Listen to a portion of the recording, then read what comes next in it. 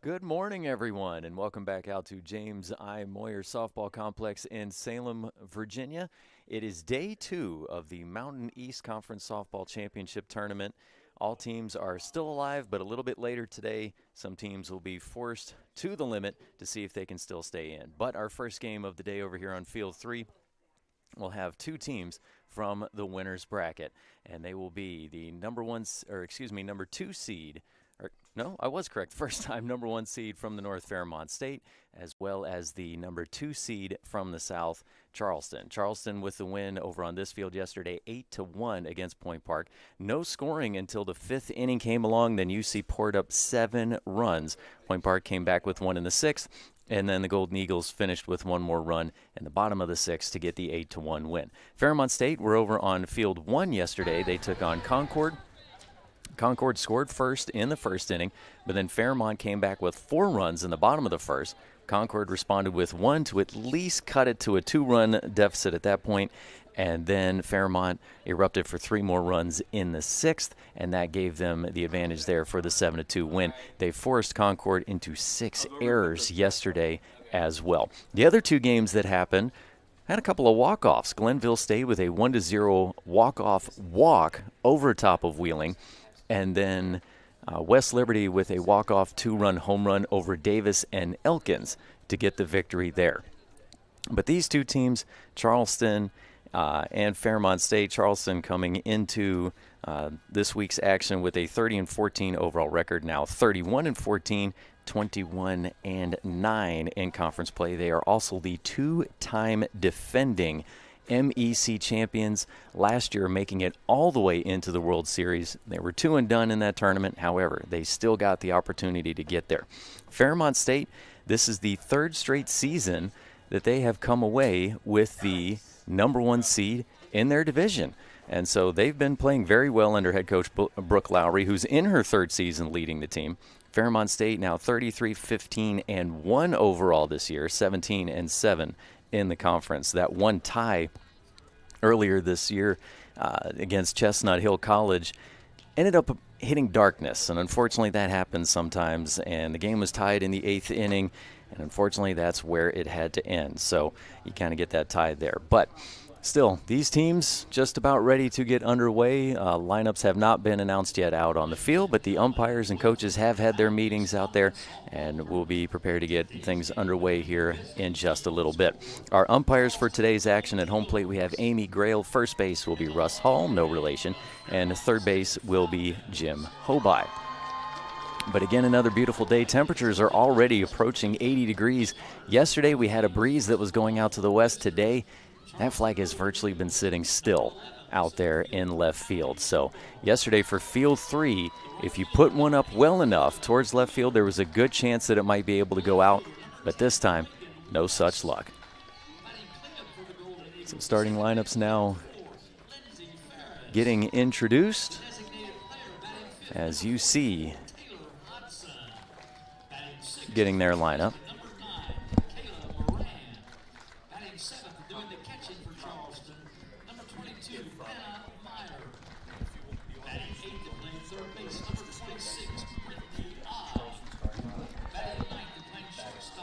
Okay, so Charleston, the visiting team, their offensive lineup is getting introduced first. Leading things off, in center field, we have Allison Rubel batting second. In right is Kira Guler. Batting third is left fielder Reagan West. Batting fourth at second base, Lindsey Ferris. Batting fifth is the designated player Taylor Hodson. Batting ninth at first base is Kayla Moran. And up next is the catcher, Hannah Meyer. Batting eighth is number 26 at third base, Brittany Ogg. And rounding things out at shortstop is number 29, Ella Zucchero. In the circle will be number 6, Addison Mass, the pitcher of the year. Now let's take a look at the home team for this one is Fairmont State, again with the win yesterday, 7-2 over top of Concord. Leading things off for them will be the right fielder, Bella Hess. In center field, the designated player, Brenna Hall. Again, no relation. Batting third at shortstop is Emma Paul. Batting fourth is third base, Elizabeth Wazkovich. Batting next is at first base, number 11, Alexa Forsha. And batting behind her at second base, number 1, Grace Sobeck. Batting 7th in center field, number 24, Alexa Andrews. Batting 8th in left field is Kay Compton. And batting 9th, rounding out the order, is the catcher, number 25, Abby Kyle Holtz. In the circle will be number 18, Delaney Haller.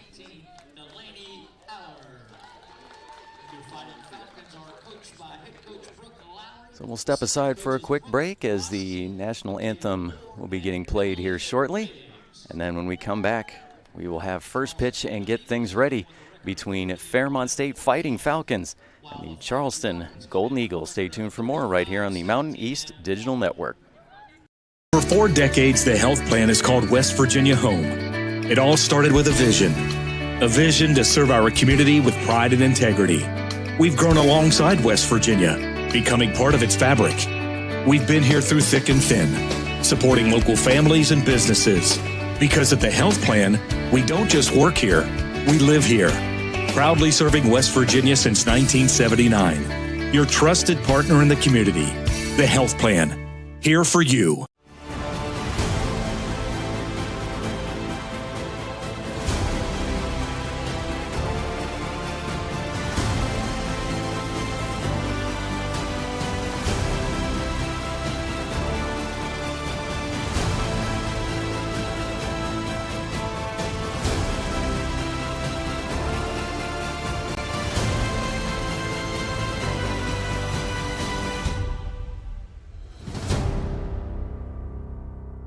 In life, things aren't scripted. If you're an athlete, we need people like you and translate those skills to officiating. You can get a lot out of it. It happens in every town, in every game. We never have a perfect game, but the rewards always outweigh the negativities.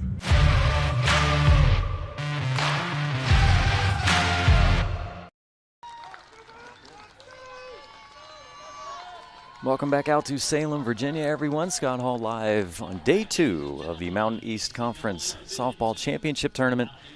Again, all teams are still alive today, but a little bit later, some teams will be pushed to elimination. But this one, still in the winner's bracket, as we have Charleston and Fairmont State stepping out onto the field. And as Pro Football Hall of Famer Marv Levy once said, where else would you rather be than right here, right now?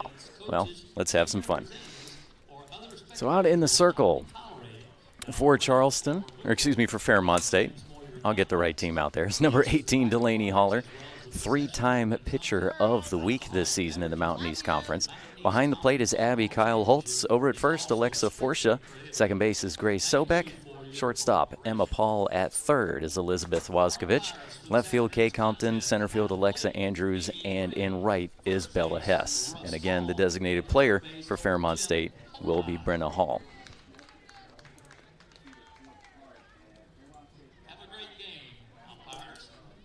So Haller getting in her last few warm-up pitches. She did throw yesterday against Concord, went 6 innings. Caitlin Morey closed things out pitching the last inning. But Haller allowed 5 hits, 2 runs, both were earned. She gave up just 1 walk and struck out 5. Threw 101 total pitches through the 6 innings. And the first batter she will face for Charleston is the center fielder, Allison Rubel. So the right-hander will step in as we await the first pitch. Haller delivers, and there we go. And it's ball taken outside. Allison Rubel yesterday against Point Park was 2 of 4 at the plate with a run scored and an RBI as well. Rubel starts out with a good wide stance, but takes that lead foot and pulls it back. Able to step back perfectly in line. Second pitch from Haller will miss low, ball 2. So Delaney Haller wearing number 18, sophomore from Shinston, West Virginia, and went to Lincoln High School.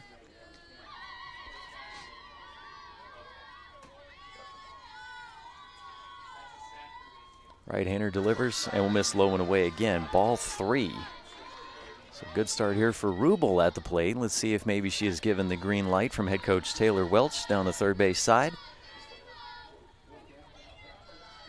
Knowing that Haller, if she doesn't want to open with a walk, is going to have to deliver this across the plate. Just gets it on the outside for a strike. Take a look at Haller's numbers for the season. Again, a 3-time pitcher of the week for the conference. 2.26 ERA coming into today. An astounding 20-2 record. 3-1 pitch. Will miss outside for ball 4. It's a leadoff walk for Rubel. Again, Rubel with 2 hits yesterday did not draw a walk. But for the season, it is her 8th free pass. Coming up next will be Kira Guler, who yesterday hit her 3rd home run of the season. Sending out a 3-run bomb out to left as part of that 7-run 5th inning. Haller looks in. Rounded over towards the left side. Good backhanded stop over at short by Paul, but can't get it over to first base in time, so that will be an infield single from Guler.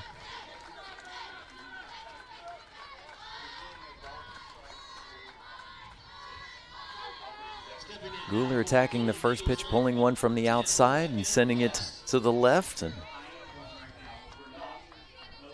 Paul with a good stop with the backhand, but again, just a little too deep there, their shortstop position to be able to try and get it over to first. So we have 2 runners on for UC here in the top of the 1st inning, still scoreless. Stepping up next is Reagan West, the left fielder.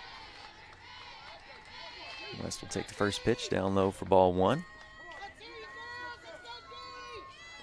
West yesterday against Point Park was 3 of 3 at the plate with a run scored and 2 RBI. See if she can keep that excellence at the plate continuing here today. Haller delivers and gets a strike on the outside. So far, Haller has kept everything away from these right-handed batters. Not trying to go inside.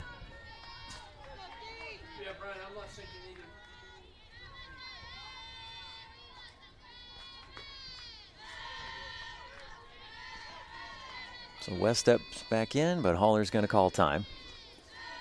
So Reagan West coming into today after yesterday increased her batting average up to .282, 29 hits this year, 17 runs scored, 6 doubles and 1 triple as well. Next pitch from Haller, fouled into the backstop. West did have a double yesterday against Point Park. So another outside pitch fouled into the backstop. We've got a count of 1-2 for West. Rubel at second, Guler at first. Nobody out, top of the 1st inning. Haller checks the dugout and then looks at the wristband.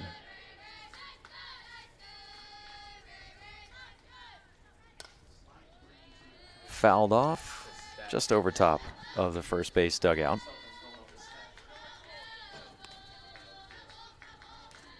Beautiful setting here at James I. Moyer Sports Complex here in Salem, Virginia. The shadows of the Blue Ridge Mountains down at the southern end of the Shenandoah Valley. And just past the outfield fences here, we've got a row of trees, and just behind that's the Roanoke River. If anybody's able to put one in the river, that's going to be about a 700-foot shot. That's going to be a heck of a blast. Popped up. Backside of the infield over by short, hauled in by Emma Paul for out number 1.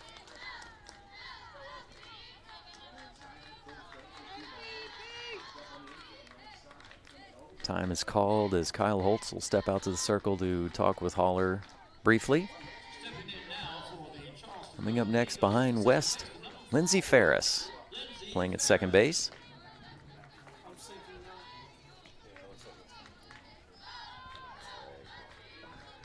Ferris making her 41st start of the season at second base. Again, she played first base just once. It was back on April 4th, game 2 of a doubleheader against West Virginia Wesleyan. Haller This time coming a little bit more inside, but with a changeup, gets Ferris way out in front for a swing and a miss.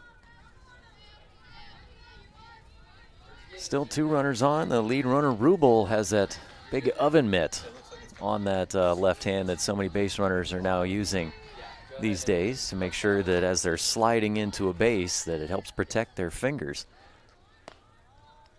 Next pitch from Holler will miss outside. Really started to see those big oven mitts for the base runners kind of really take hold over the last few years, and not just at the college level. You see it in Major League Baseball all the time.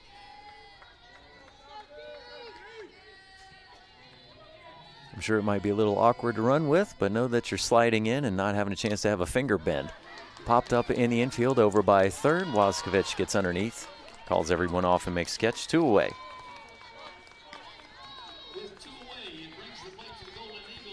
So after back-to-back base runners getting on from Rubel's walk and then Guler's infield single, we have back-to-back outs. And an opportunity for Fairmont State to get out of this inning and strand 2 runners on. Up next, designated player Taylor Hodson, who was not in the lineup yesterday, but the lefty is today, and she stands pretty close to that chalk stripe. She'll take the first pitch outside for ball 1.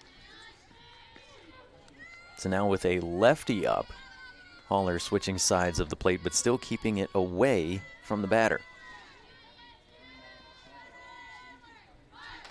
Hodson making her 17th appearance of the season as the designated player. 8 times at third, 1 time at second. Next pitch, changeup, swing and a miss. Holler pulling just a little bit of speed off there. Hodson, a freshman from Owingsville, Kentucky, to Bath County High School. Making her 24th start of the season, 30th appearance as well for the freshman batter. 20 hits, 6 doubles, 1 home run, 8 runs driven in. Just painting the corner on the outside is Holler. Great framing job from her catcher. Making sure to hold it there for just a moment.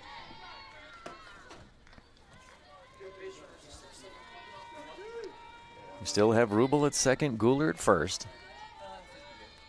2 away. Hodson with 2 strikes on her. Holler looks in. This one's lined over towards left, but just a few steps forward is Kay Compton, and she'll make the catch for the final out of the inning.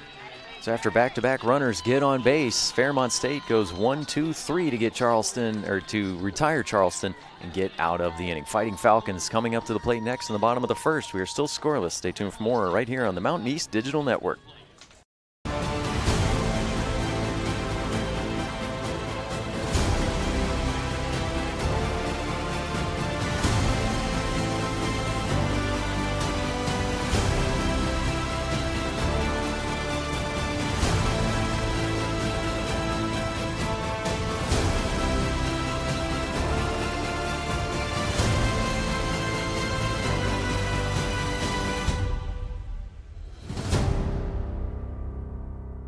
For over 4 decades, the health plan is called West Virginia Home. It all started with a vision to serve our community with pride and integrity. We've grown alongside West Virginia, becoming part of its fabric. We've been here through thick and thin, supporting local families and businesses. Because at the health plan, we don't just work here, we live here. Proudly serving West Virginia since 1979. Your trusted partner in the community, the health plan. Here for you. Bottom of the first inning as Fairmont State will be coming up to the plate, able to hold Charleston off of the scoreboard in the top half of the first, despite the fact that Rubel led off of the walk and then Guler got on with an infield single. They're able to get the next 3 batters to go down in order. But leading things off here in the bottom of the first inning for the Fighting Falcons will be Hess, Hall, and Paul. Bella Hess, the right fielder. Anytime you can throw a little rhyming in is a lot of fun. So Bella Hess, left-hander, wearing number 8, steps into the batter's box. First pitch from Addison Mass, taken outside for a strike. Mass again named the 2025 Pitcher of the Year in the MEC. Had an excellent outing yesterday against Point Park. Check swing, and the home plate umpire will say that she was not able to hold it. Bit of a shocked look there from Hess, as well as her coach down the third base side. Now instead it's an 0-2 count. Mass delivers outside and just misses off the plate. Close one there on an 0-2. Mass yesterday went the distance for her 21st win of the season, 21-4 this year. She allowed 4 hits, just 1 run, only gave up 1 walk, and had 6 strikeouts in 108 pitches. Next one inside and high, 2-2 count. Mass for the season now with a 1.78 ERA. Making her 28th appearance and 22nd start. Popped up foul into the net. Keep the count at 2-2. And Mass is one that can definitely stay in throughout the contest and keep rolling. So coming into today, out of her 21 starts, she has gone the distance 18 times. 4 shutouts, 161 innings pitched, and 163 Ks. Fouled into the backstop again. Bella Hess, junior outfielder from Washington, Pennsylvania, to Chartiers Houston High School. Coming into today, batting .342 this season with 55 hits. Next pitch, another foul. She's fouled off the last 3. 8th pitch of the at-bat coming up next. So Hess trying to battle here at the plate, especially after what she will say was a shocking strike 2 call. Trying to stay alive at the plate, popped up in the air, but enough curve to get out of play once again, so 4 straight foul balls. Hess making her 54th start of the season. She has not missed a game or a start all year long for Fairmont State. 49 runs scored to lead the team. Next pitch, low and away, down into the dirt. Full count. 10th pitch coming up next. Already getting Mass to go well deep into the pitch count. Mass goes outside, goes low. Hess does not chase, and we will have another leadoff walk. Rubel led off the top of the first with a walk, ended up getting stranded at second. Let's see if for Fairmont State if Hess can have any more luck.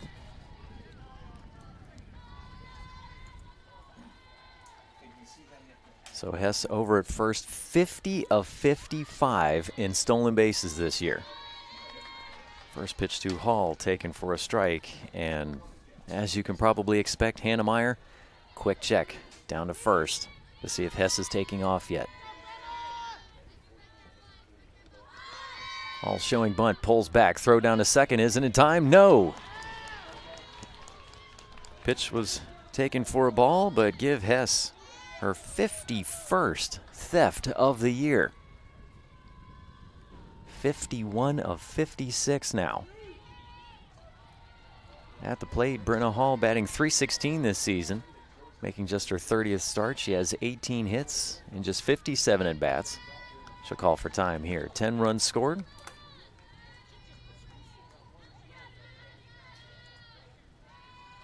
Yesterday's action, Brenna Hall was 1 of 1 at the plate with an RBI.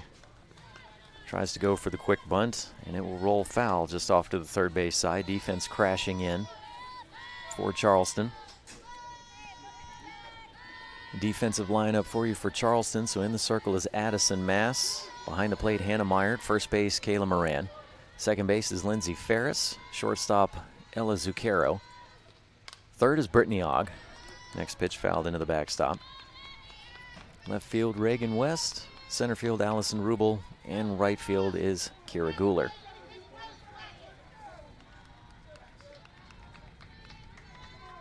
So Hall will step back in with a 1-2 count. Started to swing, held it back, but she's going to be called for the strikeout anyway. Mass able to catch that on the outside edge of the plate. Gets her first K of the afternoon. Mass 164th strikeout of the season. And that will bring up Emma Paul, the first right-hander to step up. She'll take a strike on the outside. Mass has now started all 3 batters with a first pitch strike. Paul yesterday against Concord was 1 of 4 at the plate with a run scored.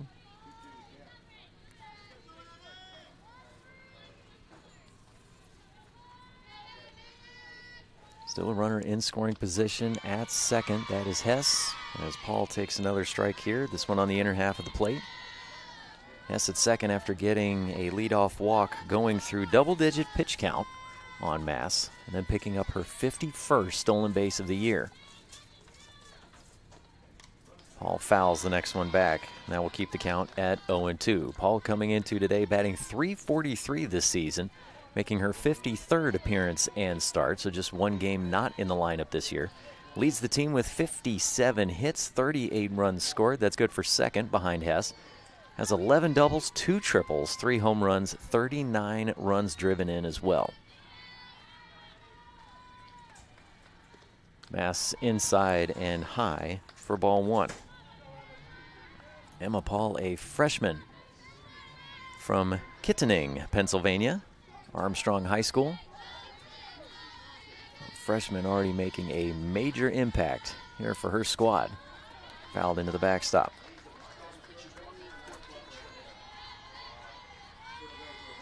Mass already getting high up there, as we talked about, with Hess going deep into the pitch count. It's now 20 pitches on Mass.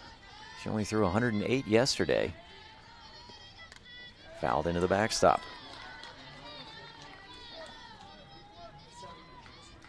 Well, when these two teams played earlier this year, it wasn't that long ago.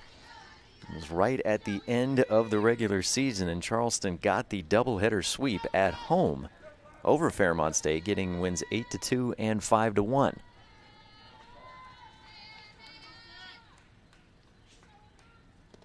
Mass delivers, popped up in the air, but that's going to come back and land on top of the press box with a nice thud. And come crashing back down and just barely miss our camera behind home plate.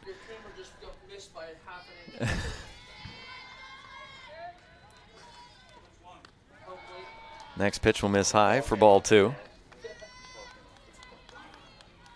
9th pitch of the at-bat coming up next for Mass. Hall so far had the shortest at-bat against Mass, going 5 pitches. Fouled back again.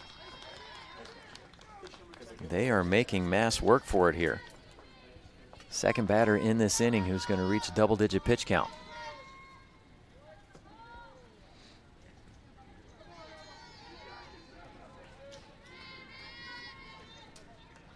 Paul digs back in. Next pitch from Mass will miss outside. Paul does not chase after it. Full count. Took 10 pitches just to get to the 3rd ball. Payoff pitch on the way, popped up foul. And that will land with a thud on top of the press box. Let's wait and find out which direction that one rolls off.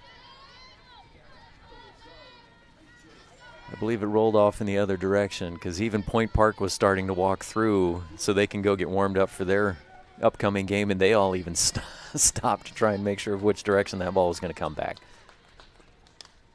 Popped up foul again. This one's going to land just by some fans and some players coming in. Got a fan trying to protect someone, player from Concord. That was about to come down right on top of her head.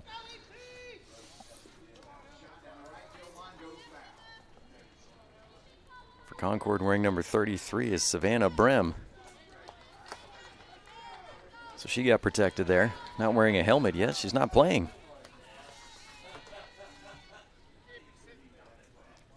Still full count. Umpire over at third base, Jim Hoby, sees something down the line that needs to be taken care of. Not quite sure what it is, but just making sure it's at least out of the field of play. Mass delivers.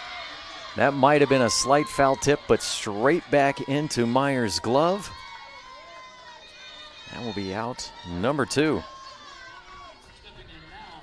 Finally, Mass able to retire Paul. Up next at the plate, third base, Elizabeth Waskovich. Right-hander will take the first pitch outside for a ball. She's the first batter in this inning to not start off with a first pitch strike.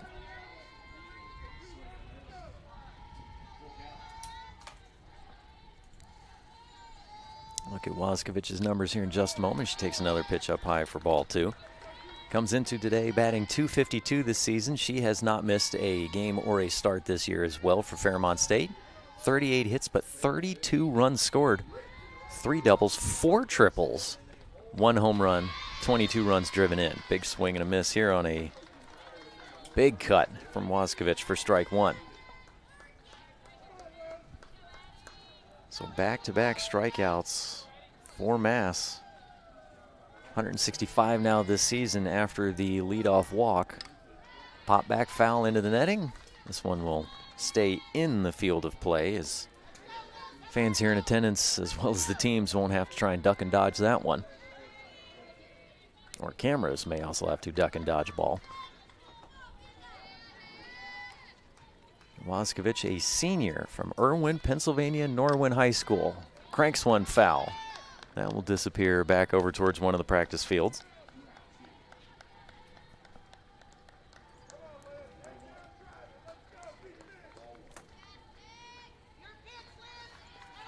Yesterday, Waskovich 1 of 4 at the plate with a run scored against Concord. Next pitch, swing and a miss. Upstairs on the rise ball. So after the leadoff walk and a stolen base for Hess, 3 straight strikeouts to get out of the inning.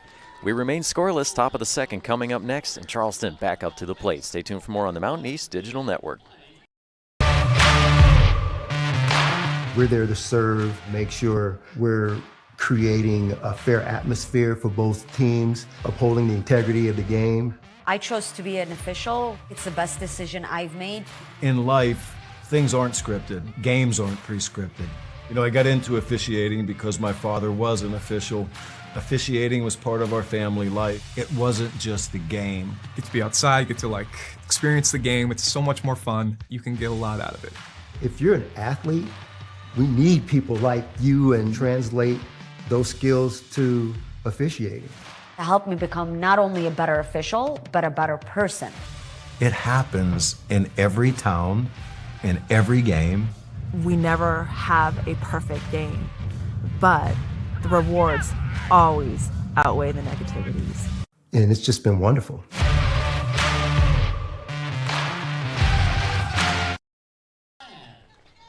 Top of the second inning, we remain scoreless. Day 2, this is credited as Game 6 of the tournament.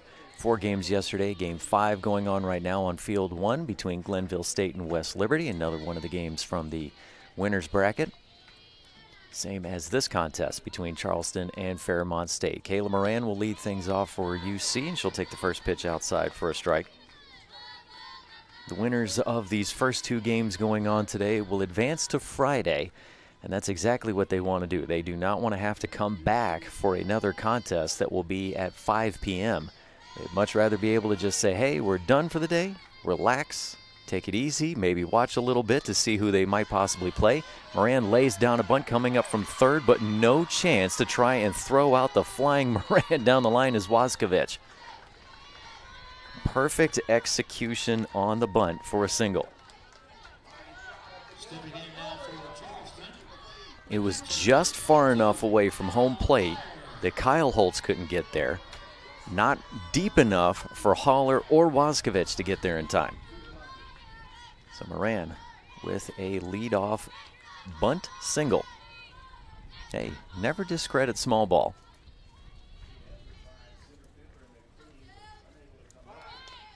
Laying down another bunt is Meyer. This one will be a sacrifice bunt. 1-4 on the put out as Sobek coming over from her second base position to cover at first. So Moran is now in scoring position with one away.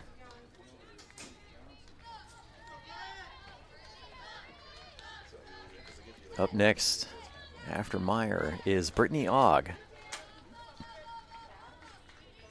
Ogg digs in, check swing, pop back foul. Kyle Holtz up quickly to see if she might have a chance to get after it, but just a little bit outside of her range. Charleston has not been going deep into the pitch counts against Haller. The longest at-bat of the first inning was just 5 pitches.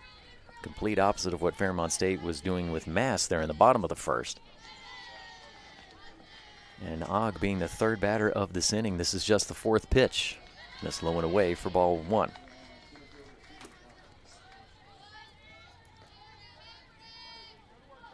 Brittany Ogg yesterday against Point Park, 1 of 3 at the plate, scored a run as well.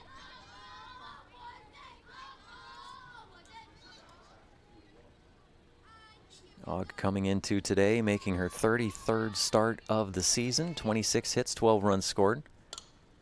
Grounder back to the circle. Haller looks back at second briefly, but Moran was already gone and then gets it over to first for the second out. So 1-3 ground out will put Moran 60 feet away from home plate and getting the first run up on the board. However, there are 2 outs. Up next, batting in the 9 spot, shortstop Ella Zucchero.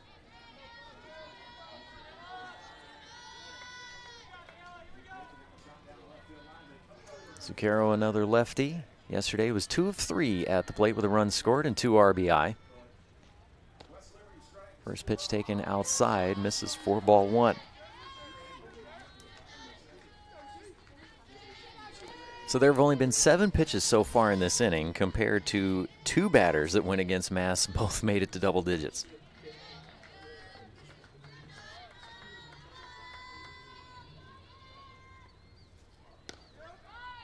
Next one, taken for a strike just on the outer edge of the plate. 1-1 count. Ella Zucchero, a freshman from Acton, Ontario. Acton High School, so an international student making her impact at the University of Charleston.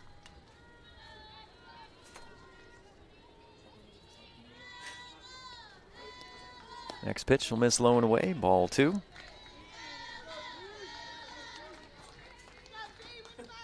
Zucchero making her 42nd start of the season. For the freshman, 41 hits, 27 runs scored. She has 13 runs driven in and has somebody standing 60 feet away at third in Kayla Moran. Caller delivers. Excellent framing job from Kyle Holtz, and that will get the called strike. 2-2 count.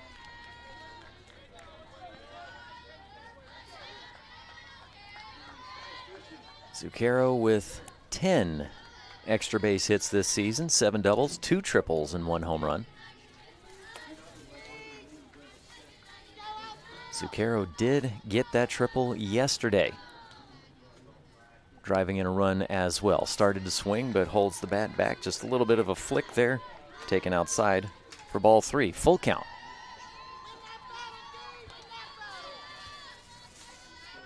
Some passing high clouds, but nothing to worry about. Again, not much of a breeze as when you look out there to the flag and left, only occasionally does it just kind of flick its way out. And right now as I'm looking, just a little bit of a flutter in the breeze. Ball 4 taken outside.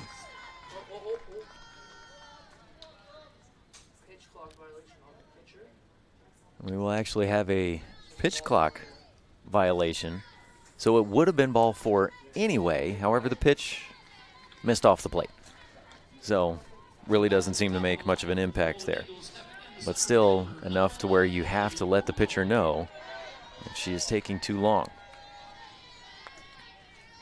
So after Zucchero, we'll go back to the top of the lineup with Allison Rubel, who led off the top of the first with a walk and got stranded at second. Pulls one towards third. That's going to bounce off the chest of Wozkiewicz. Can she get it to first in time? Yes! Great stretch from Forsha. 5-3 ground out will end the inning and not allow Moran to be able to cross the plate. So we move on to the bottom of the second. We are still scoreless. Fairmont State coming up to the plate. Stay tuned for more right here on the Mountain East Digital Network. We're there to serve, make sure we're creating a fair atmosphere for both teams, upholding the integrity of the game. I chose to be an official. It's the best decision I've made. In life, things aren't scripted. Games aren't pre-scripted. You know, I got into officiating because my father was an official. Officiating was part of our family life. It wasn't just the game. Get to be outside, get to like experience the game. It's so much more fun. You can get a lot out of it. If you're an athlete, we need people like you and translate those skills to officiating. To help me become not only a better official, but a better person. It happens in every town, in every game. We never have a perfect game, but the rewards always outweigh the negativities. And it's just been wonderful.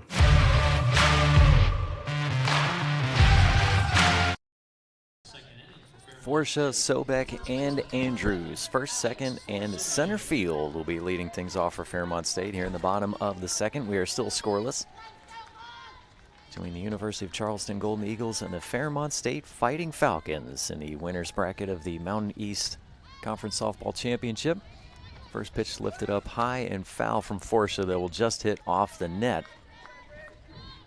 and not allow Ogg a chance to try and make a play on it. Forsha with a great stretch over at first to help complete the out on Rubel on the throw from Waskovich, who also stuck with it. Popped up foul. That one should land on top of the press box, and it does. And comes down, and I think that one might have actually hit the tripod leg of the camera.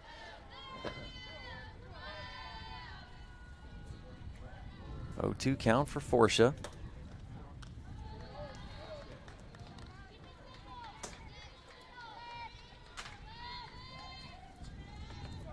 Now a 1-2 count after the next one missed off the plate.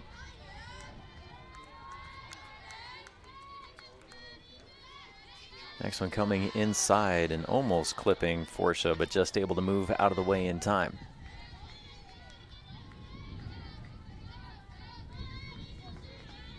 Forsha wearing number 11, freshman from Follinsby, West Virginia, and went to Brooke High School.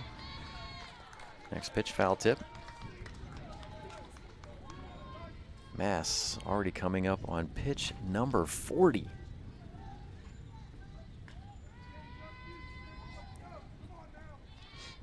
Pitch number 6 of this at bat. Coming up next. Mass delivers and misses low for ball 3. Full count.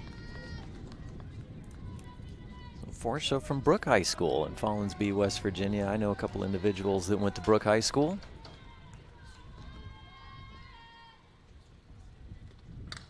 Next pitch, this one is launched deep out to left field. Look up and say goodbye. Alexa Forsha with the bomb out to left, her 7th home run of the season. Her solo shot will give Fairmont State the early 1-0 lead.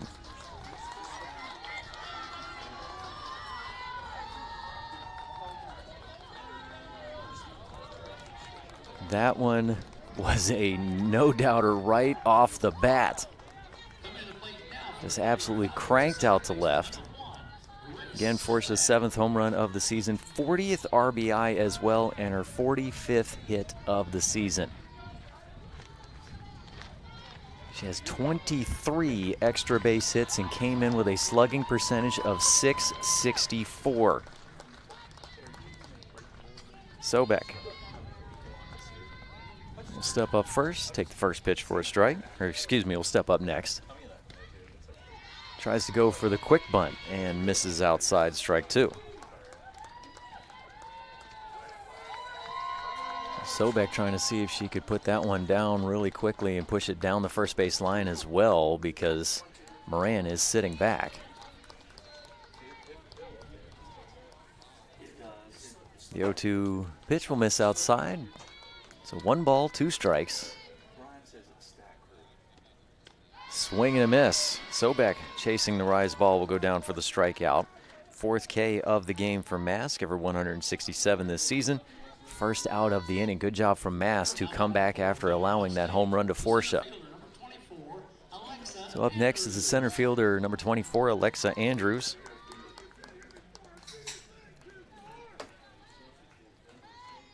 Andrews, a graduate student from Chester, West Virginia, will take the first pitch for a strike. Went to Oak Glen High School. Comes into today batting .298 for the year, 45 hits, 27 runs scored, 4 doubles, 1 triple, 4 homers.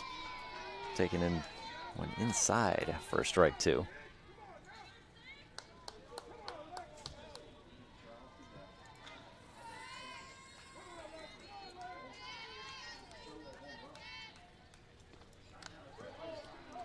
The 0-2 misses outside.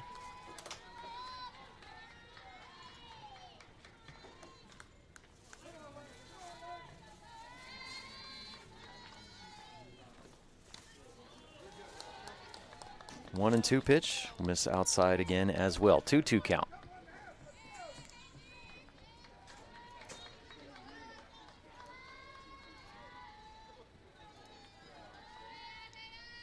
Mass looks in. Swing and a miss.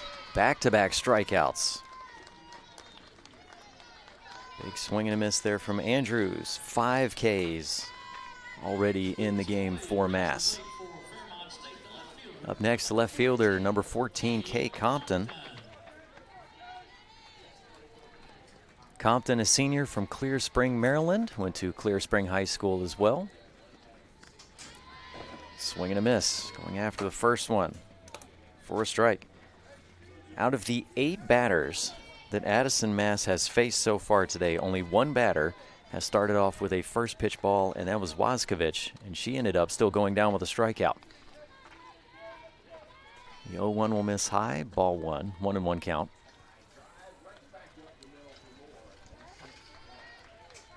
Compton yesterday 2 for 3 at the plate with 2 runs scored. She'll swing and miss here for another strike. It's a 1-2 count.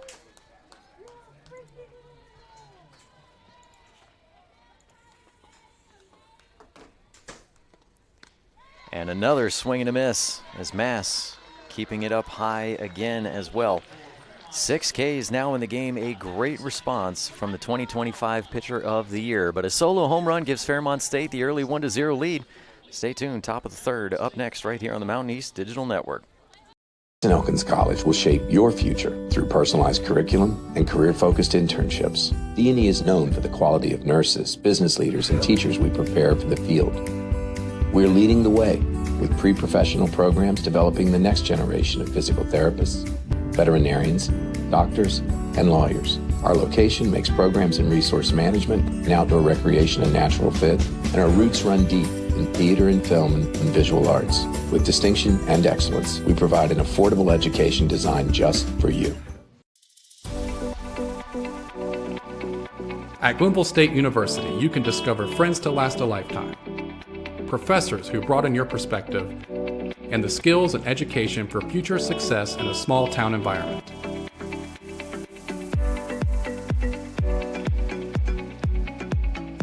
At Glenville State University, you can become a pioneer.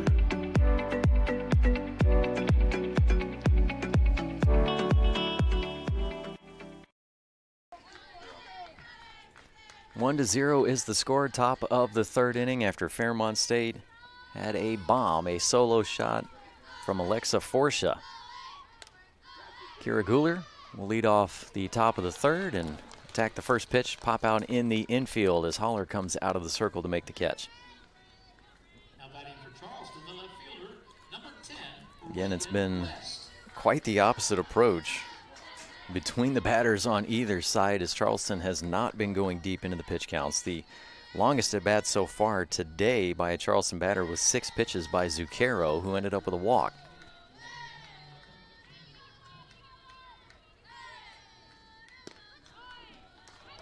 Up next, Reagan West. Take the pitch outside for a strike. But on the other side, Addison Mass is If she hasn't gotten to 50 pitches yet, she's getting close. Holler looks in and misses outside. Reagan West, her last time up, popped out over to short to Emma Paul.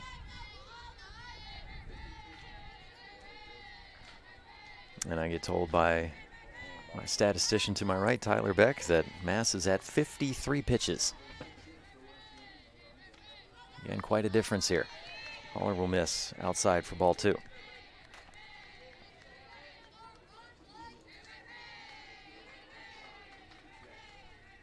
West looking to see if she can get hit number 30 for the year and get something started here in the top of the 3rd inning. Again, UC trailing by 1. The 2-1 pitch will miss outside for ball 3.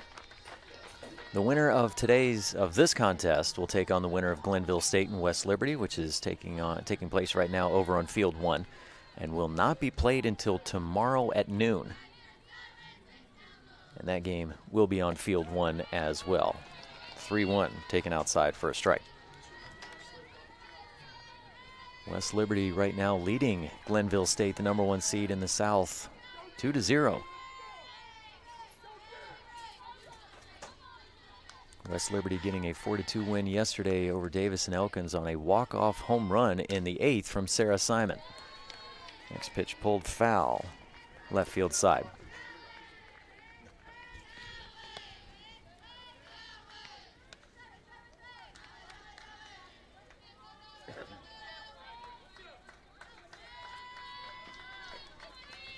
Seventh pitch of the at-bat coming up. This is now the longest at-bat of the day for a Charleston batter.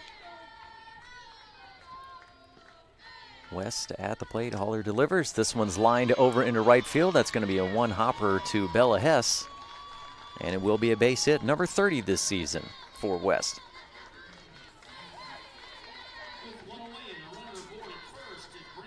So a one-out single. Get a base runner on for the Golden Eagles. And that will bring Ferris back up. Ferris in her first plate appearance popped out over to Waskovich at 3rd. So she is currently 0 for 1 for the day.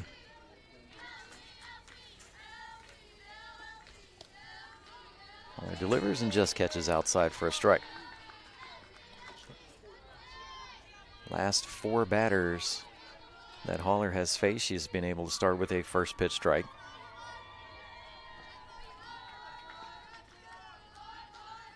Holler looks in, delivers pitch number 40 of her day, and that bunt just barely stays fair. Just outside of the left-handed batter's box, but a great throw from Kyle Holtz down to first. That has Sobek coming over to cover. So a 2-4 sacrifice bunt does its job and moves West into scoring position at 2nd. However, there are 2 away. Next after Ferris is Taylor Hodson, the designated player. She is 0 for 1 to start today. Her last time up lined out to Compton in left. This time she'll pull one rocketing over towards the first base dugout. Bounces off the face of it and rolls back into play. Again, Hodson not in the offensive lineup yesterday. Last time up the plate, though, she was 1 of 3 with an RBI, and that was against Fairmont on April 27th, ending the regular season. Next pitch low and away for ball 1. She only played just 1 game out of that doubleheader.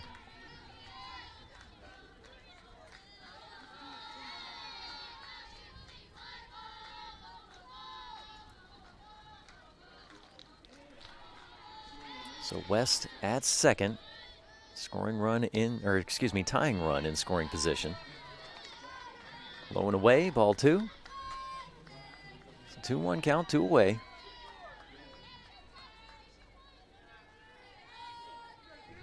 The other teams for the next contest, they'll be coming up at 2:30 p.m., all arriving here at the fields. Start getting warmed up. That one looked like it dropped in for a strike, and Holler showing just a little bit of frustration as that one just misses for ball 3. Thought she had the third out of the inning there. But Hodson will have another opportunity. 3-1 count. The only strike has come off the foul ball. This one's lifted high over towards left field. Going back and not quite getting there is Compton. That's going to roll back into the fence, and it will be an RBI double. Hodson ties the game up with her 7th double of the season. 9th RBI as well for the year, is coming home to score as West. Compton immediately went into her drop step. That ball had some good speed on it, just got over top of her glove. So double into left field. Brings in the first run of the game for Charleston as West and Hodson just trade places. That will bring us to Kayla Moran. Moran outrun and bunt single her first time up. Now grounds one over towards third, but Wazkovich pulls it up. Couple of skating steps over towards the circle and throws to first base. We are tied at 1 after the RBI double from Hodson. Hey, a lot more action to come as the bottom of the third is up next with Fairmont State coming to the plate.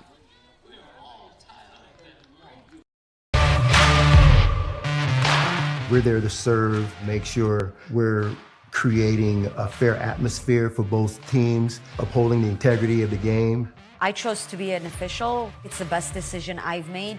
In life, things aren't scripted. Games aren't pre-scripted. You know, I got into officiating because my father was an official. Officiating was part of our family life. It wasn't just the game. Get to be outside, get to like experience the game. It's so much more fun. You can get a lot out of it. If you're an athlete, we need people like you and translate those skills to officiating. To help me become not only a better official, but a better person. It happens in every town, in every game. We never have a perfect game, but the rewards always outweigh the negativities. And it's just been wonderful.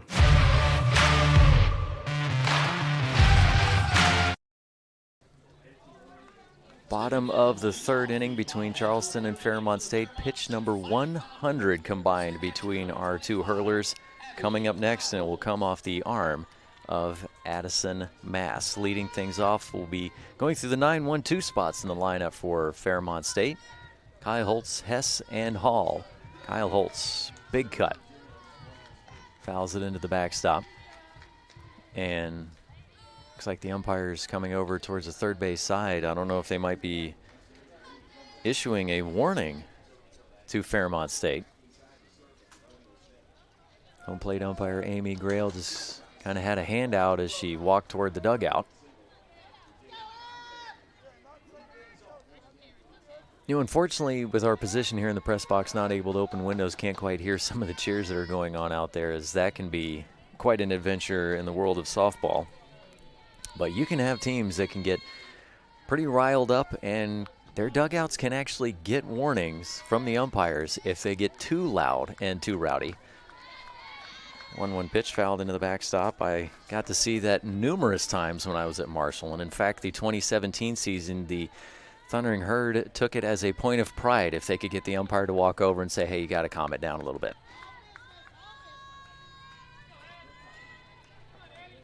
Kyle Holtz, the catcher, steps back in. Takes it outside, just misses off the plate. 2-2 count. Again, we are over 100 combined pitches between the two. Mass and Haller.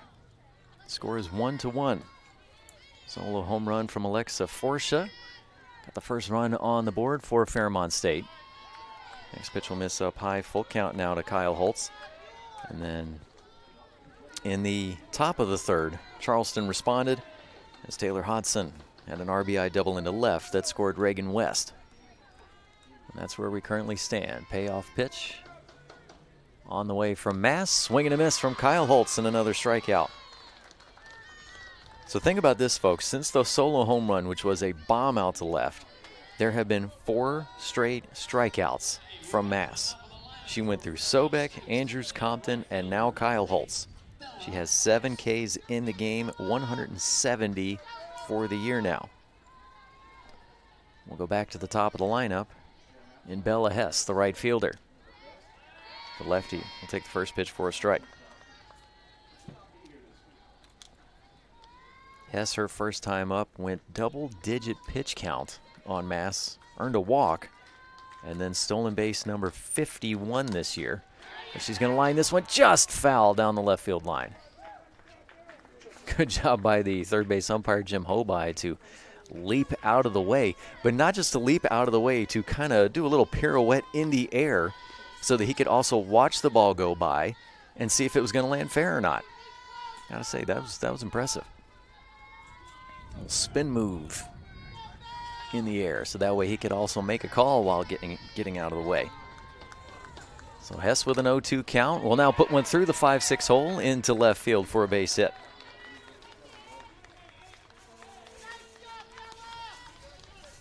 So Hess on board once again. Will we see stolen base attempt number 57 this season? Again, she is 51 of 56. Hess, the junior from Washington, Pennsylvania, over at first. And that will bring up next Brenna Hall, freshman from Payson, Arizona. Hall will take the first pitch for a strike. No attempt down at first from Hess. Amy Kyle Holtz keeping her eye on her. Excuse me, Hannah Meyer.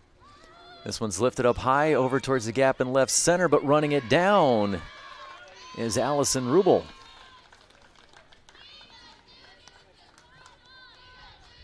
So fly out into left center. We'll get the second out of the inning.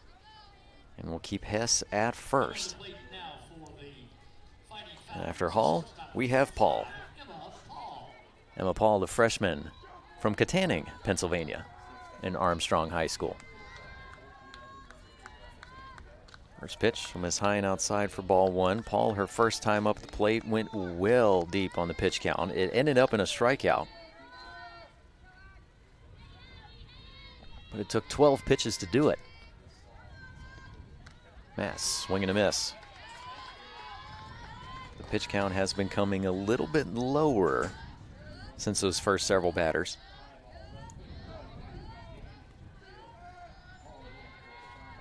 This is only pitch number 14 of this half inning coming up. Outside, that may have been a pitch out, as Meyer was coming up out of her stance very quickly to also look down at Hess. Will Coach Brooke Lowry be aggressive with Hess at first with 2 outs and the game tied? Mass comes inside. I don't know how that did not at least clip the hands of Paul, but it's taken for ball 3. Emma Paul has drawn 20 walks this year.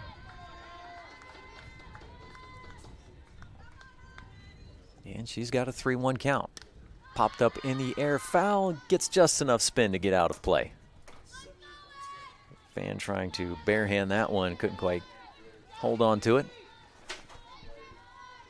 What'd you say, 78? 70th, okay.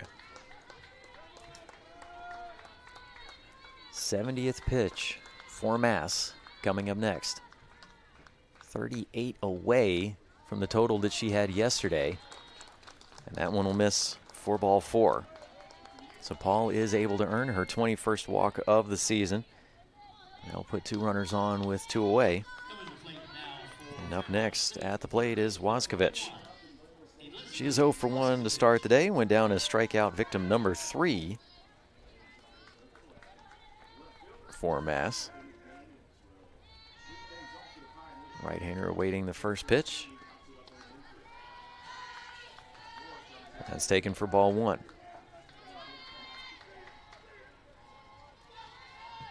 Waskovich coming into today batting .252, but again that 38 hits and 32 runs scored.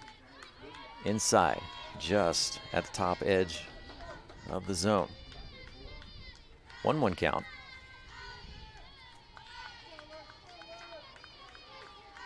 Waskovich has speed if she can get it out into a gap or down the line. 4 triples this year. Couldn't quite straighten that one out. Pulls it way back foul out of play. Left field side.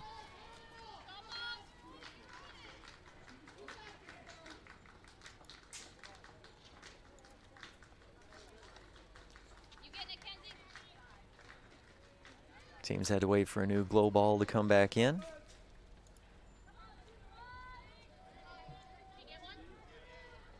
Waskovich in her career a little bit down this year, as last season she bat .355. Her time at the plate, but has definitely doubled her amount of at-bats here. She'll send one flying down the left field line, but too far into the corner, foul ball. Waskovich with 87 hits in her career. She does have 12 doubles, 6 triples. She had 2 last season. 3 home runs in her career, 53 RBI as well. She does have a runner in scoring position. Again, that is Hess at second, Paul at first. Fairmont State, Charleston tied at 1 in the bottom of the third. Next pitch, another one, pulled back foul.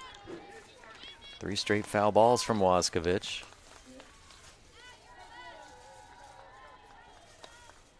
Over at field 1, West Liberty still with a 2-0 lead. They put up 2 runs in the first, or excuse me, in the second.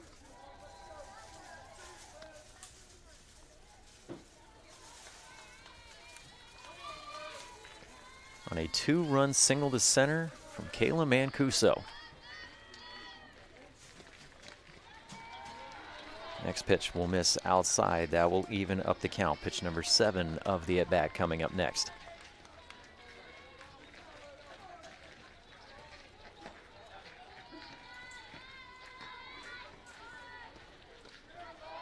Make it a full count.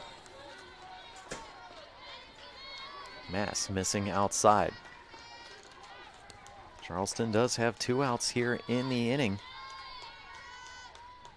Can Waskovich keep this going? Grounded just foul. And Brooke Lowry is not agreeing with that call. I think she was trying to say that the ball might have been just barely touched by Ogg before going to the left side of third base. All the players were off and running. And unfortunately for them, they were all going to have to go back to their original places. Hess at second, Paul at first.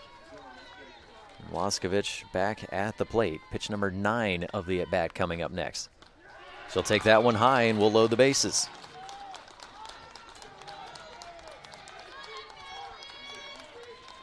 Several batters have been able to get into a full count against Mass. And Coach Taylor Welch is going to call for time, come out and have a word with her infield. So again, these two teams met not that long ago, just back on April 27th. That ended the regular season. Charleston got the sweep on Senior Day, 8-2 and 5-1.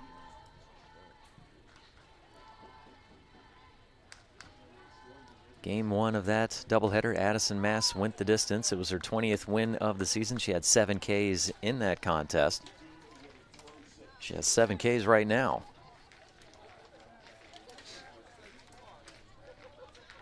She allowed 6 hits and 2 runs scored.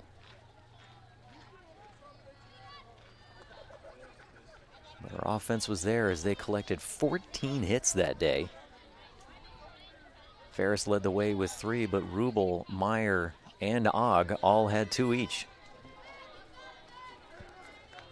Following up after Waskovich is Alexa Forsha, who had the home run earlier.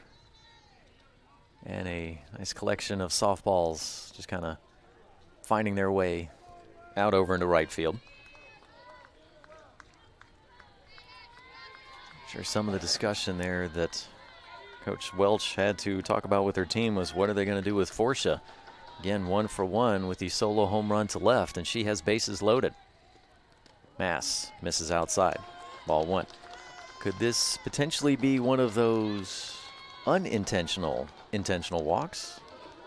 But if that happens, you're giving up another run.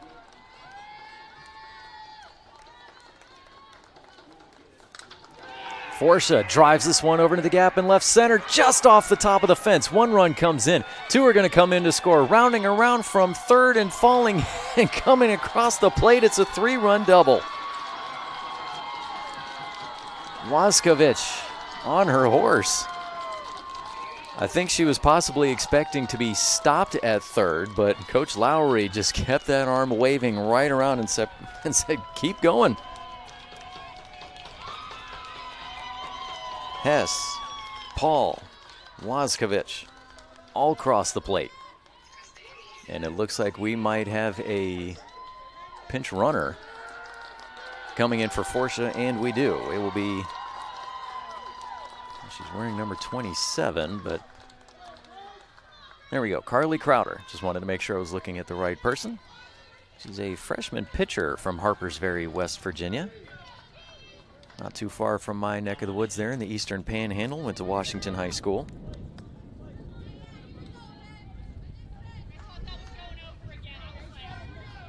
Forsha having a great game here. Solo home run, 3-run double. She is responsible for all 4 of those runs up on the scoreboard for the Fighting Falcons.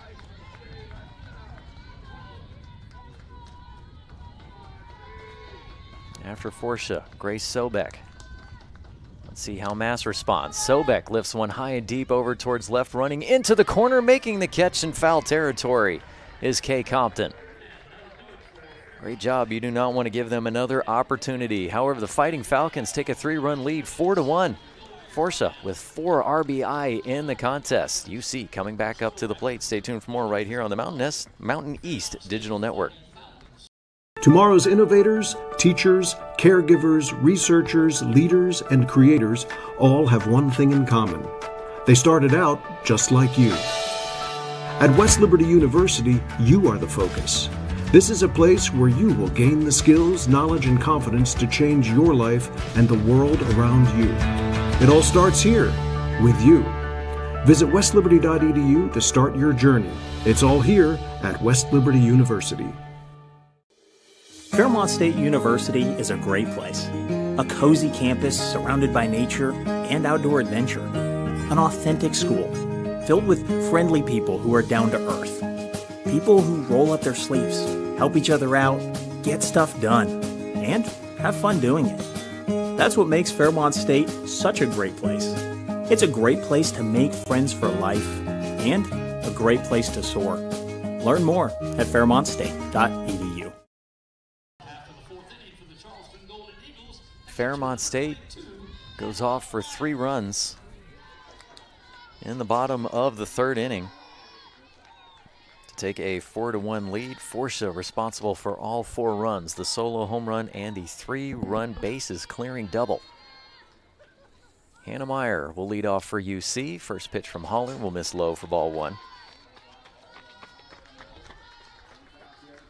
Alexa Forsha has re-entered the game as well over at first base. I'll reset the defensive lineup here for you in just a moment for Fairmont State. Meyer, her last time up, a successful sacrifice bunt, 1-4 on the putout. Push the runner to second.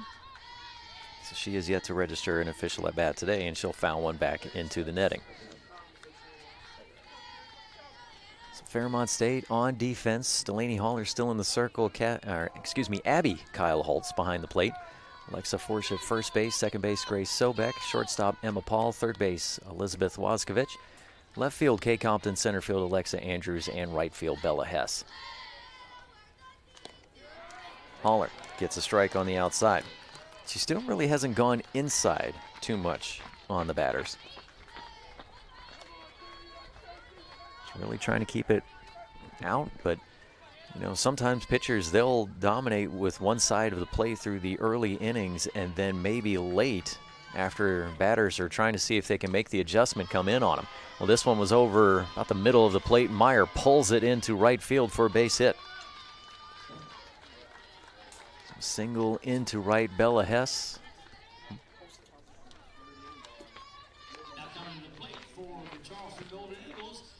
So Meyer on the 1-2 pitch.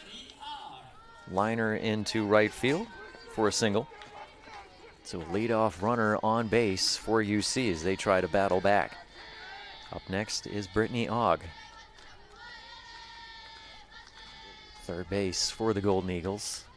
Corners The defense beginning to creep in a little bit here, expecting maybe a bunt. First pitch taken outside. Ogg does not show bunt on the first pitch.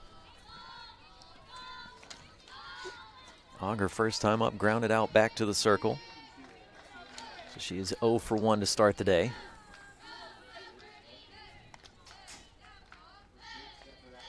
Holler delivers, popped up foul territory, but trying to race over, but it's going to hit off the net are both Waskovich and Kyle Holtz.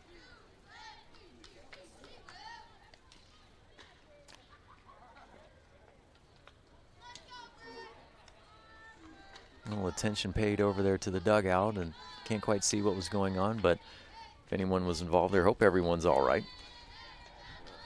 So another foul ball, so 1-1 count for Ogg. And the ball hitting off of the net just high enough that either Waskovich or Kyle Holtz could try to make a play on it. Nobody out, top of the 4th inning. Fairmont State trying to protect that 4-1 lead. Holler delivers inside, popped up just behind home plate to the left side. Kyle Holtz has the catch for out number 1.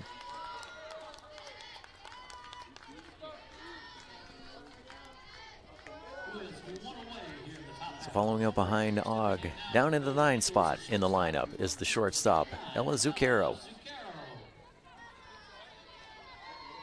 Zucchero again, the freshman from Acton, Ontario.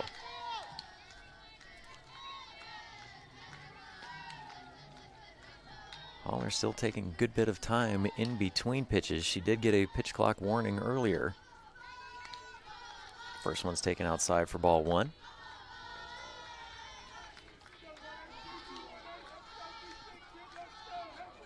Zucchero earlier today drew a walk in her first plate appearance.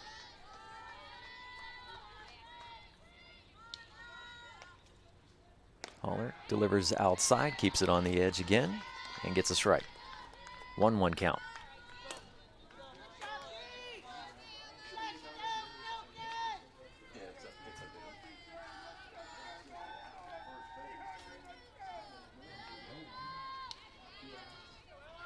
So Zucchero, the lefty,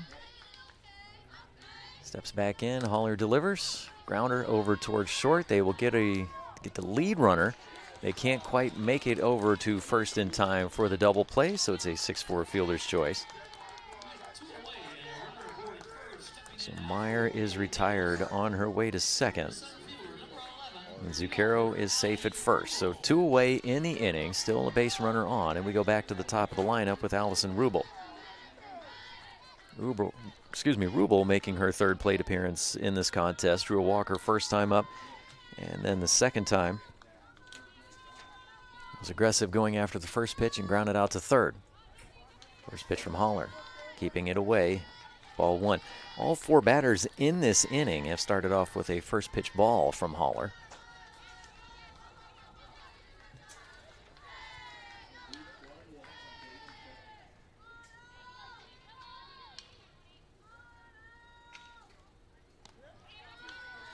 Next one will miss low and away for ball 2. 2-0 count. Quick check on the score over at field 1. West Liberty still leads 2-0 over Glenville State. Again, the winner of these 2 contests will get to take the rest of the day off. Come back tomorrow at noon. Ripped foul, left side. That was the 60th pitch of the game for Holler. Mass over 70. These two have really been getting into it. The next contest for both fields, right here at field 3, will be Wheeling and Davis and Elkins in an elimination contest. And another elimination game over at field 1 will be Point Park against Concord.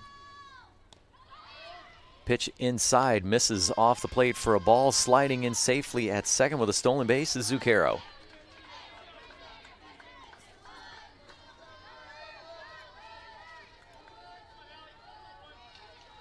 Zucchero did have a stolen base yesterday. It's her 13th of the season. She has yet to be thrown out. So Rubel with the 3-1 count, now runner in scoring position. chopper over to the right side, taking it off the hop, and had to kind of make sure she got a good grip on it was Sobek, but she'll get it to first base in time to end the inning. Fairmont State still up by 3. Can they get some more runs on the board? Stay tuned and find out. Bottom of the 4th, up next right here on the Mountain East Digital Network. For 4 decades, the health plan is called West Virginia Home. It all started with a vision to serve our community with pride and integrity. We've grown alongside West Virginia, becoming part of its fabric. We've been here through thick and thin, supporting local families and businesses. Because at the health plan, we don't just work here, we live here. Proudly serving West Virginia since 1979. Your trusted partner in the community, the health plan. Here for you.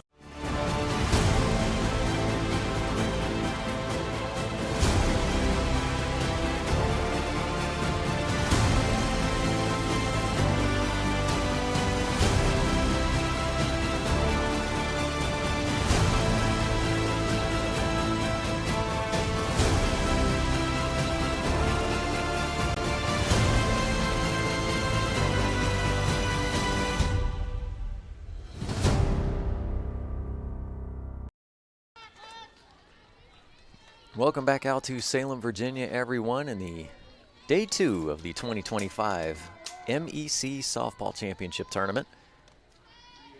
Right here on Field 3, got a good battle going on between University of Charleston and Fairmont State in the winner's side of the bracket. Alexa Andrews leading things off will take the first pitch for a strike.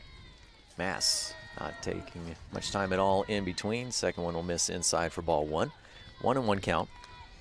The winner of this contest, you know, that's what they want. They get to take the rest of the day off, maybe watch a little bit, scout the opponents.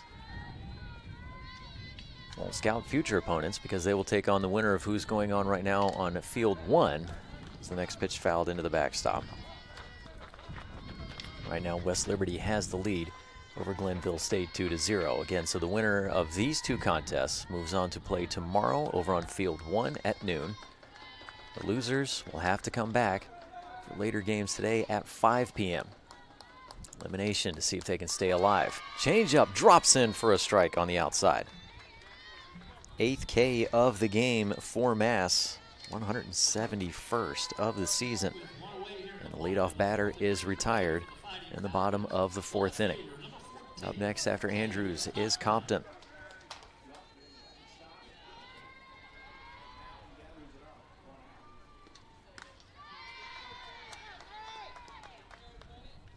Strike.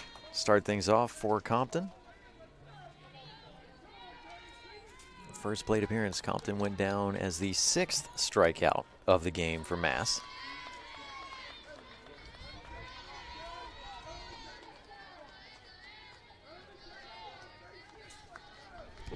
So an 0-2 count on Compton. 1 away, no runners on for the Fighting Falcons.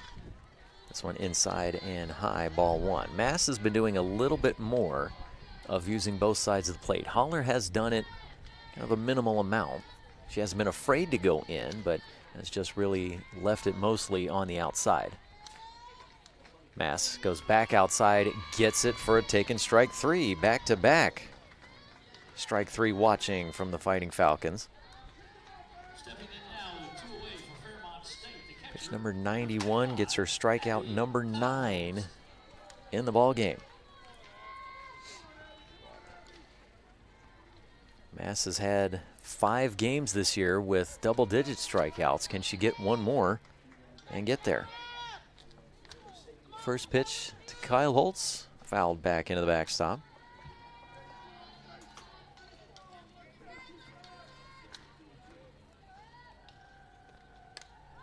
Another one fouled off, this one going to the first base side. 0-2 count. Well, Kyle Holtz in her first plate appearance, guess what? Strikeout. That was number 7 in the game for Mass. So Mass trying to rebound once again after allowing Forsha to deliver for Fairmont State. 0-2 will miss high and outside for ball 1.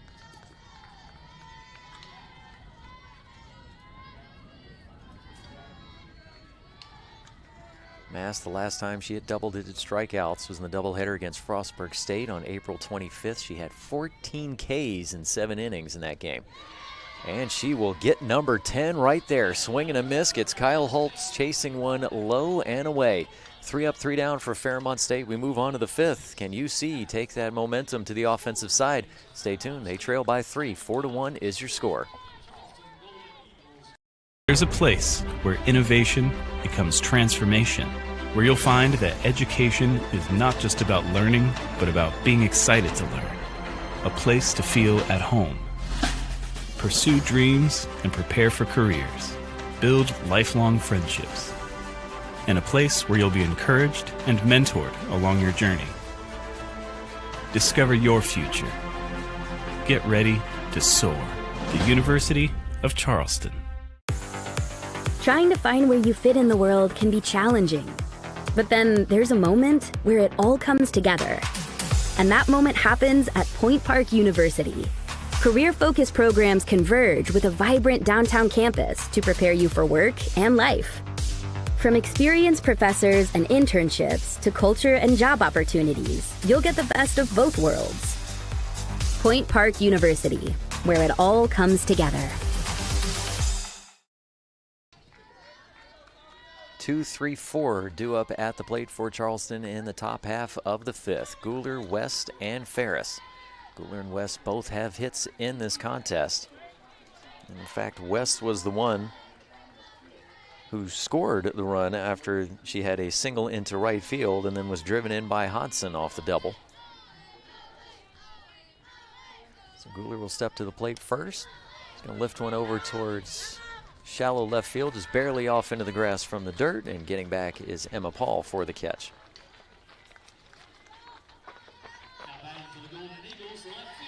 So Guler going after the first pitch. Not able to do anything with it, and that will bring up Reagan West. West, her first time up, did pop out to short. Then second time had the base hit, then later came around to score. She is 1 for 2 today.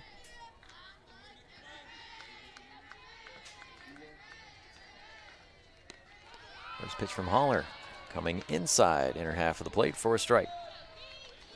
Now you might start to wonder, well, Holler, now that she had stayed the majority of the time on the outside against the batters, now getting late into the innings and to protect that lead, now is she really going to mix that up a lot more? Outer half, swing and a miss. West with a big cut, chasing a curveball that had a ton of spin.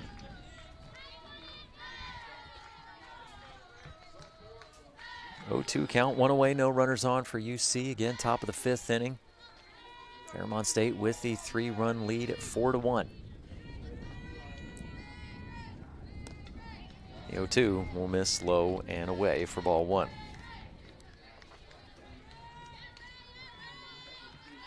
Fairmont State looking to try and see if they can get their first MEC championship since 2022 when they rolled through with a 4-0 record that season in the tournament. They came in as the number 3 seed in the North. Just had themselves quite a week. One hopper over to third. Bounces off of Wazkovich, but she's able to stick with it and get it over to Forsha for out number 2. A couple of times that's happened today where a hard hopper right in front of Wazkovich has kind of bounced off of her, but she's able to keep it in front, stick with it, and make the good hard throw over to first base for the out. Up next is Lindsay Ferris, starting at second base for Charleston.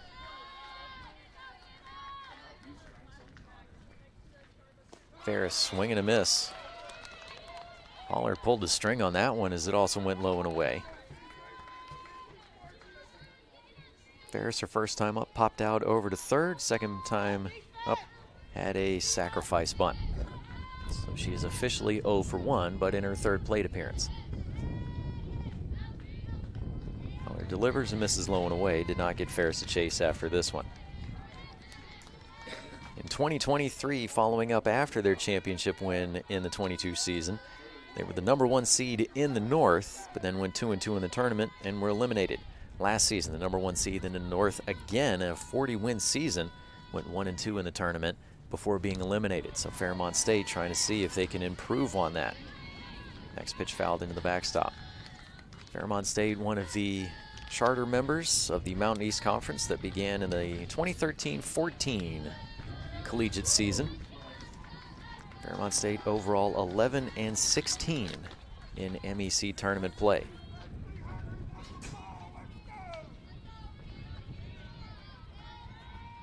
The only time that they have missed getting into the tournament was in 2017.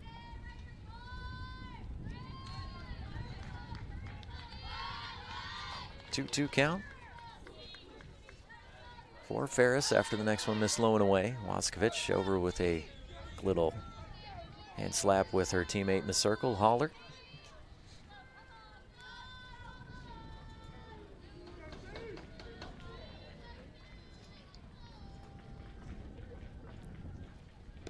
Next pitch will miss outside. That will make it a full count for Ferris, trying to see if she can get something going on a 2-out rally.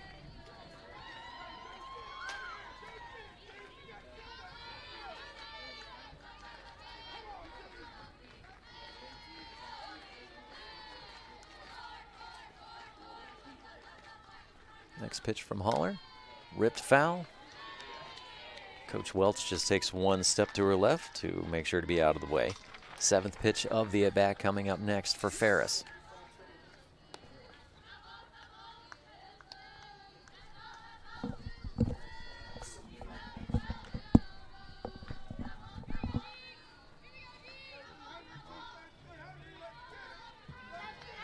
Tyler Beck keeping me up to date on where these pitch counts have been going. 75th pitch coming up next for Holler. And it's a strikeout. Ferris goes chasing after one low and away, and Holler gets the K. It's another 1-2-3 inning. So after the teams did some scoring late and getting some base runners on, both of them in their last 2 ups, 1-2-3. 4-1 is still your score. Bottom of the 5th coming up next between UC and Fairmont State.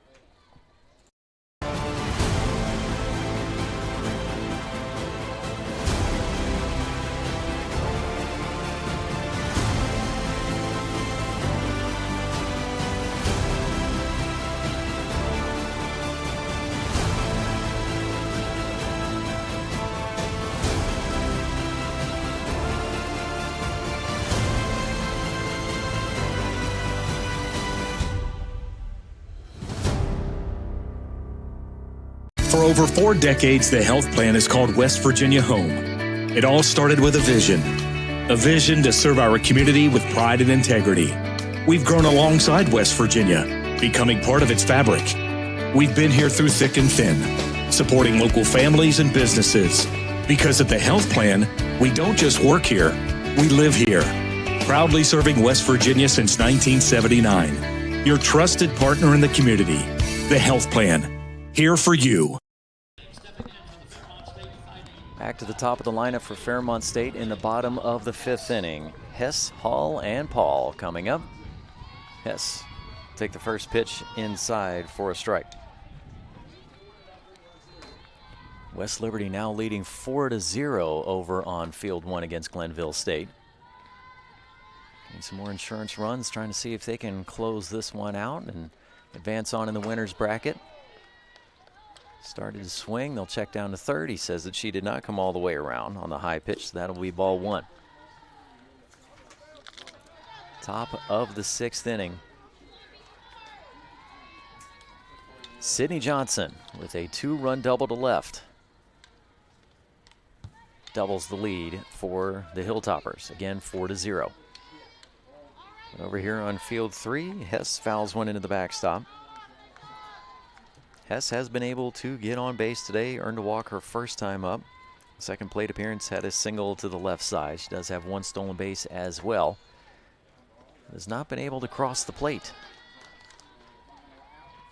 1-2 pitch will miss high for ball 2.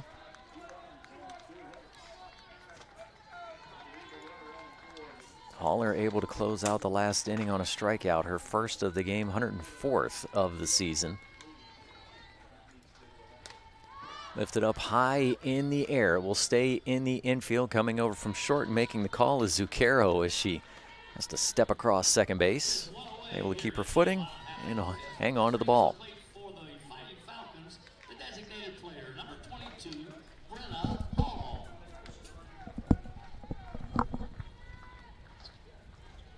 Pitch number 100 of the afternoon, right there from Mass, and she's able to get it for a strike on the outside to Hall. Again, she threw just 108 yesterday against Point Park, which is still a pretty significant amount to make it to triple digits. She's already here in the bottom of the 5th. Next one, outside for ball 1. All so far today went down as strikeout victim number 1 back in the 1st. Second time up the plate, flew out to left center field.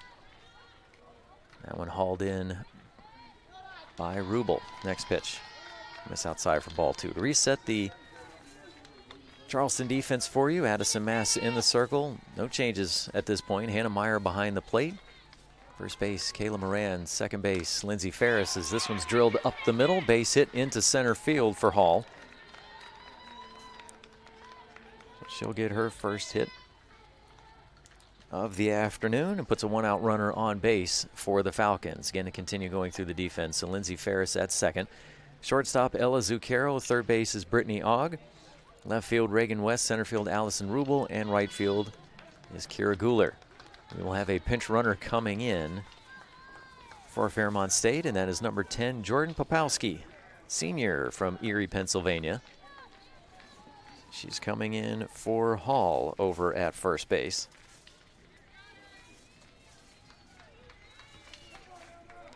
And Paul is at the plate.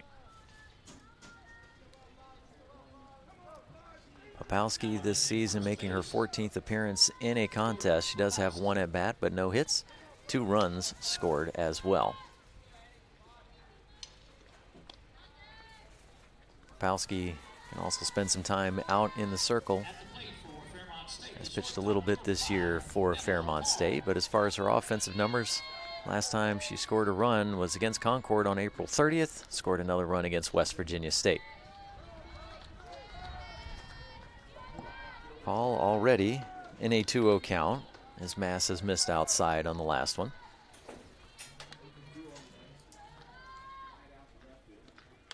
Inside pitch, rocketed foul, third base side. So Popowski just also looking at her pitching numbers, has made 11 appearances in the circle, has thrown 11 2/3 innings this year. Does have 1 strikeout. Last pitching appearance on April 18th against West Liberty. She threw 1 inning of relief in that ball game. Paul watches one go outside off the plate, 3-1 count.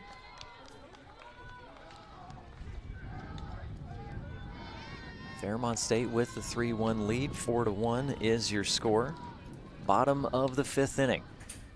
Winner's bracket game between these two teams. Popped up in the air. Will it stay in play? Coming down just off the railing and out of the reach of Meyer. That will be a foul ball. Meyer got all the way back into the backstop, had that glove up all the way, and just a few inches above it hit the railing. 6th pitch of the at-bat coming up next. And it's another foul ball.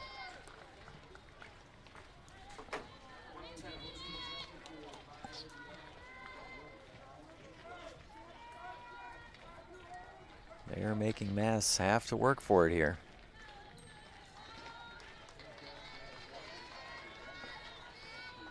Popowski still over at first, high and outside, ball 4. 2 runners on now for the Falcons. Popowski moves to first on the walk, to second on the walk, and Paul now at first. Up next is Waskovich. Last time up, she earned a walk. It took 9 pitches to get there.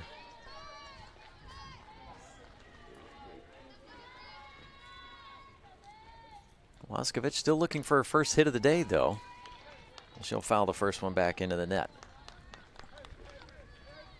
It's a good thing that net looks fairly new because it's been taking quite a beating today.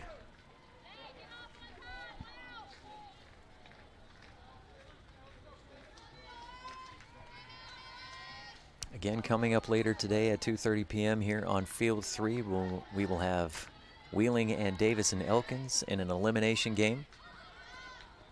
Waskovich shows bunt. fouls it off to the right side of home plate, just out of Meyer's reach.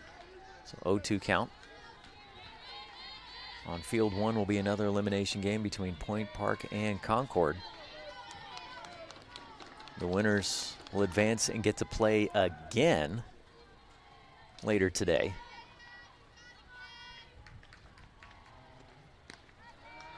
So unfortunately for the teams that took a loss yesterday, they've got to fight the hard way to get there, try and advance into the championship game.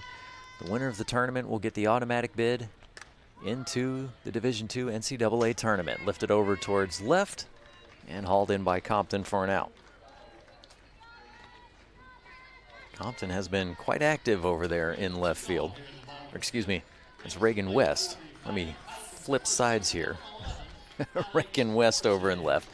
As that is Charleston out there on defense.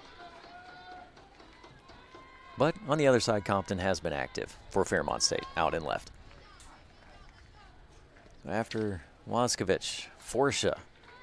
How are they going to pitch to her this time up? She'll take ball one. Forsha with a solo home run and a 3-run double. Swing and a miss here, 1-1 count.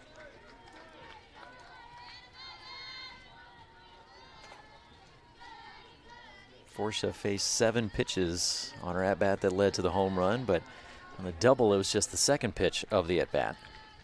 Number 3 here, popped up foul, and that will peel back out of play.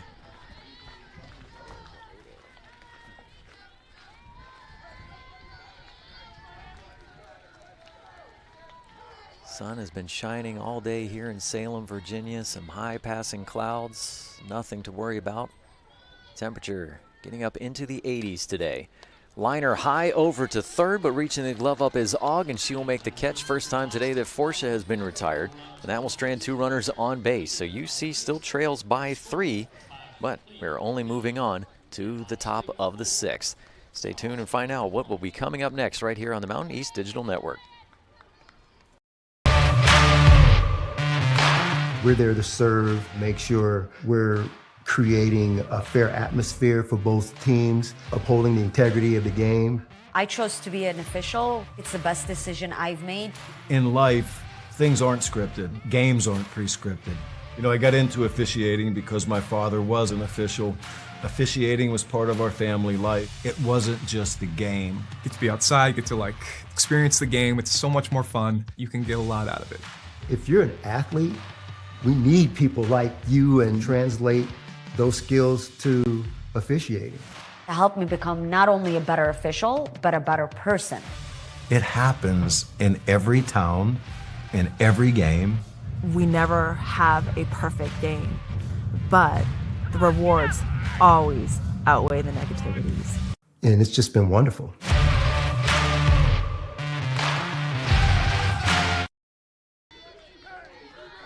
Top of the 6th inning. Fairmont State back out on defense. They have the 4-1 lead over the UC Golden Eagles. Taylor Hodson will lead off. She'll take the first pitch, just missing for ball 1. Hodson, her last time up, had a double into left field that scored West. That tied the game back up at 1. Excuse me, as UC responded to a solo home run from Forsha in the half inning before that. Then Fairmont State came back with 3 runs in the next half inning. Kyle Holtz, another framing job on the outside, gets the strike call. So 1-1 count on Hodson. So due up here in this inning for Charleston. Hodson, Moran, and Meyer.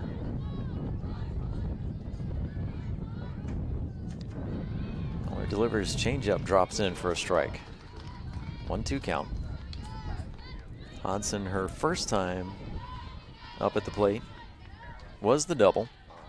Actually, excuse me, lined out into left, so she has had solid contact both times up at the plate. Let's see if Holler's able to make the adjustment here on Hodson, and she does. Swing and a miss as she comes inside for the strikeout. 105th strikeout of the season, 2nd of the game, and as I kind of talked about before, the majority of the time at the beginning of the game and through the first few innings, she stayed majority of the time on the outside of the plate. But now perfect time to come inside on the lefty and gets the K. So now Kayla Moran, another left-hander, will step into the batter's box. Moran, the tall first baseman, goes after the first pitch, opposite field, but gets it over to short. Paul is there. She'll throw it over to Forsha at first for out number 2. 6-3 ground out.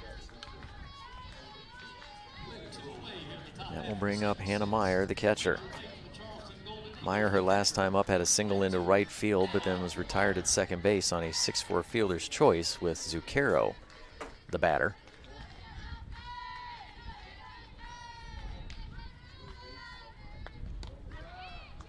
Meyer will take the first pitch for a strike.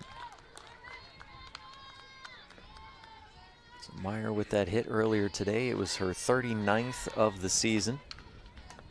First time up the plate, had the sacrifice bunt, so she's officially 1 for 1 today. Already came in batting .322. Low and away for ball 1.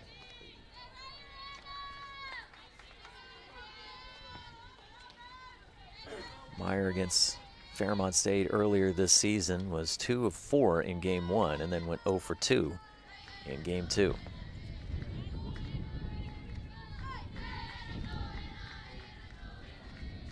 Miller delivers outside pitch, grounded over towards second, but Paul is there coming over from her shortstop position, and it's a 1-2-3 inning.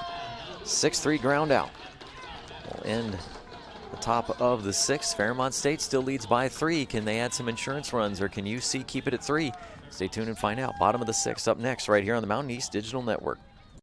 Elkins College will shape your future through personalized curriculum and career-focused internships. D&E is known for the quality of nurses, business leaders, and teachers we prepare for the field. We're leading the way with pre-professional programs developing the next generation of physical therapists, veterinarians, doctors, and lawyers. Our location makes programs in resource management and outdoor recreation a natural fit, and our roots run deep in theater and film and visual arts. With distinction and excellence, we provide an affordable education designed just for you. At Glenville State University, you can discover friends to last a lifetime, professors who broaden your perspective, and the skills and education for future success in a small town environment.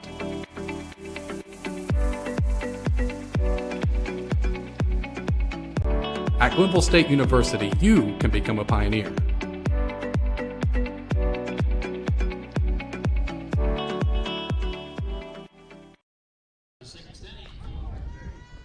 Four to 1 is your score here on Field 3, and guess what? On Field 1, it's also 4-1. Glenville State able to get 1 run off of an interference call at home plate. But they are moving on to the top of the 7th. We're in the bottom of the 6th here at Field 3 between Charleston and Fairmont State. Addison Mass still in the circle, and she'll be facing Grace Sobek, second base for Fairmont State. First pitch will miss outside for ball 1. Mass delivers inner half of the plate, foul back. Way back over towards one of the practice fields.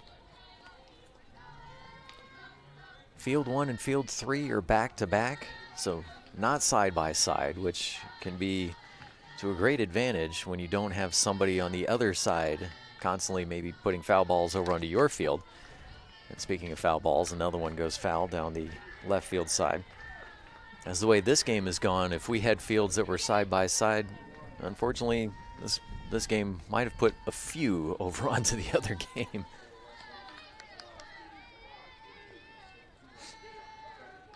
Again, stay tuned with us as later today, scheduled to start at 2:30 p.m., but that can always change just a little bit. Coming up next year in Field 3 will be Wheeling and Davison Elkins. Elimination contest. Mass just misses low and away for ball 2. That'll even out the count.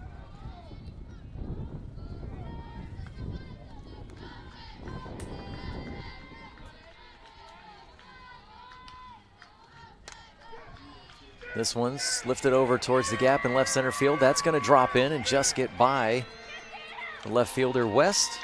Roll to the fence, and it's a double for Sobek.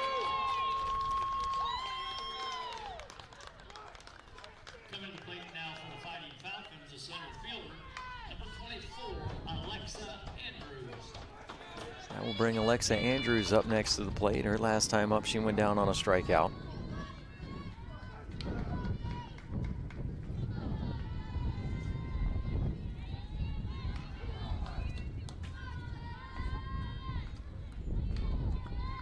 So Sobek, the leadoff batter, in scoring position at second. First pitch to Andrews is pulled foul down the left field side.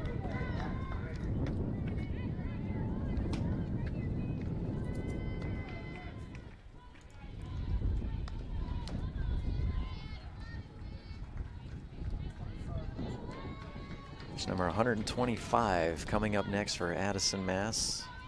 It's my statistician Tyler Beck keeping me up to date here. Bunt attempt, fouled into the backstop.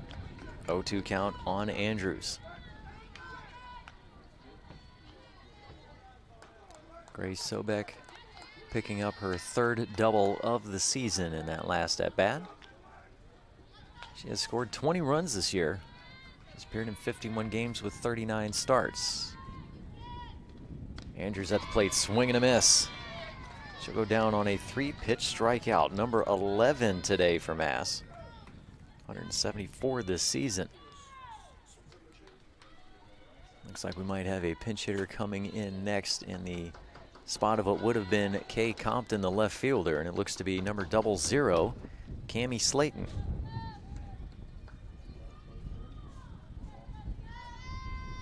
So a pinch hitter in the 8th spot of the lineup.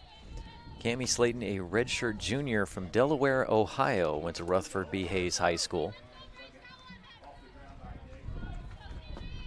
Slayton now appearing in her 30th game of the year. She does have 18 starts, 14 hits, batting .269, 1 double, 1 triple, 8 runs driven in. She has somebody in scoring position right now with Sobek at second. Fairmont State trying to see if they can add some insurance runs. Inside, belt high, but off the plate, ball 1. Slayton, her last at bat did come against UC on April 27th. Her last hit in game 1 of that doubleheader. She was 1 of 3 at the plate. Last time she drove in a run, she had 2 against Point Park on April 16th, driving in 2 that day. Apologies to Tyler sitting to my right, as he is a student at Point Park. Next pitch was fouled back, so 1-1 count. Another one, fouled straight back into the net. Good thing that high net is there, as the camera behind home plate for this broadcast is, that thing has already been close to getting hit twice from a foul ball that has come off the roof of the press box, but if that net wasn't there, that thing might have been drilled a few times already. Next pitch will miss outside, 2-2 count. Beautiful facility here at James I. Moyer Sports Complex. Just a few years ago, we went through a major renovation, a $20+ million project. Here in Salem, not just at this complex here, but around the city, they host a lot of tournaments, a lot of athletic tournaments. You know, it doesn't matter the age group either. Full count. Payoff pitch. This is high, ball 4. So Slayton will draw her 11th walk of the season, and let's see if it looks like Compton will come back in to run, and she will.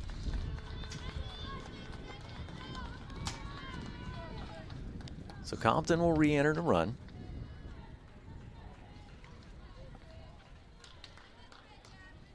And we have another change coming up to the plate.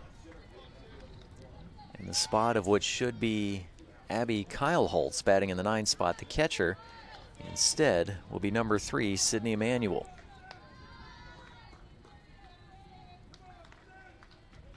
So a couple changes at least in the offensive lineup here for Fairmont State in the bottom of the 6th inning. Sydney Emanuel, sophomore from Waxhaw, North Carolina, Legion Collegiate Academy, before making her way to Fairmont State. She'll swing and miss at the first pitch for a strike. Emanuel now appearing in 19 games this season. She's had 2 starts, 3 hits, 4 runs scored, 1 double, 2 runs driven in. Mass comes back inside, taken for a strike. Snap throw down to second, not in time. Sobek is able to step back safely. So an 0-2 count to Emmanuel. The 0-2 will miss high for ball one. Sydney Emmanuel, last time she had a hit was April 13th against Concord. It was 1 for 1 at the plate, came around to score as well. Popped up in the air, but that will get back foul with a nice thump on top of the press box.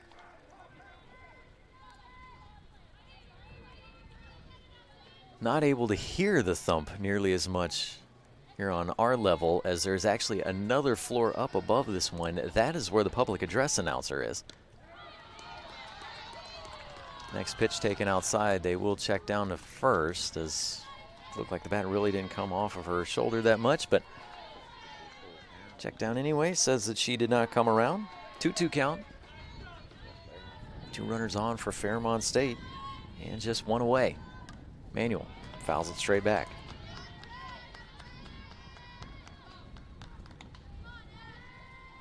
So many foul balls in this contest.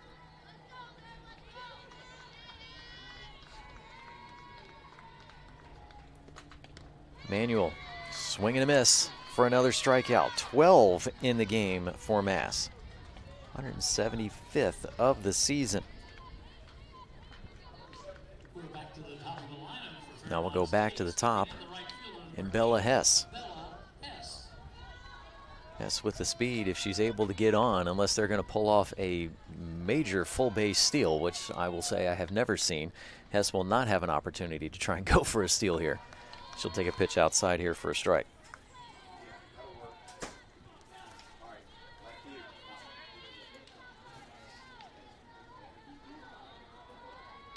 Hess officially 1 of 1 in this game. Has drawn a walk as well. Next pitch fouled into the backstop. 1-1 count. Hess, her first time up, had the double-digit pitch count that went for a walk. Later, getting stolen base number 51. Second time up, had the single that went through the left side. Next time up, pop out to short. She is officially 1 for 2 at the plate. The lefty will foul one down the left field side.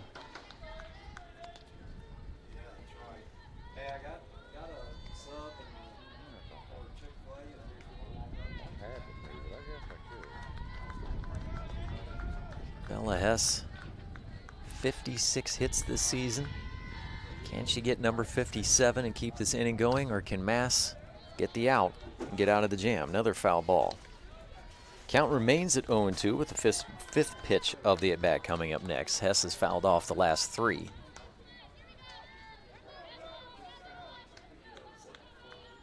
Again, the winner of this contest will move on to tomorrow at noon on field 1. Line just over the head at short. 1 run's going to come around to score it. Flying in is Sobek. Runner will stop at second in Compton.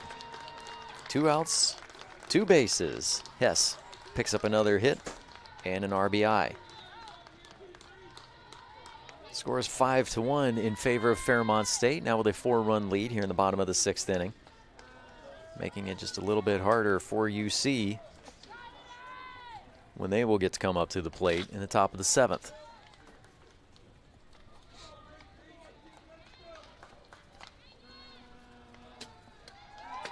We will have another pinch hitter coming up to the plate. This is in the spot of Brenna Hall.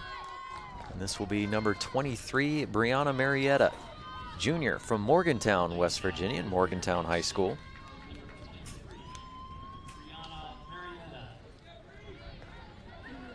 So Brianna Marietta, lefty, coming up next.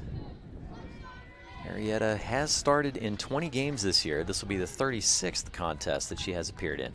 She has 18 hits, 8 runs scored, 2 doubles, 4 home runs, 23 runs driven in.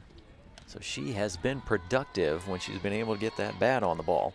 She'll take a first pitch strike here. And Marietta has an excellent opportunity to try and drive in another run here with Compton at second and Hess at first.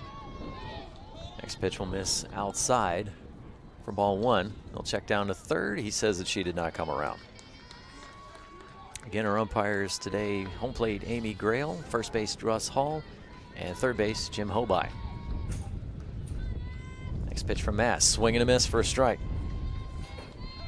It's been there from Mass.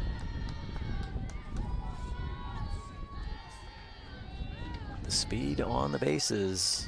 If Marietta can put this deep enough in the outfield, but she won't. Swing and a miss. It's another strikeout. So all 3 outs in this inning come by way of the K for Mass. Give her 13 in the game, but now UC has to make up 4 runs in the top of the 7th.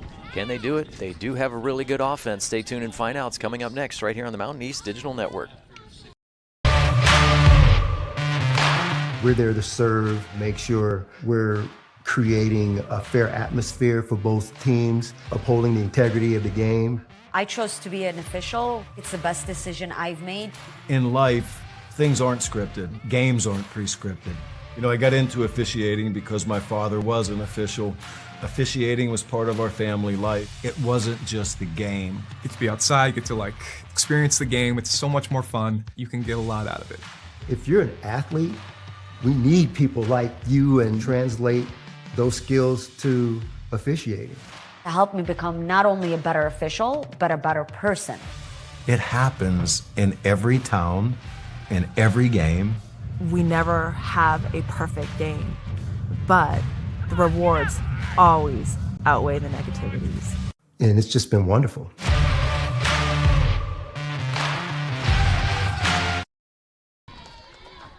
Top of the 7th inning. Charleston coming up to the plate with their last opportunity to see if they can put at least 4 runs up on the board, tie this game to try and move it into the bottom of the 7th. Can they do it? They do have a powerful offense, but they haven't quite been able to catch up to Holler today, as Ogg will lead things off and take a strike on the outside.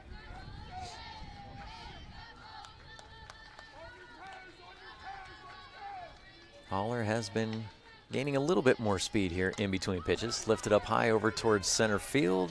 Taking a few steps in and making the catch is Alexa Andrews for out number 1. All the players that were subbed out for in the last half inning for Fairmont State have re-entered. Kyle Holtz back behind the plate.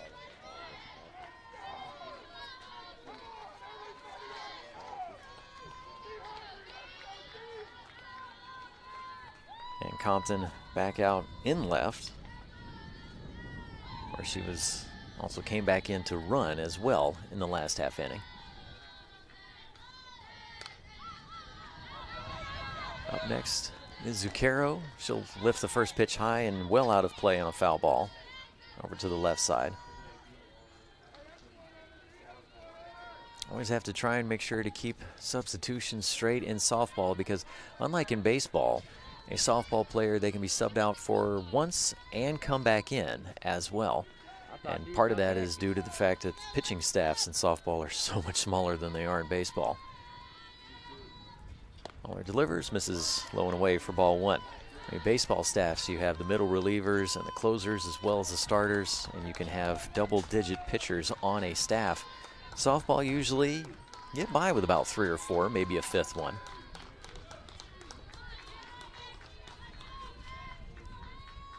Zucchero, the lefty, starts to swing, pulls it back, takes it outside for ball 2.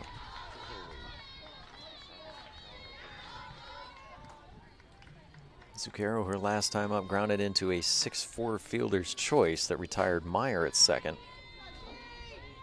She did earn a walk in her first plate appearance. Can she make the adjustment on Holler and get something started for Charleston? Next pitch will miss low and away, ball 3.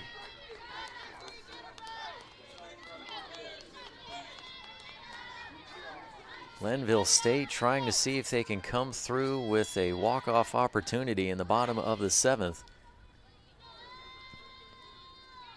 Tying run is on base. Excuse me, on deck. Thank you very much, Tyler. But West Liberty still has the 4-1 lead, but 2 away. Let's see if Glenville State might be able to come through with a walk-off. We already had 2 walk-offs yesterday. Glenville State with a walk-off walk, and West Liberty with a walk-off 2-run home run. Full count for Zucchero. 1 away, no runners on for UC. Haller delivers, just misses high, ball 4. Zucchero's second walk of the day. Gives the Golden Eagles a 1-out runner. And now we'll go back to the top of the lineup and Allison Rubel. Rubel, her last time up, grounded into a 4-3 out that ended the top of the 4th inning. Got a walk her first time up. Let's see what she can do here. Drops one in the infield, and we've got a collision in the baseline between Sobek and Zucchero. And I was going to say it should be an out. And it is, as you got Sobek coming up for the ball. The defender has a right to go after the ball.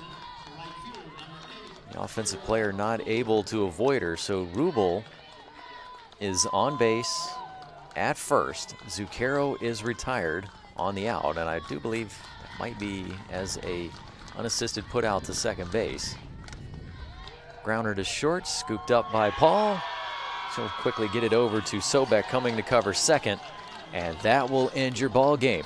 And actually this one ends right as the other one ends as well. West Liberty does hold on for the victory over on field 1.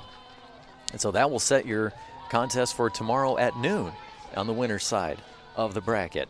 It will be Fairmont State against West Liberty. Fairmont State getting the win here 5-1. We'll step aside for a quick timeout, come back and recap this one. Stay tuned for more right here on the Mountain East Digital Network. We're there to serve, make sure we're creating a fair atmosphere for both teams, upholding the integrity of the game. I chose to be an official. It's the best decision I've made. In life, things aren't scripted. Games aren't pre-scripted. You know, I got into officiating because my father was an official. Officiating was part of our family life. It wasn't just the game. Get to be outside, get to experience the game. It's so much more fun. You can get a lot out of it. If you're an athlete, we need people like you and translate those skills to officiating. To help me become not only a better official, but a better person. It happens in every town, in every game. We never have a perfect game, but the rewards always outweigh the negativities. And it's just been wonderful.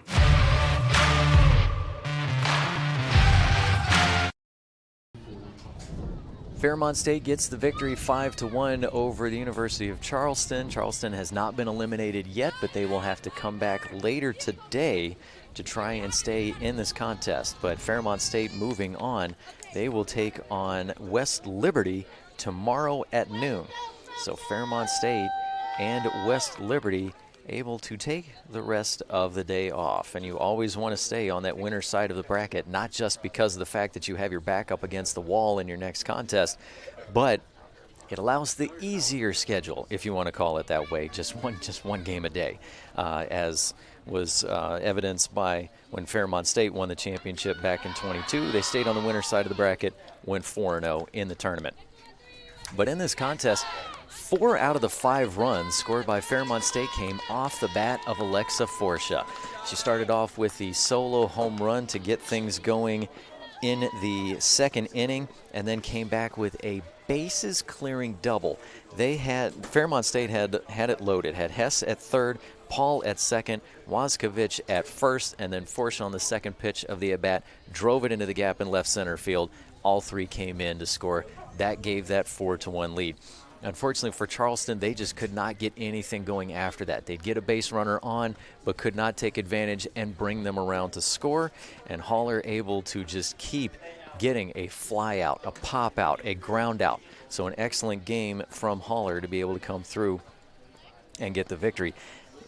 Haller only had a couple of strikeouts. On the other side, Mass, 13 strikeouts, but just could not stop the bat of Forsha early in the game. Fairmont State did add one more insurance run in the 6th inning on an RBI single from Hess that brought Sobek home. So again, Fairmont State will be moving on to play in the winner's bracket tomorrow at noon against Fairmont State. Charleston now moving down onto the loser side of the bracket. They will play later today at 5 p.m. and they will await the winner of Wheeling and Davis and Elkins. Glenville State also still in it, as they will have to come back later today and they will await the winner of Point Park and Concord. That game will be played on Field 3 here at 5 o'clock. We'll go ahead and wrap things up here for the broadcast, as then we'll have to get set for the next one coming up. I'd like to thank my statistician to my right, Tyler Beck, as well as my producer to my left, Nick Eskins, as well as Butch Mounts, getting everything set up and ready to go here. So for the crew here in the Mountain East Digital Network, I'm Scott Hall. Thank you for tuning in for Game 1. We'll see you back here for Game 2.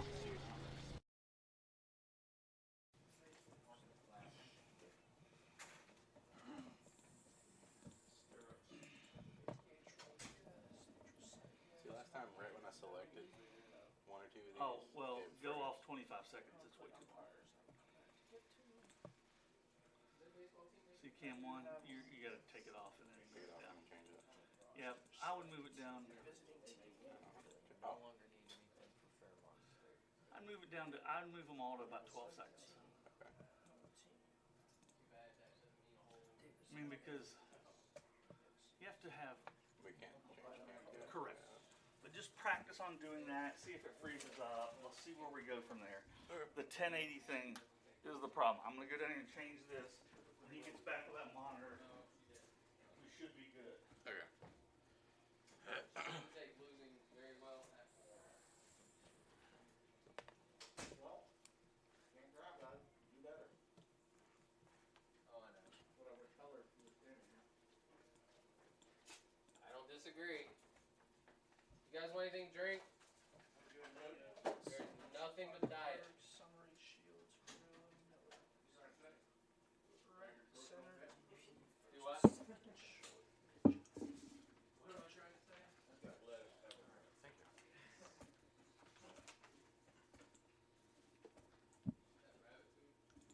Oh, the Hawaiian girls didn't start.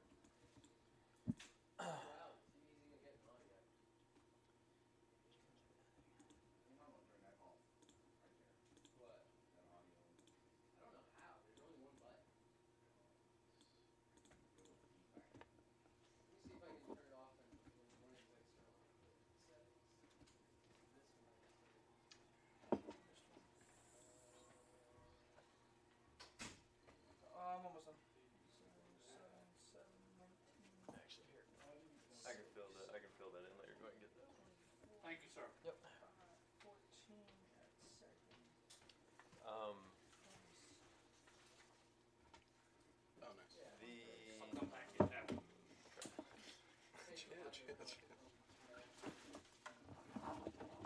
Time's the game start? 2:30? 2:45. Thank you. All right, just for now.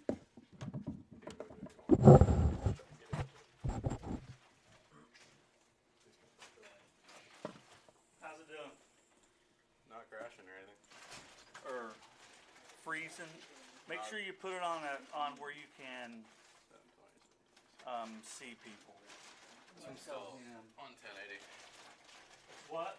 This one's still on 1080. It shouldn't be. Here's 720. This one or this one? Huh? This one or this one? 720, 60 or 59? Do 60. Hit auto for me.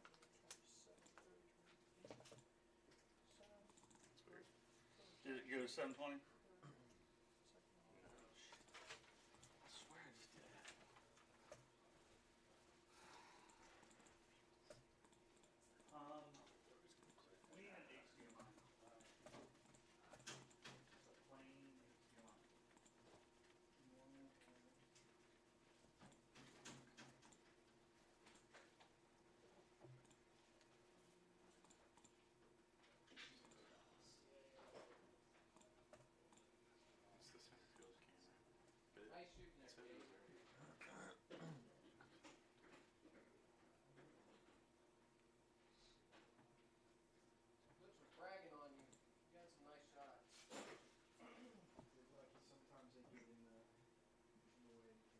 Are the lineups coming through? Like, I just stats. Hold on. stayed on. They're not going to yet. Stayed on someone who was on base. No, it was the left fielder. Yeah, okay, the left fielder slid and almost made a play or did something like that. Almost went face first. Yeah, fence. Yeah, I and couldn't even see if I got it. Yeah, it was perfect. But then you stayed on her so that after I ran the replay, I came. How's it doing? Not freezing at all. Alright, let's get this off of here. Now we've got to find a plug-in.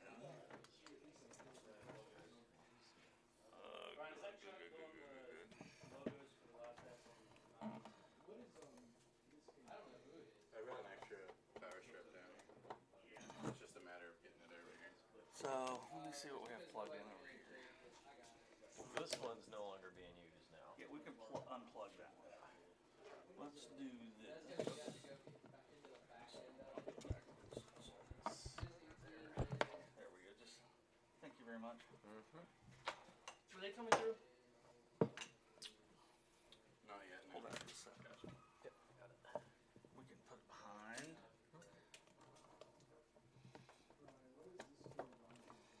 I think I I'm have not to turn plugging it on.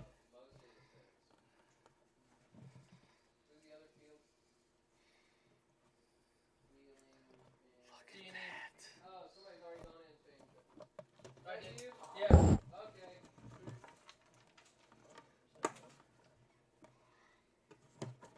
It's not. Unless I'm Sorry. missing something, it's not pulling the season stats. What happened?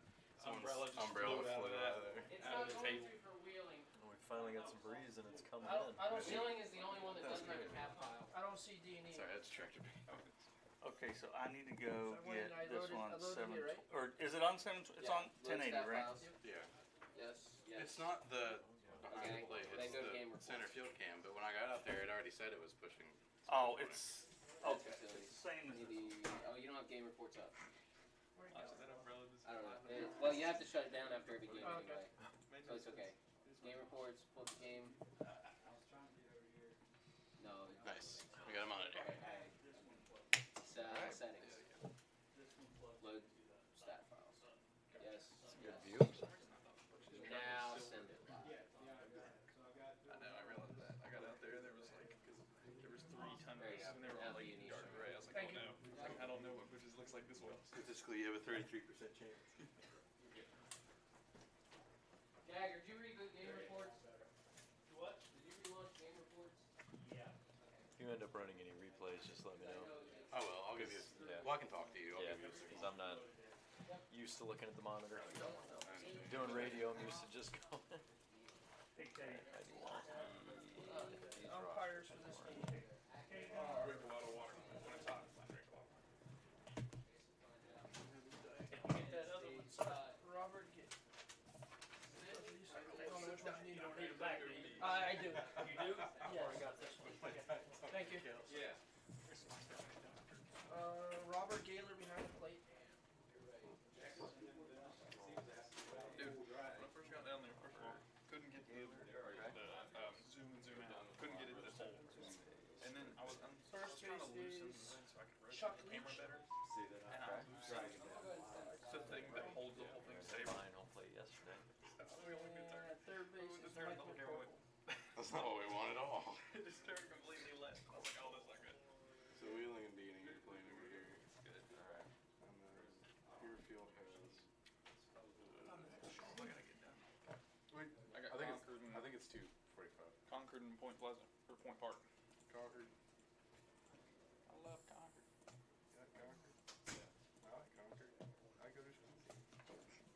Sure. Alright. I guess I didn't start now. Did you take both my laptops? I think. Well, you took the wrong one. Because I had Charleston Fairmont here, so he's missing something. But I gave him Wheeling, so he does have that, but. Oh, nice.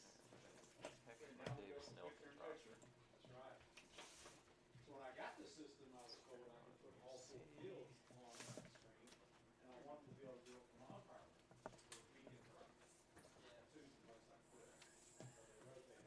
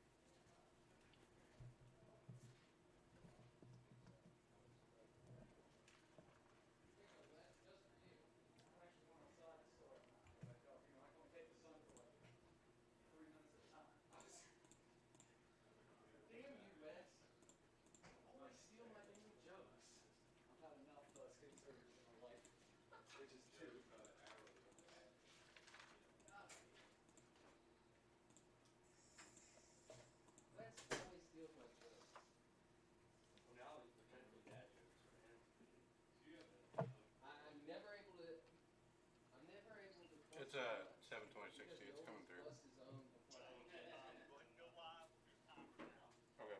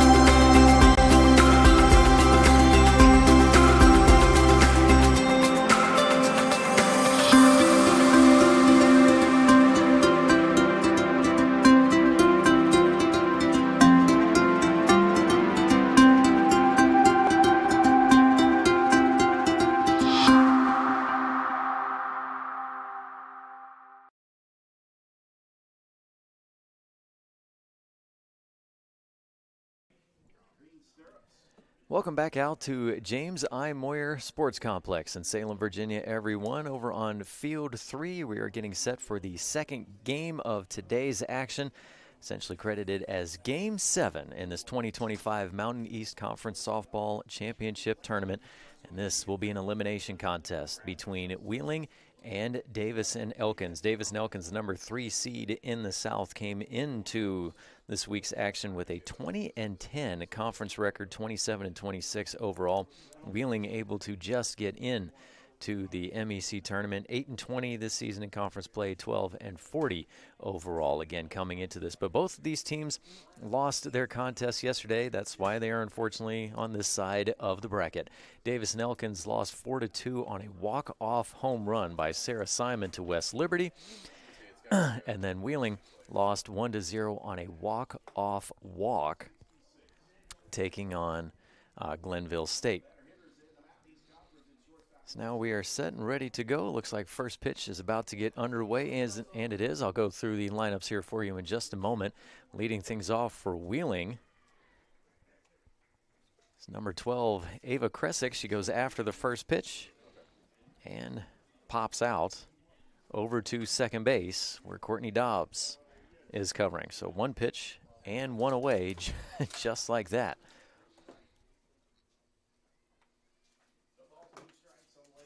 So very quickly done there.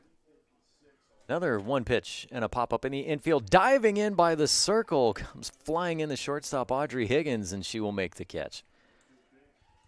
2 pitches and 2 down for Wheeling here in the top half of the first. Don't even really get an opportunity to try and introduce you to these players, as that was, Amber Morgan at the plate going down in one pitch. So next up at the plate is Sanders. And she will actually take more than one pitch this time to get things started. Designated player number 17, Brooklyn Sanders. So Saylor Nealand in the circle for Davis and Elkins. A great start so far. 2 pitches, 2 outs. Swing and a miss here from Sanders for a strike.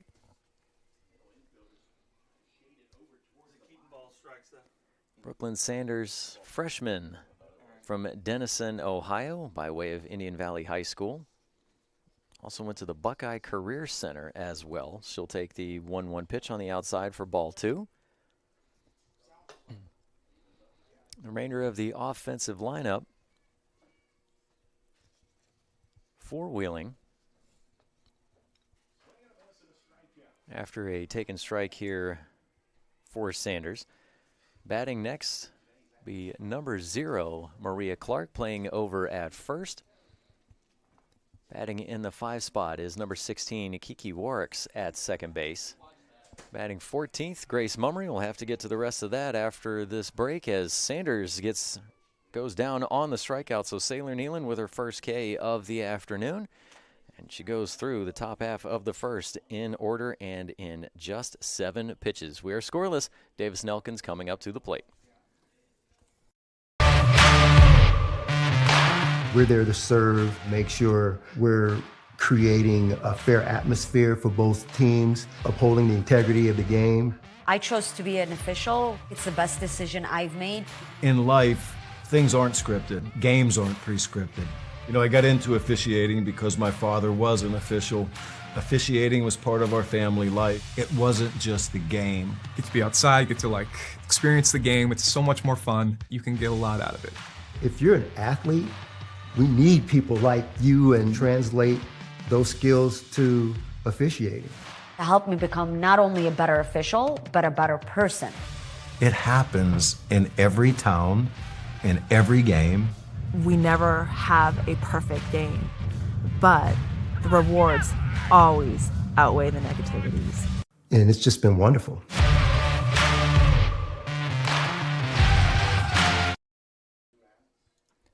Bottom of the first inning coming up now after a very quick top of the first inning. Again, Wheeling went down in order 1, 2, 3, and in just 7 pitches. Kresick pop up to second on the first pitch. Morgan pop up the short on the first pitch, and then Sanders went down on a 5-pitch strikeout. Lena Gutierrez will lead things off for Davis and Elkins here in the bottom half of the first inning.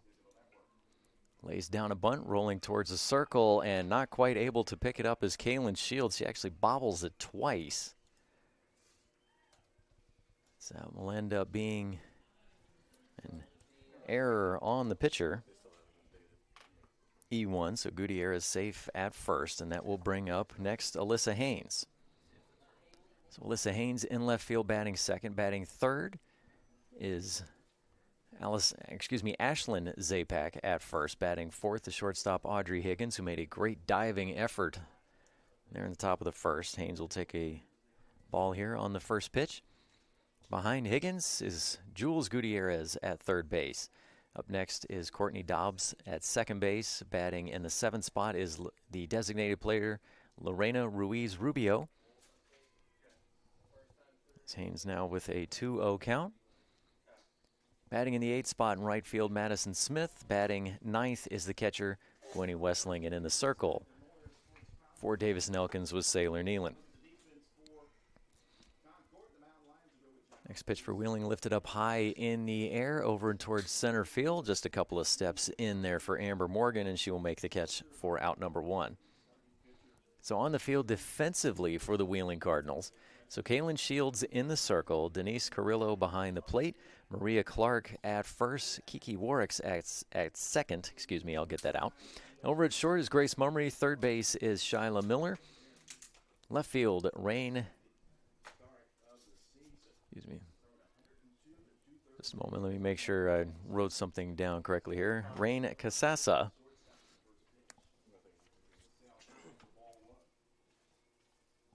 Was missing a letter there on my notes, and thought I was. In center field, Amber Morgan, and in right field, Ava Kresick. Lifted up high over towards right field, just across the line in foul territory, but making the catch is Kresick. So just as I was introducing her out in her defensive position, she comes running in to make a great grab for out number two. Lena Gutierrez still at first as we take another look at that. Great job on the run to retire Zapak. Up next, Audrey Higgins, the shortstop. And already with that jersey dirty after making the diving catch. First pitch from Shields will miss outside for ball one. Well, like this one changed. Usually you could see Haynes. So Wheelings won't change because there are no So we'll take a look at the numbers for Shields as she will deliver a strike here for Higgins on a 1-1 count. Shields this season comes in with a 4.32 ERA, 8-20 record overall. She's making her 34th appearance and 26th start. She has gone the distance 14 times, has 2 shutouts, 149 pitches, and 104 strikeouts. She gets Higgins to swing and miss at one here. So 1 ball, 2 strikes. Lena Gutierrez, the leadoff batter, still at first after getting on from an infield error. The 1-2 will miss low and away for ball 2.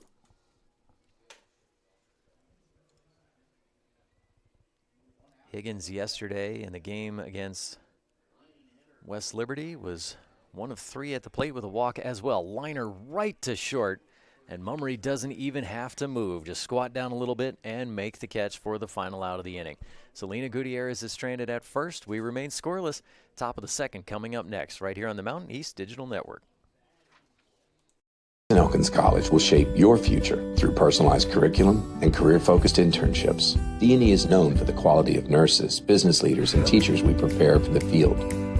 We're leading the way with pre-professional programs developing the next generation of physical therapists, veterinarians, doctors, and lawyers. Our location makes programs in resource management and outdoor recreation a natural fit, and our roots run deep in theater and film and visual arts. With distinction and excellence, we provide an affordable education designed just for you.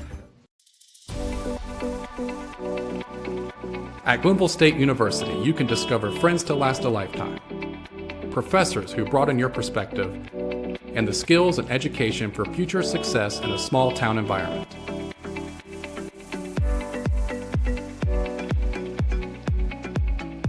At Glenville State University, you can become a pioneer.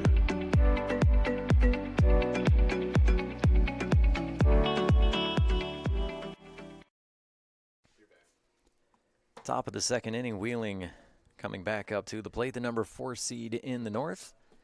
And they will be led off by Maria Clark, first base for the Cardinals.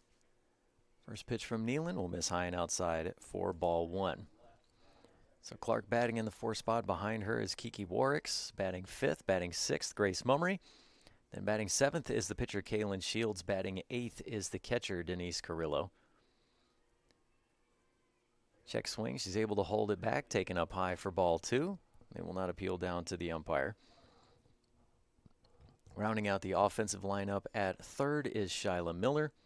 And out on defense, but in the flex position, is the left fielder Rain Casassa. Next pitch fouled into the backstop.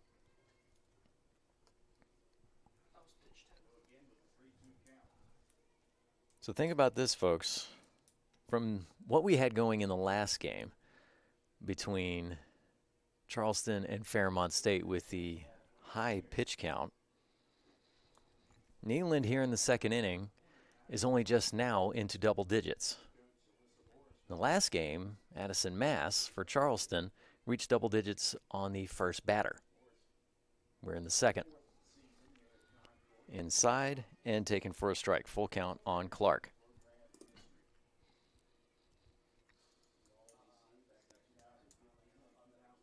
Clark yesterday against Glenville State was 0 for 3 at the plate. She'll swing and miss here for a strikeout. Second K of the game for Neyland. Give her 71 for the year. And let's take a look at those numbers this season for Sailor Neyland. 3.91 ERA, tied for the top spot with Sammy Jarvis, who we got to see pitch here yesterday. 13-4 record, making her 30th appearance and 19th start. She's gone the distance 10 times. 127 innings pitched, and now up to 71 strikeouts. So Warricks will step up to the plate, and she will take a first pitch ball.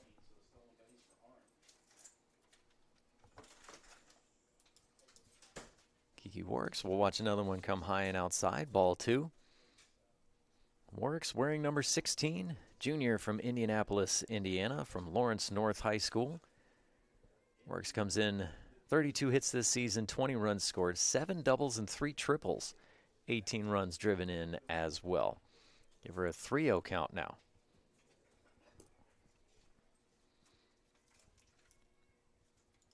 Warricks yesterday against Glenville State was 1 of 3 at the plate, as Wheeling had just 3 hits in the contest. Next one inside, taken for a strike. Inner half of the plate. Glenville State only had just 4 hits as well, but again, able to come away with that walk-off walk to get the win in the 7th. Neyland keeping it inside, gets another strike on Warricks. Over on field 1, we have Point Park and Concord in action.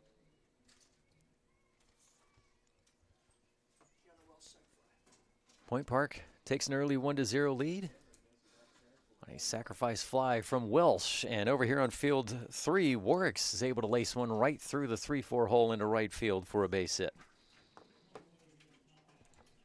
Way to go with the outside pitch and just drive it into right. Take a look at this one again, actually going for it low as well, so getting that bat head down there and driving it into right field. Excellent at bat from Warricks. And up next behind her is the shortstop, Grace Mummery, who had the last out of the last half inning. Didn't even have to move as that liner from Higgins came right to her. Shortstop making the out on the shortstop. Foul ball into the backstop.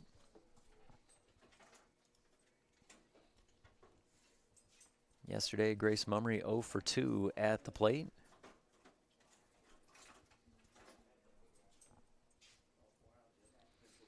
Mummery making her 27th start of the season. 19 hits, 20 runs scored. She'll foul tip one into the backstop. 0-2 count. She has 4 doubles, 10 runs driven in. Right now she has a runner at first in Warricks, who is 16 of 17 this season in stolen bases. Let's see if they might try and get her going, and she'll freeze out there on the base paths as Mummery takes a ball. 1-2 count. Wheeling's head coach Mallory Chapman there on the third base side in her second season leading the Cardinals. Popped up in the infield. And shortstop will be able to get a little bit of payback as Higgins makes the catch over at short on Mummery. 2 away. So Warwick still at first, and up next is the pitcher Kalen Shields.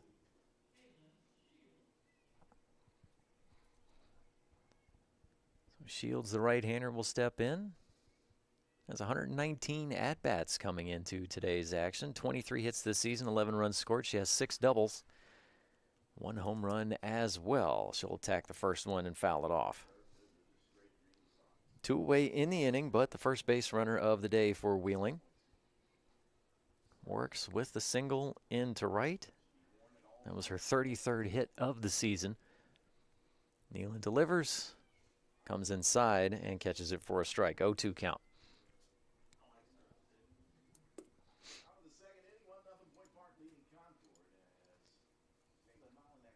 Nealon in her last outing on April 26th against Concord went the distance. Had 4 strikeouts in the ball game. That one ricochets high off the netting in foul territory. We had what felt like dozens of foul balls in the last contest. Shields trying to battle here, still with an 0-2 count. Nealon takes some speed off, but just misses to the outside. Wessling tried to hold that glove there for just a moment, but was not going to get the call. The breeze has picked up a little bit here as the afternoon has gone on, now coming in from left. Yesterday it was going out, today coming in. Swing and a miss. Nealon jams up Shields coming inside with some speed and gets the strikeout to end the inning. We remain scoreless, bottom of the second coming up next, and the Senators coming back up to the plate. Stay tuned for more right here on the Mountain East Digital Network.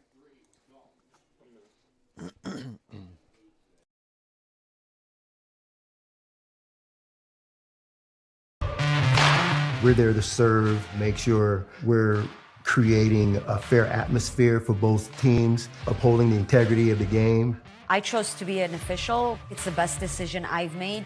In life, things aren't scripted. Games aren't pre-scripted. You know, I got into officiating because my father was an official. Officiating was part of our family life. It wasn't just the game. Get to be outside, get to like experience the game. It's so much more fun. You can get a lot out of it. If you're an athlete, we need people like you and translate those skills to officiating. It helped me become not only a better official, but a better person. It happens in every town, in every game. We never have a perfect game, but the rewards always outweigh the negativities. And it's just been wonderful.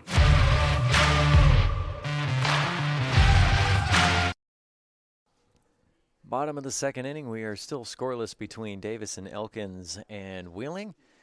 Davison Elkins Senators coming back up to the plate, trying to see if they can get something started and get that first run up on the board. First pitch from Shields, miss high and outside for ball 1 on Jules Gutierrez.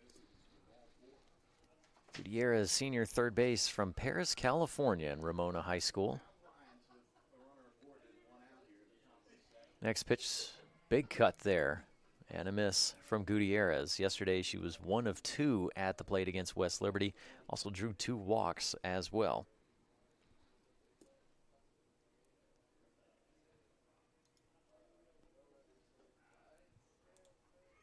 Next pitch, Shields. Nice changeup, drops in for another strike. Shields did throw yesterday against Glenville State. Gave up just 4 hits, and unfortunately that 1 run, 4 strikeouts as well in the ball game. Next one comes inside, but Gutierrez is able to get her hands through and knocks that just over into center field for a base hit.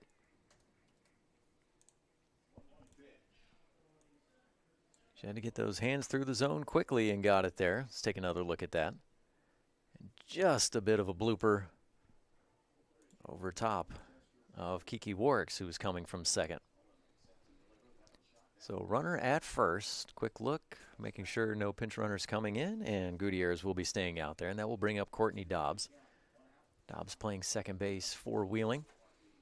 First pitch well up high from Shields for ball one. Good job there from Carrillo to get up out of her crouch and make the catch.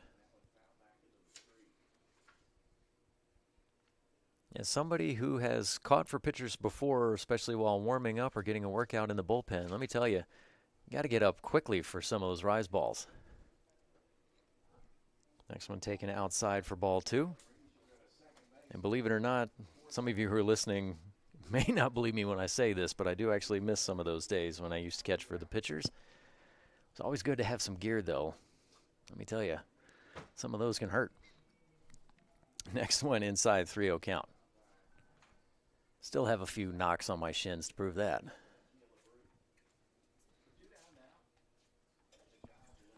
So Dobbs will step back in, 3-0 count. Nobody out, one runner on. Still scoreless, bottom of the second inning. Dobbs shows bunt but pulls back and takes it high for ball four. So it will be a 4-pitch walk.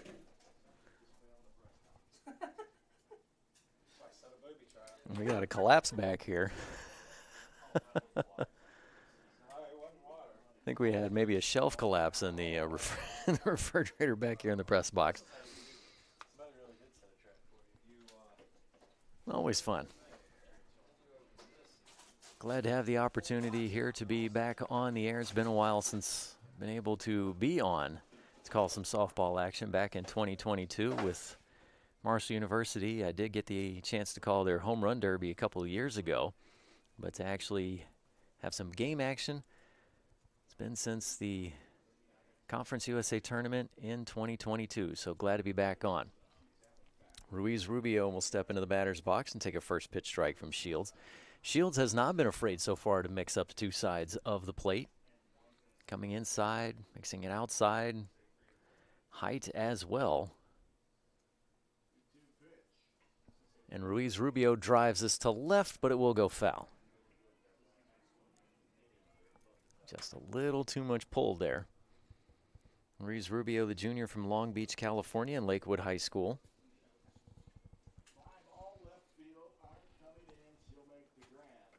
She's been the designated player in this lineup for now 9 out of the last 11 games.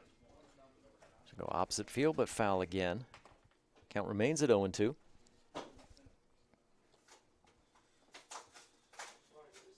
She got her first career home run earlier this year against Fairmont State, a solo shot.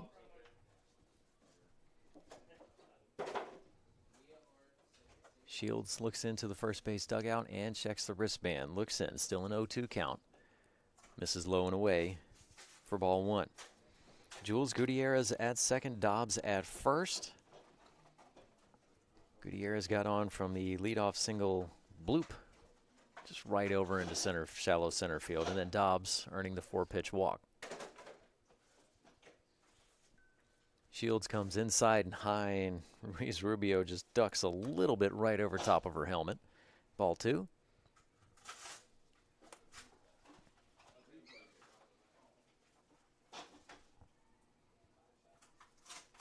These two teams met in the regular season back on April 13th.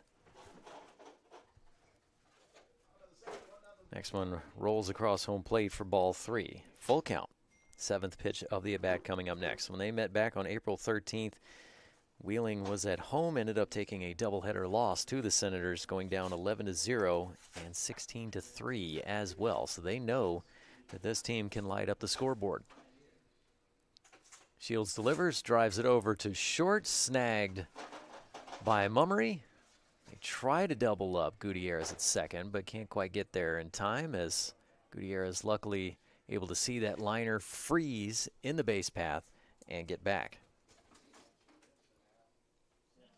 So a line out to short is the first out of the inning, and that will bring up next Maddie Smith, the right fielder.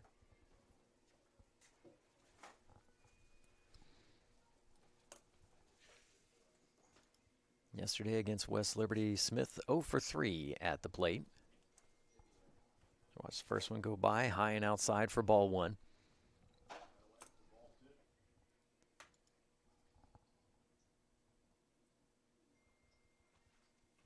Maddie Smith this season, 5 hits and limited opportunities, but 12 runs scored.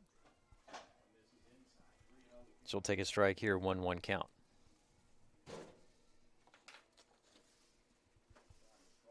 Smith has been in right field for the majority of the end of the regular season and then both games here in the MEC tournament. Next one from Shields will miss high again. 2-1 count.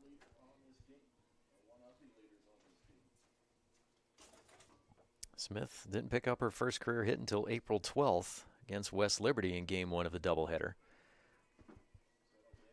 Then in Game 2, got her first career RBI on a bases-loaded walk. Next pitch drops down for ball 3.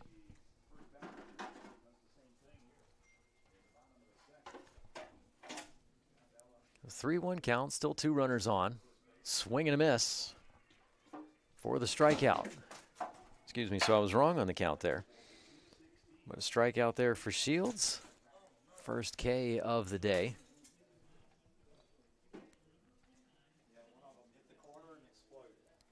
Shields now with 105 strikeouts this season. Leads the team by quite a wide margin. So up next behind her is Maria Clark, who is over at first base today. She has 43 strikeouts this year.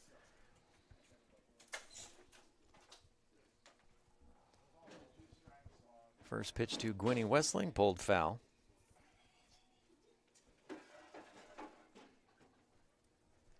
Westling, junior catcher from Union, Kentucky. Went to Randall K. Cooper High School.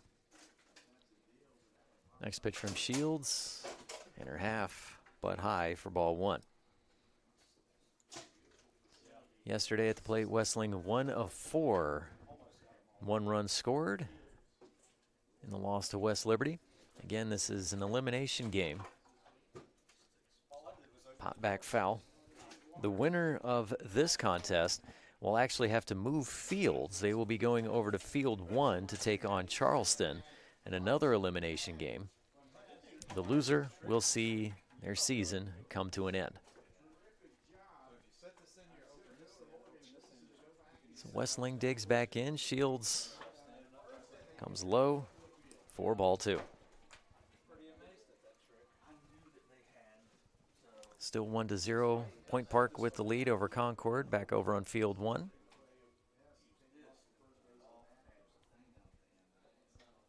Next pitch inside to Westling, just off the plate. Backs her off just slightly. Full count. Westling this season with 26 hits, 6 doubles, 1 home run, 15 runs driven in. 2 away in the inning, but 2 runners on. 1 in scoring position is Jules Gutierrez at second. Shields delivers inside, gets it, called for strike 3 on the corner. Back-to-back strikeouts to get out of the inning and the jam. We remain scoreless. Top of the 3rd. Coming up next, stay tuned for more right here for the Mountain East Digital Network. Tomorrow's innovators, teachers, caregivers, researchers, leaders, and creators all have one thing in common. They started out just like you. At West Liberty University, you are the focus. This is a place where you will gain the skills, knowledge, and confidence to change your life and the world around you. It all starts here, with you. Visit westliberty.edu to start your journey. It's all here at West Liberty University. Fairmont State University is a great place. A cozy campus surrounded by nature and outdoor adventure. An authentic school filled with friendly people who are down to earth. People who roll up their sleeves, help each other out, get stuff done, and have fun doing it. That's what makes Fairmont State such a great place.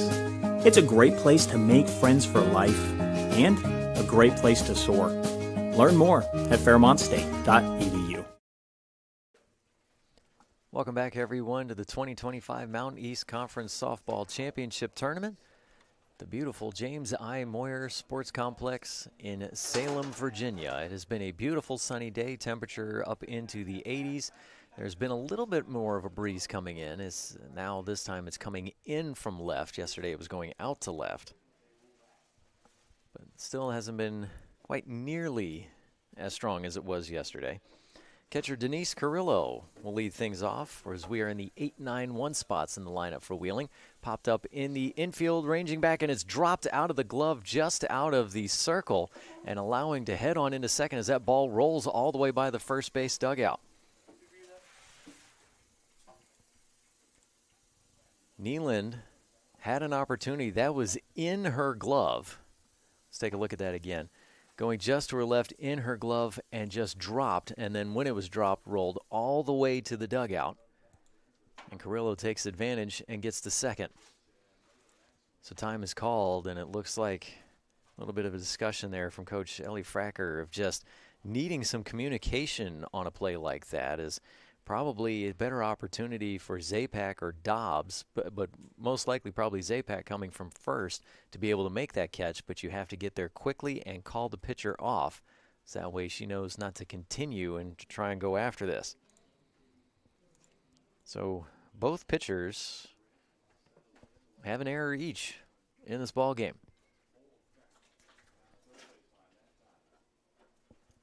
And Carrillo is able to take advantage of it and get to two bases.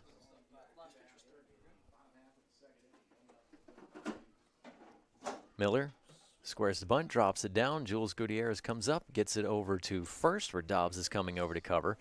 5-4 put out on the sacrifice bunt. But does its job, and Carrillo is now in scoring position at third. So just 3 pitches so far in this inning.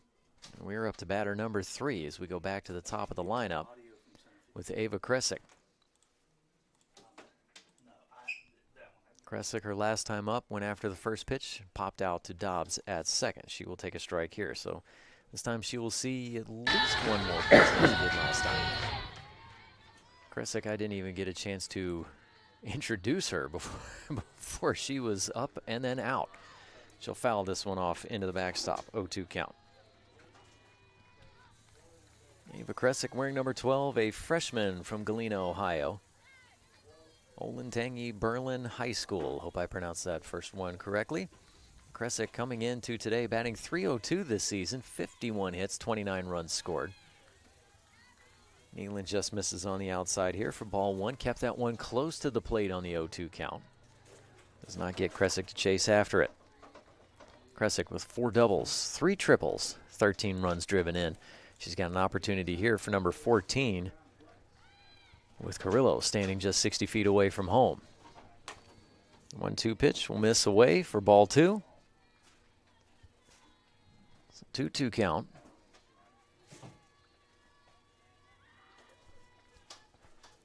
Neeland looks in, spins the ball in her glove, and fires away. Grounder over towards third. Gutierrez checks the runner at third. Now fires home, or fires to first, sliding in now, taking advantage, but not able to get there. Great tag from Wessling.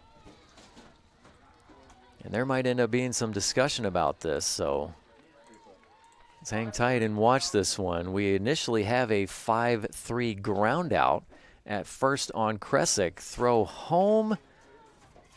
Can't quite tell there's the umpires in the way, but Wessling did sweep the glove through on Carrillo, and it looks like that will be out number 3. Home. Oof. That one is a very, very tough call. That looked like that might have been safe there, but unfortunately, no replay for the umpire. She did get her hand down in there first before the glove came in. But with that out, it will be 5-3-2 put out. So we'll step aside real quick and then come right back for the bottom half of the third. We are still scoreless. Tomorrow's innovators, teachers, caregivers, researchers, leaders, and creators all have one thing in common. They started out just like you. At West Liberty University, you are the focus. This is a place where you will gain the skills, knowledge, and confidence to change your life and the world around you. It all starts here, with you. Visit westliberty.edu to start your journey. It's all here at West Liberty University. Fairmont State University is a great place. A cozy campus surrounded by nature and outdoor adventure. An authentic school filled with friendly people who are down to earth. We'll go back to the top of the lineup for Davis and Elkins with Lena Gutierrez coming up. And, looking at the replays up here in the press box, it looked as if Carrillo got her hand down in time before the tag from Wessling. But home plate umpire calling out. No pitch credited here. The umpire wasn't quite ready. Didn't say, let's go yet. And Shields fires one in.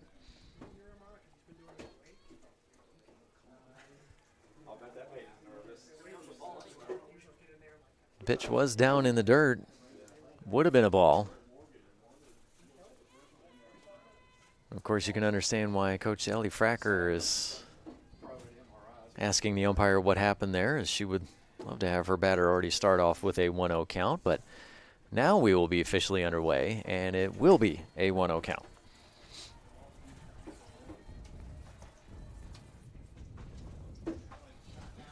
Always having some fun here at the softball fields. Lena Gutierrez will dig back in. Her last time up, she reached base safely on an error from the pitcher Shields. That will miss outside for ball 2.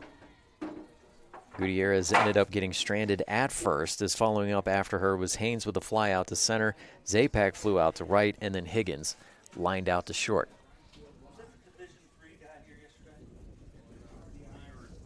So Gutierrez digs back in. Takes a strike on the inner half of the plate.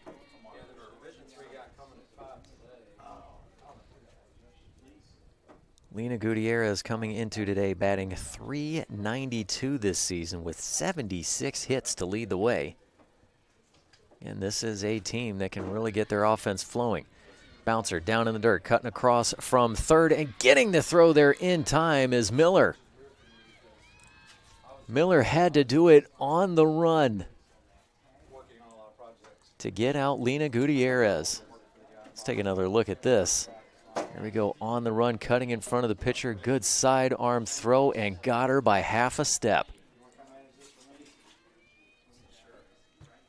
Maria Clark even turning around to look at the umpire to make sure we got that right. Okay.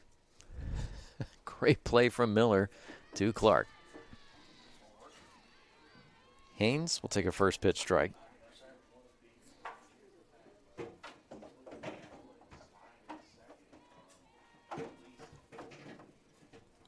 So one away in the inning for Davis and Elkins. Shields will now miss high, ball 1. So Haynes 0 for 1 to start the day, flew out to center field her first time up. She does have 44 hits this season, 6 doubles, 1 triple, 1 home run as well.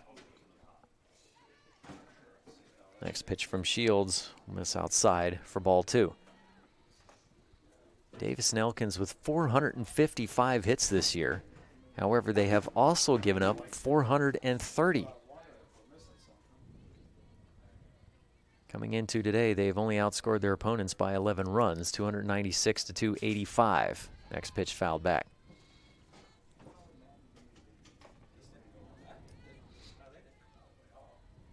As a team, though, the Senators batting .305 this season coming in. They've got 2 hitting above 400, but unfortunately for them, Lindsay Allard has been out of the lineup for about the last 3 weeks. She was still player of the year in the conference. Full count now to Haynes.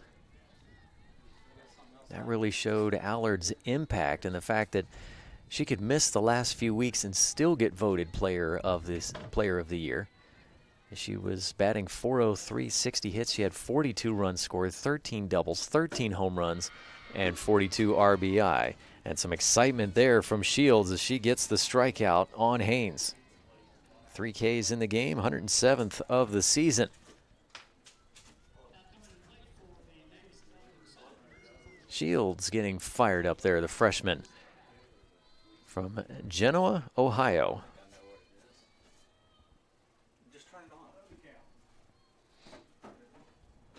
So after Haynes, that will bring up first base Ashlyn Zapak, and she'll take the first pitch for ball 1.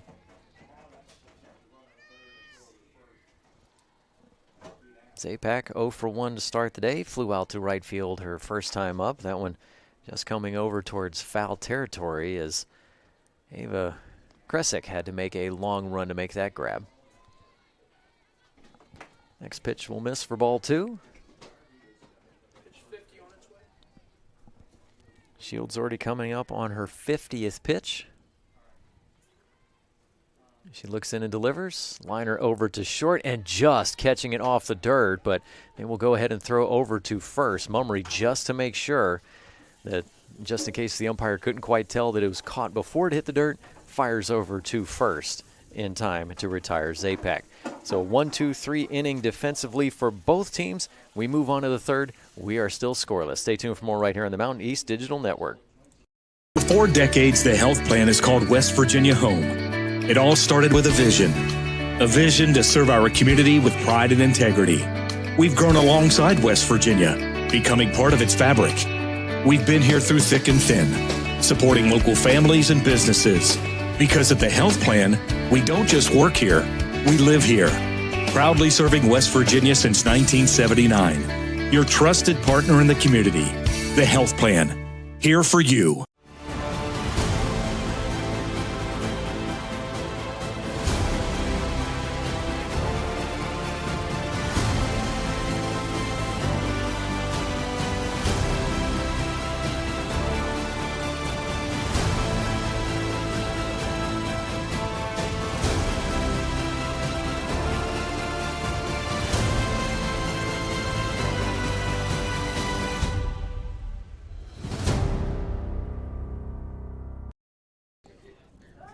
Morgan, Sanders, and Clark due up in this top of the third inning for Wheeling. And the 2, 3, 4 spots in the lineup. Amber Morgan, the center fielder, will step in and take the first pitch for a strike. For the slapper, her first time up, she also only faced one pitch. Popped out to shortstop.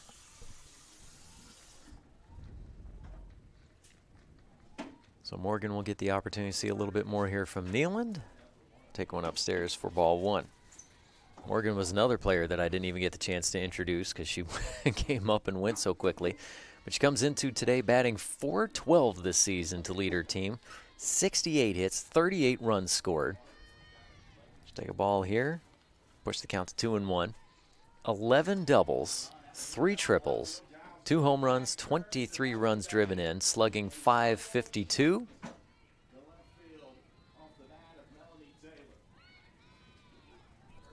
Morgan couldn't quite check her swing in time there, and she'll get called for the strike. We'll score update from over behind me as Point Park takes the lead on a solo home run from Melanie Taylor. So they now lead Concord 1-0. Chopper in the infield, up high, couldn't quite get it off the glove, but they will get the out. That will be 1-4-3 putout. Way to stick with it there from Dobbs coming over from second. That one ricocheting off the glove. Let's take a look at this. Nealand tried to reach up, but a little too high, and Dobbs, good throw over to first. And, of course, another great stretch from Zapak. So, again, the routine 1-4-3 putout. We'll get the first out of the inning, and that will bring up Sanders. Sanders goes after the first pitch, drives this one to left, trying to chase it back just off the bottom of the fence, and it's stuck in the netting in the fence. And one umpire is saying it's a home run, but nope, hang on. We might have some discussion here. She's showing that this is at the bottom of the fence, inside it, but stuck in the net. So hang on, folks. We had one umpire saying it was a home run. Now they're going to go out and check. This was a heck of a drive, though, from Sanders. Right at the bottom of the fence. So let's see, are they going to send Sanders back to second? And they will. They will say, come back to second. So it will be a ground rule double.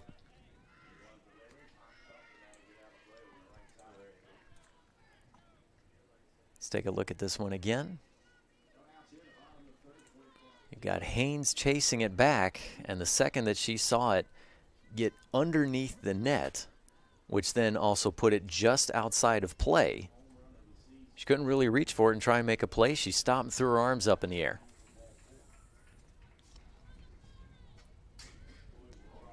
So Sanders has a double, and she will have a pinch runner coming in as well.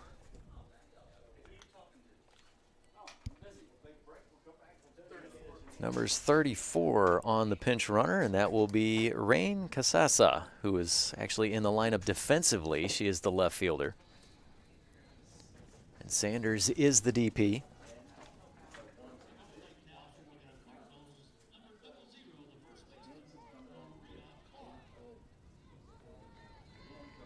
So coming in, number 34, Rain Casasa. Running at second for Sanders.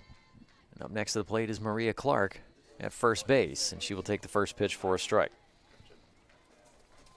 Clark, her first time up, she led off the top of the second inning going down on a strikeout. That was the second of the game for Neyland.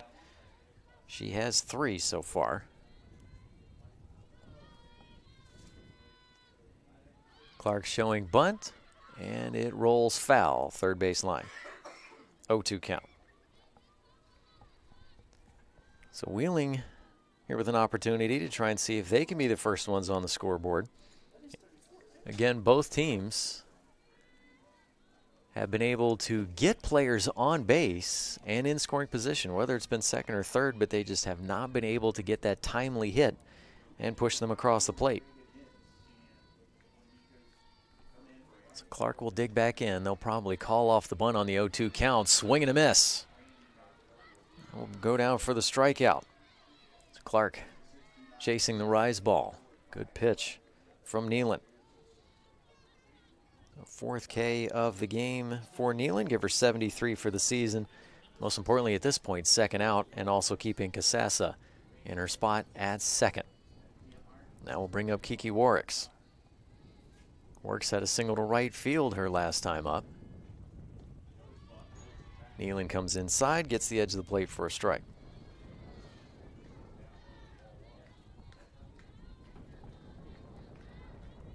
So again, 2-1 is your score on field one between Point Park and Concord. Those two teams fighting to stay alive in the MEC tournament. Driven over into center field, that's going to drop in for a base hit. And they will stop Casasa at third, and Warricks will take advantage of the throw and get to second. So single into center and advance on the throw. Puts 2 runners into scoring position for the Cardinals. Casasa now at third.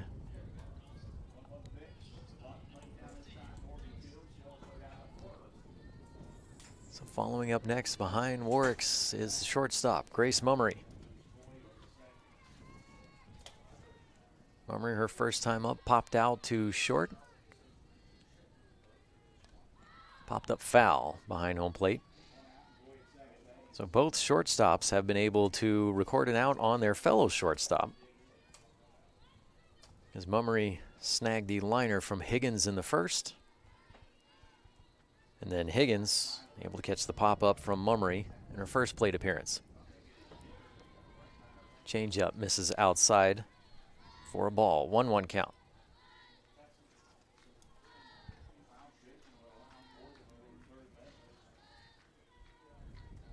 Grace Mummery with 19 hits this season would love number 20 here. She sends one over to right, but in foul territory. 3 players all chasing after it, and Warricks, or excuse me, wrong side again, Dobbs, Zapak, and Smith.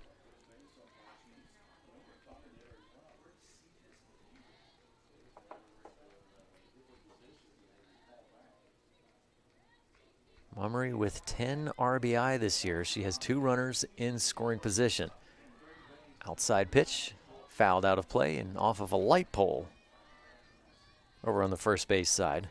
Mummery has fouled off 3 out of 4 pitches in this at bat and has a 1-2 count. Grace Mummery, a sophomore from Port Dover, Ontario, Canada, from Simcoe Composite School. Neyland takes a little speed off, but drops it inside and a little too far off the plate for ball 2. Casasa at third, Warricks at second. Again, Casasa coming on to pinch run for Sanders, who had the ground rule double. Up high, ball 3. 7th pitch of the at-bat coming up next, full count. 2 away in the inning. Can the Senators get out of the jam and keep it scoreless before heading into the bottom of the 4th? You can see Warwick's over there trying to give a signal as to where this pitch is going to go. Lifted up high over towards left field, but coming in to make the catch is Haynes. That will end the inning and the threat. So we remain scoreless, bottom of the 4th. Coming up next, Davison Elkins will be at the plate. Stay tuned for more Mountain East Conference Softball Tournament action right here on the Mountain East Digital Network. There's a place where innovation becomes transformation, where you'll find that education is not just about learning, but about being excited to learn. A place to feel at home. Pursue dreams and prepare for careers. Build lifelong friendships. And a place where you'll be encouraged and mentored along your journey. Discover your future. Get ready to soar. The University of Charleston. Trying to find where you fit in the world can be challenging. But then there's a moment where it all comes together. And that moment happens at Point Park University. Career-focused programs converge with a vibrant downtown campus to prepare you for work and life. From experienced professors and internships to culture and job opportunities, you'll get the best of both worlds. Point Park University, where it all comes together.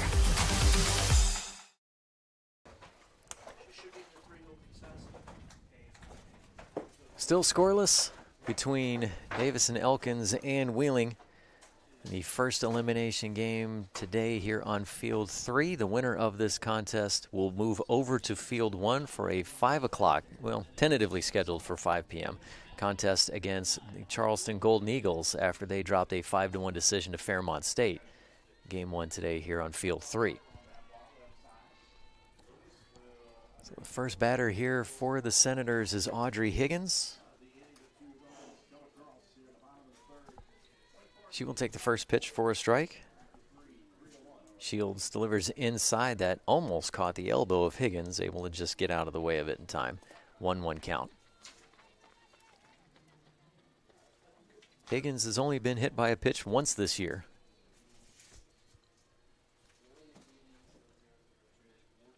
Shields delivers, comes middle and gets it just at the knees. For strike 2. Looking at the game just behind us on Field 1. Point Park now with a 3-1 lead over Concord. And next pitch, miss low and away for ball 2, so 2-2 count. The winner of the game behind us between Point Park and Concord will be moving over to Field 3 to take on Glenville State, again tentatively scheduled for 5 p.m. Shields delivers, swinging a little bit of a foul tip. Caught just enough of it, putting it into the backstop and to stay alive at the plate. Higgins, her first time up, lined out over to short.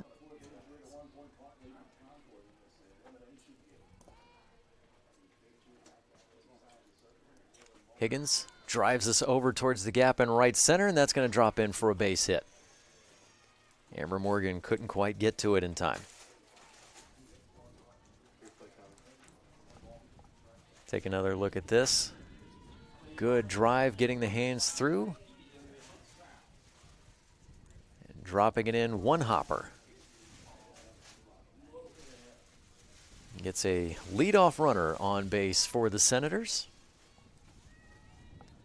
Bottom of the 4th inning, still scoreless. Waiting to see who will get that first run to come up. Jules Gutierrez will step up next, third base for Davison Elkins. Shields looks in and delivers. Misses high for ball 1. Gutierrez, her first time up today, had a single into center field. So with that hit, she was able to pick up hit number 39 this season. But unable to come across the plate, got stranded at second. Fouled off into the net. 1-1 count.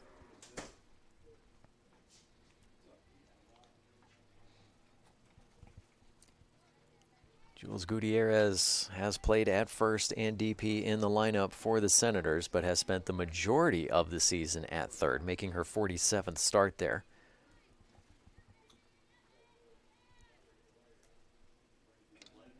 Popped up in the air, foul territory, but still over by the dugout, and the catch is made by Clark. Good job by Clark, just kind of staring up into the sun, shielding it off, making the catch for out number 1.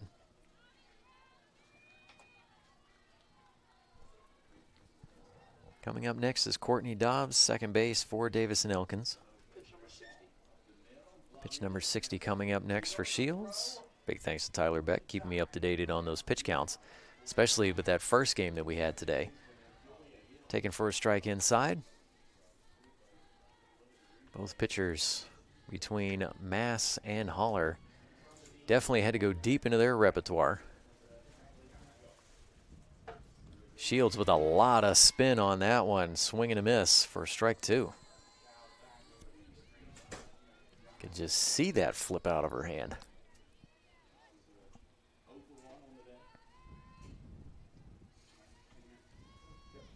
Dobbs, freshman from Pataskala, Ohio, and Watkins Memorial High School. Swing and a miss there for the strikeout. Another fire it up from Shields on that one. Shields picks up her 4th strikeout of the game, 108th of the season, 2nd out of the inning. And again, keeping Higgins at first. And that will bring up Lorena Ruiz Rubio. She is 0 for 1 to start the day. Lined out to short her first time up. She will take a first pitch strike. 3 out of the 4 batters in this inning for Davis and Elkins have started off on a first pitch strike from Shields. Takes some speed off, lifted up high over towards left center field, but calling everyone off and sprinting in is Morgan. And she will make the catch for the final out of the inning. So another runner gets on base, but unable to find that timely hit and bring him across the plate. We move on to the 5th, still scoreless. Stay tuned for more right here on the Mountain East Digital Network. We're there to serve, make sure we're creating a fair atmosphere for both teams, upholding the integrity of the game. I chose to be an official. It's the best decision I've made. In life, things aren't scripted. Games aren't pre-scripted. You know, I got into officiating because my father was an official. Officiating was part of our family life. It wasn't just the game. Get to be outside, get to experience the game. It's so much more fun. You can get a lot out of it. If you're an athlete, we need people like you and translate those skills to officiating. To help me become not only a better official, but a better person. It happens in every town, in every game. We never have a perfect game, but the rewards always outweigh the negativities. And it's just been wonderful.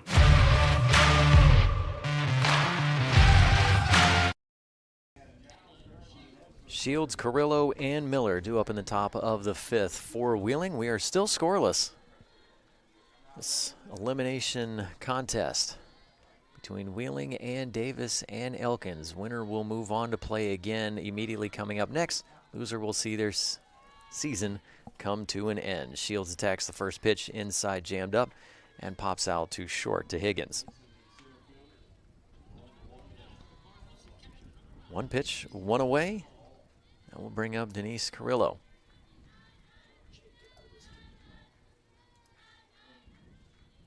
Carrillo, the catcher, making her 34th start of the season. Wearing number 9, senior from Palmdale, California, and Pete Knight High School.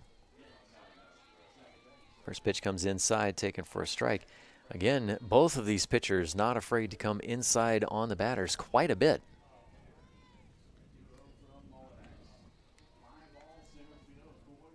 Carrillo looks like she has edged off the plate just a little bit coming inside, but able to get the hands through opposite field. But coming up and making the catch is Maddie Smith from right.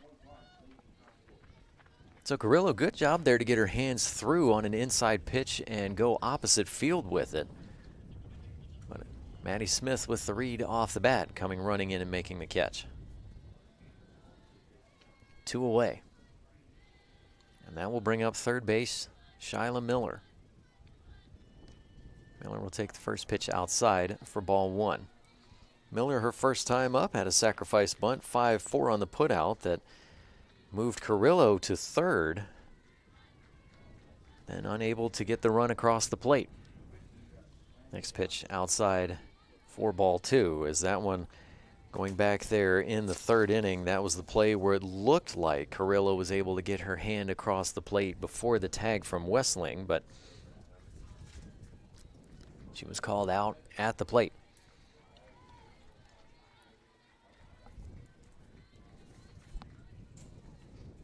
3-0 count. Miller digs back in. Miller with 31 hits this season, 3 doubles and 2 triples, will take a strike. Big thank you to everyone tuning in along here with us, whether you're watching on Field 3 or Field 1, but of course if you're hearing me say it, you're tuning in on Field 3. Been almost an hour to get this contest going, and we are still scoreless. Oh, Miller thought she had ball 4 there for the walk, chucked the bat to the dugout. Now she'll have to go track that down and come back up to the plate. Called for the strike. Full count. Miller has only drawn 2 walks this season, but she has been plunked 6 times. Normally don't see that. Nealon inside, driven through the right side into right field. Smith thought about coming up for a throw, but wisely holds back as Miller is in there safely with a single into right.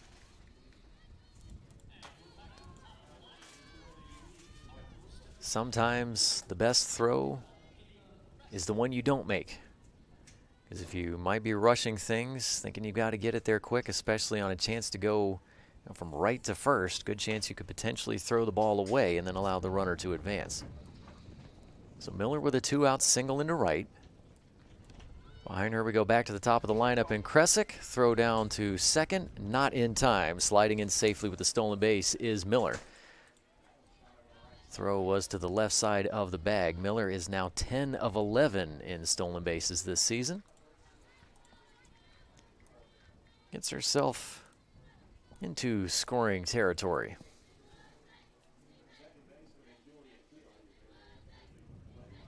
Kresick now drives this one. Bit of a curve, laying out and missing it is Gutierrez. That's going to go all the way back to the fence. So 1 run's going to come in to score.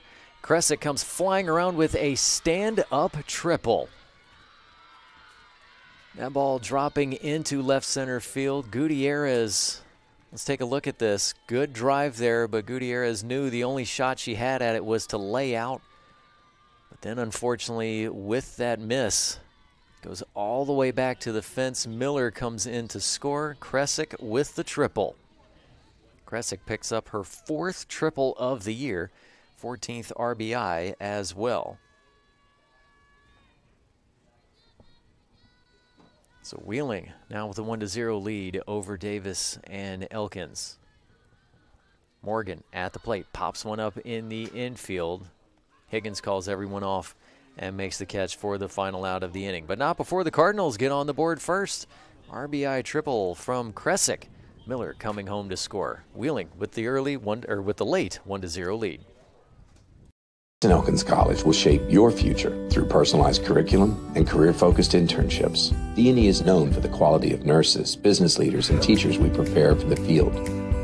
We're leading the way with pre-professional programs developing the next generation of physical therapists, veterinarians, doctors, and lawyers. Our location makes programs in resource management and outdoor recreation a natural fit, and our roots run deep in theater and film and visual arts. With distinction and excellence, we provide an affordable education designed just for you. At Glenville State University, you can discover friends to last a lifetime, professors who broaden your perspective, and the skills and education for future success in a small town environment.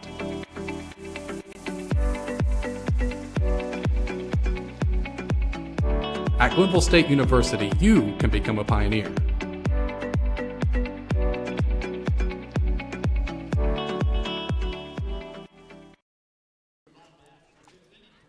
Wheeling with the 1-0 lead after the top half of the 5th inning. Shyla Miller with the single into right, then steals second, and then comes home to score on the triple into left center field gap by Kresick. Leading things off is Madison Smith, and she will take a first pitch strike from Shields. So Shields now pitching with the lead. Smith drives this into left on the run and able to hold on to it with the ball in her lap and a big smile. Oh my goodness, Rain Casassa.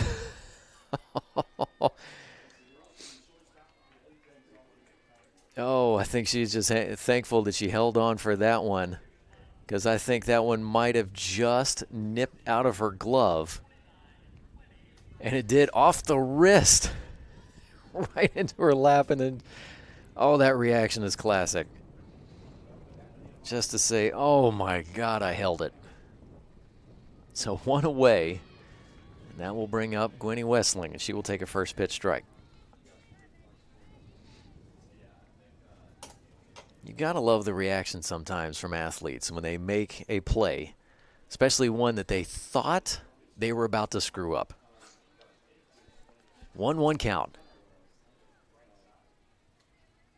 I mean, when you're running in full speed for a ball and that does not hit your glove and it hits your wrist, the first thought in your mind is something I cannot repeat on air. Next pitch inside to Westling, taken for a strike. 1-2 count. And then, of course, relief from there when you realize you were holding on to the ball still and you get the out. Cardinals with the 1-0 lead. One away, no runners on for the Senators. Pop back foul. 70 pitches now for Shields in the ballgame. Quick look behind us at field one with the score. Point Park still with the 3-1 lead.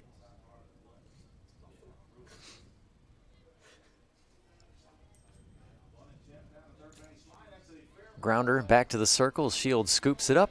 Gets to Clark at first for out number 2. 1-3 ground out will bring up Lena Gutierrez, center fielder.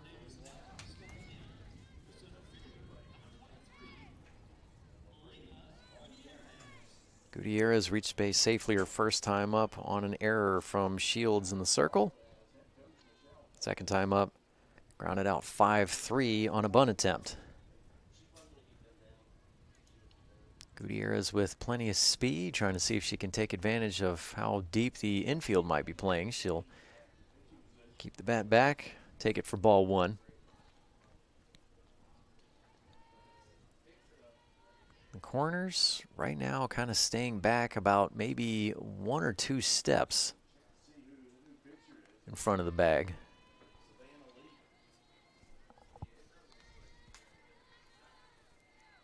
Another pitch taken for a ball. 2-0 count. Gutierrez, the lefty, will step back in, trying to see if she can get a 2-out rally started for her team here in the bottom of the 5th inning. Shields will get a strike.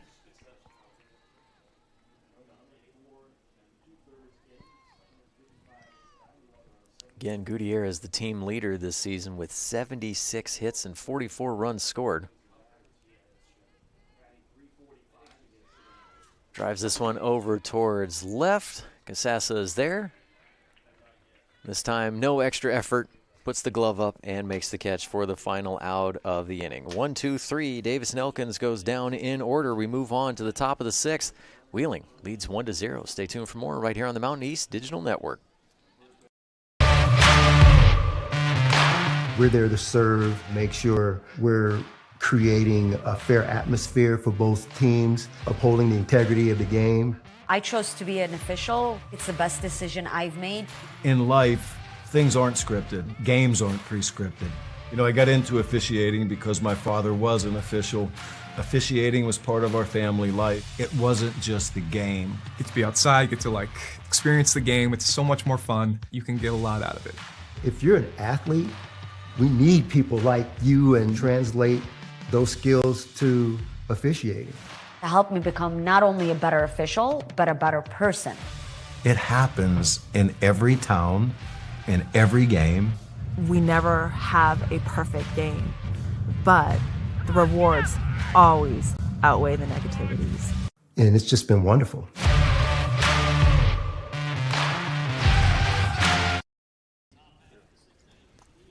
Top of the 6th inning, Wheeling back up to the plate with the 1-0 lead.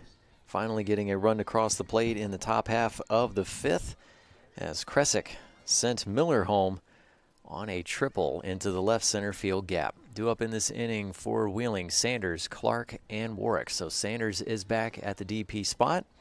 She'll take the first pitch down in the dirt. Her last time up, she came through with the ground rule double as that ball got stuck in the netting there in the fence over in left field. And then Casassa came in to run for her. Next pitch taken outside for ball 2. Again, Casassa is in the lineup defensively, but in the flex position. So at that point, they just kind of traded spots, but then Casassa returned to her spot back out in left, making a couple catches there in that last half inning.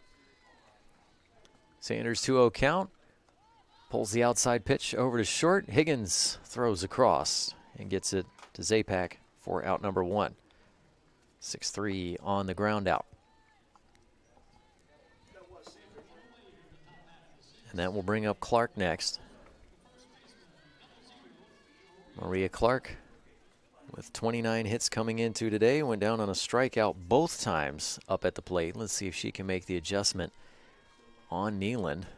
No runners on. She'll take a pitch outer half of the plate for a strike. Again, the winner of this game will have to pick up out of the dugout and move over to field 1 to take on Charleston in another elimination contest. Swing and a miss for strike 2. The loser, season will come to a close.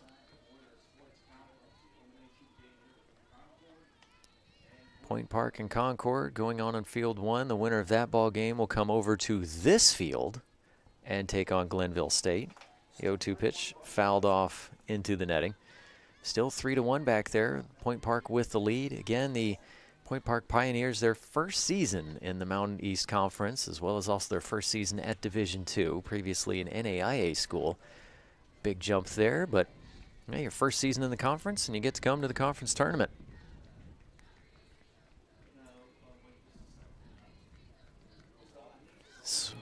Swing and a miss, but it gets away from Westling. So it is a strikeout. But then couldn't quite tell if that was a pass ball or a wild pitch. I believe potentially a wild pitch. And so Clark is safe at first. She will go down on a strikeout, but it's not an out. You got to love it when that happens.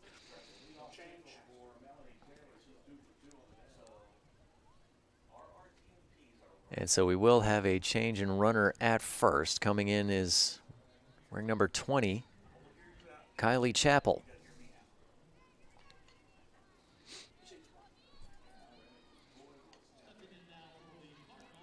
So number 20, Kylie Chappell, taking the spot of Clark over at first. Kylie Chappell, a junior from Concord, California, and Concord High School. And Warwicks is at the plate. She'll take the first pitch inside for ball 1.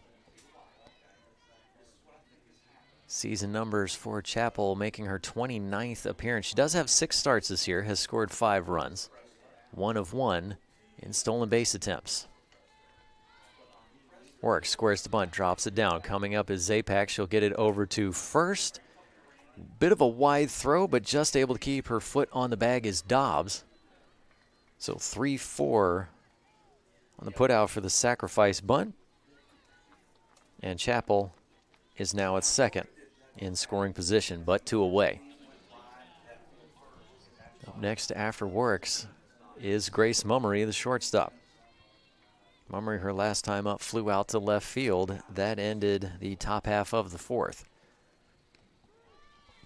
First pitch from Nealon, taken inside for a strike.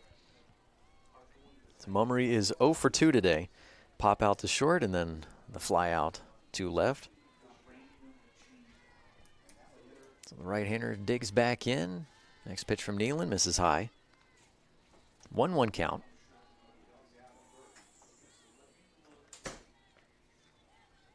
Mummery, another international student by way of Port Dover, Ontario, Canada. Inside by the knees and almost right across the knees for ball 2.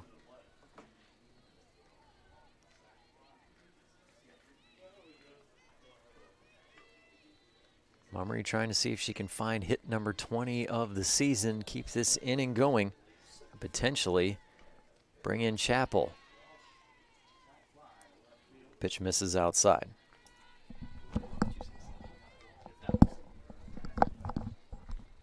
3-1 count. That last pitch was number 75 of the game for Neeland. Much lower pitch count for both of these two than compared to our first game of the day. Inside, misses off the plate. Mummery will take the walk. The defense does a quick check as well, because occasionally teams can get a little sneaky even on a walk and pull off a stolen base. It's Mummery at first, Chappell at second. And that will bring up Shields, the pitcher. Shields would love an opportunity to give herself an insurance run here in the 6th. Inside Hyde, taken for ball 1.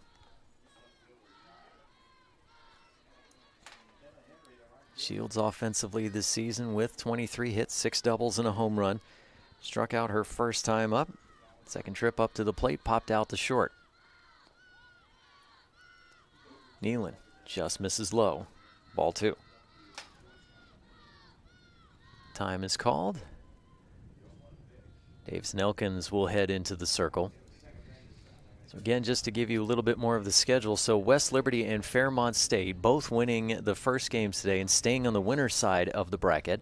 West Liberty defeating Glenville State 4-1, and Fairmont State taking down Charleston 5-1. So they will take on each other, West Liberty and Fairmont State, tomorrow at noon. That one will be over at Field 1. Won't be too much longer, and we'll be breaking things down to be on just Field 1. There will still be one game here tomorrow on Field 3. That will still be an elimination game, but still trying to see who can advance, move on, try and get to that championship game and an opportunity to go on to the NCAA tournament. Pop back foul. 2 balls, 1 strike, 2 outs, 2 runners on. Chappell at second, Mummery at first.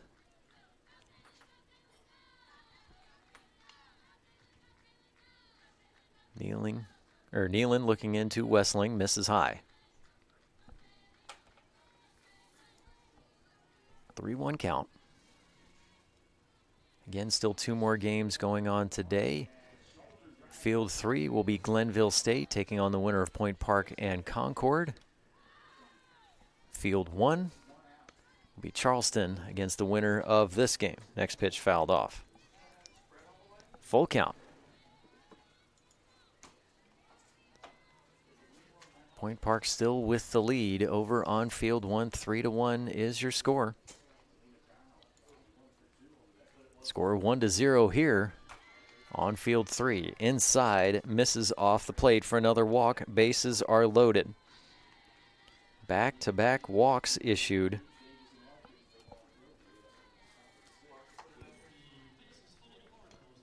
All of this really getting started on the missed strikeout as Clark went down swinging, but then the ball getting away and into the backstop. Able to run down to first. Chappell came in to pinch run. Sacrifice bunt from Works, moved Chappell to second. Then a walk for Mummery, walk for Shields. Bases loaded, and the catcher Carrillo at the plate.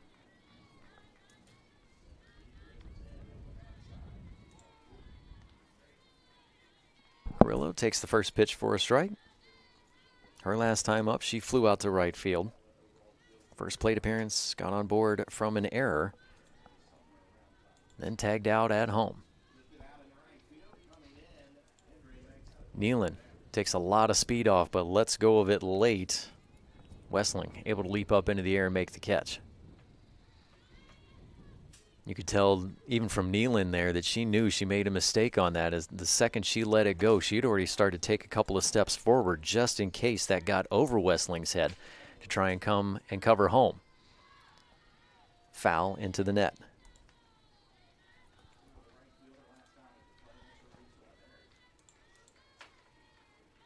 Always important for a pitcher to come and cover home just in case that ball gets away from the catcher and you've got that runner at third. Sometimes you see pitchers hesitate there, but Nealon was already going to get started just in case, but Westling making the catch. 1-2 pitch. Misses outside. That'll even things up at 2-2.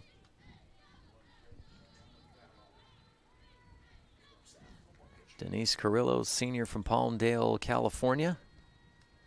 Right-hander steps back in.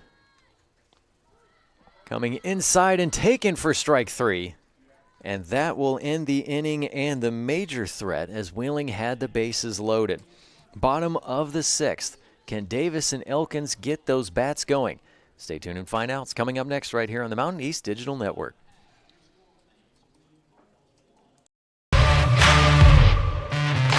We're there to serve, make sure we're creating a fair atmosphere for both teams, upholding the integrity of the game. I chose to be an official. It's the best decision I've made. In life, things aren't scripted. Games aren't pre-scripted. You know, I got into officiating because my father was an official. Officiating was part of our family life. It wasn't just the game. Get to be outside, get to like experience the game. It's so much more fun. You can get a lot out of it. If you're an athlete, we need people like you and translate those skills to officiating. It helped me become not only a better official, but a better person. It happens in every town, in every game. We never have a perfect game, but the rewards always outweigh the negativities. And it's just been wonderful.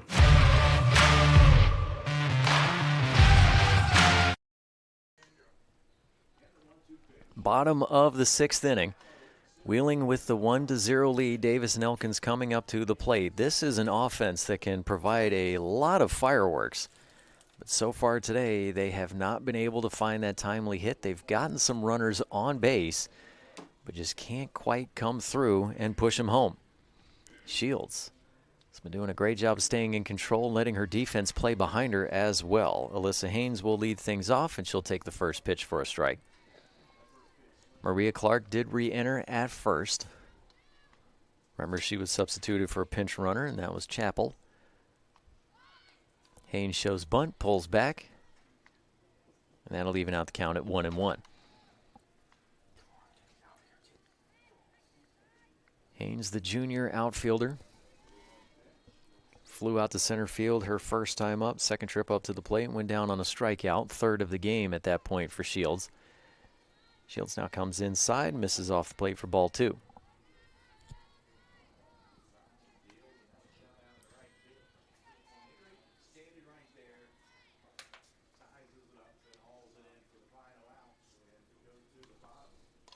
Haynes drives this into the gap over in left center field. That's going to make it all the way back to the fence.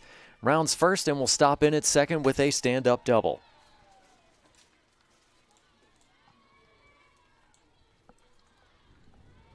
Good shot there from Haynes. We'll take another look at that.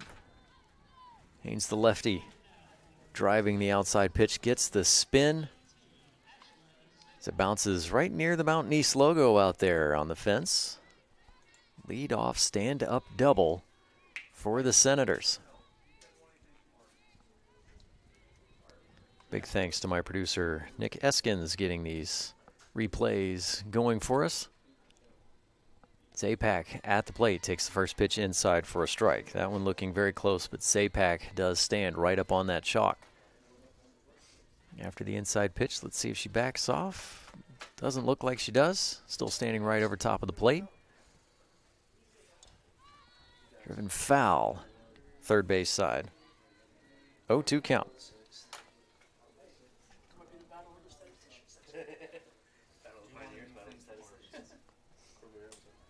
So 0-2 count for Zapak. Trying to See if she can continue this along. Again, Davis and Elkins trailing by 1. Wheeling with the run coming in the top of the 5th. This one sent high and deep right field, but foul territory and just out of play.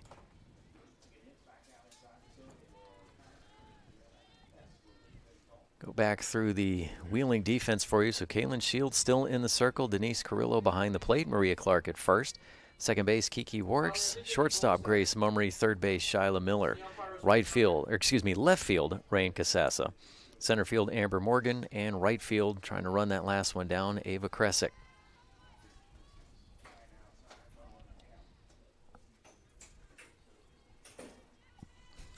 Zapak steps back in. Next pitch from Shields.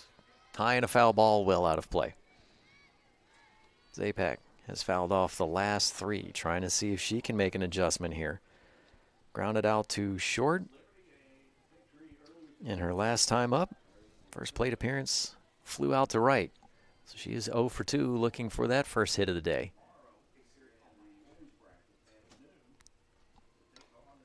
Chopper. Just fair down the third base line. Diving for it was Miller. She couldn't quite get to it. Rounding third, headed for home. Long throw home. Is it in time? No. The throw was high and able to slide in safely. Is Haynes to tie the game up at 1.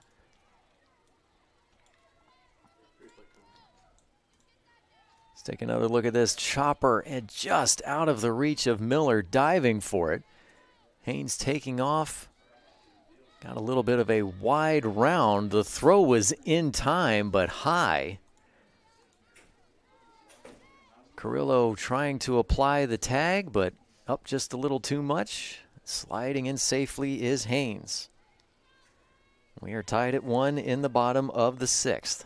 Zapak with the double down the line.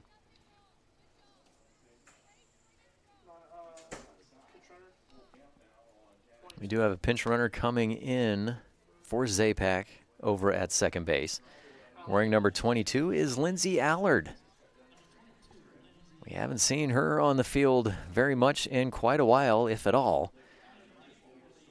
But the normally starting first base, as well as the 2025 MEC Player of the Year, is coming out to pinch run, the senior from San Jose, California. Getting an opportunity here. And she's got that oven mitt on the the right hand. Normally it'll go on what would be the inside hand, so probably more the left, but the right one, I believe, is the one that she injured. And Audrey Higgins will come to the plate. Higgins, hard chopper to third, scooped up by Miller. Fires the first for the out. Good job there by Miller. You could tell she was fired up and really wanted that one. That one was ripped off the bat from Higgins. So 1 away in the inning after Higgins. Now Jules Gutierrez. Again, as far as I can tell, no relation between Jules and Lena Gutierrez. First pitch taken for a strike. But they're right next to each other on the roster as far as numbers go. Lena wearing 23, Jules wearing 24. They're both seniors as well. Sent up high in the air into center field. Amber Morgan is there, and she will make the catch. Allard just a quick jab step, taking off from second. You always want to try and force that throw just in case it gets away, but that was a pinpoint throw from Morgan to Miller at third. Fly out to center gets the second out of the inning. And that will bring up Courtney Dobbs.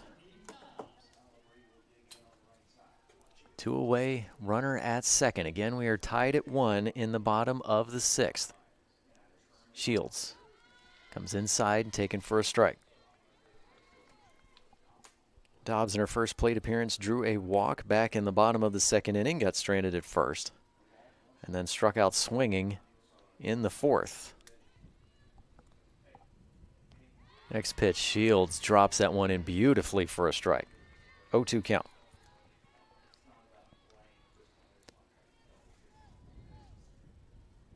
Shields, the freshman from Genoa, Ohio.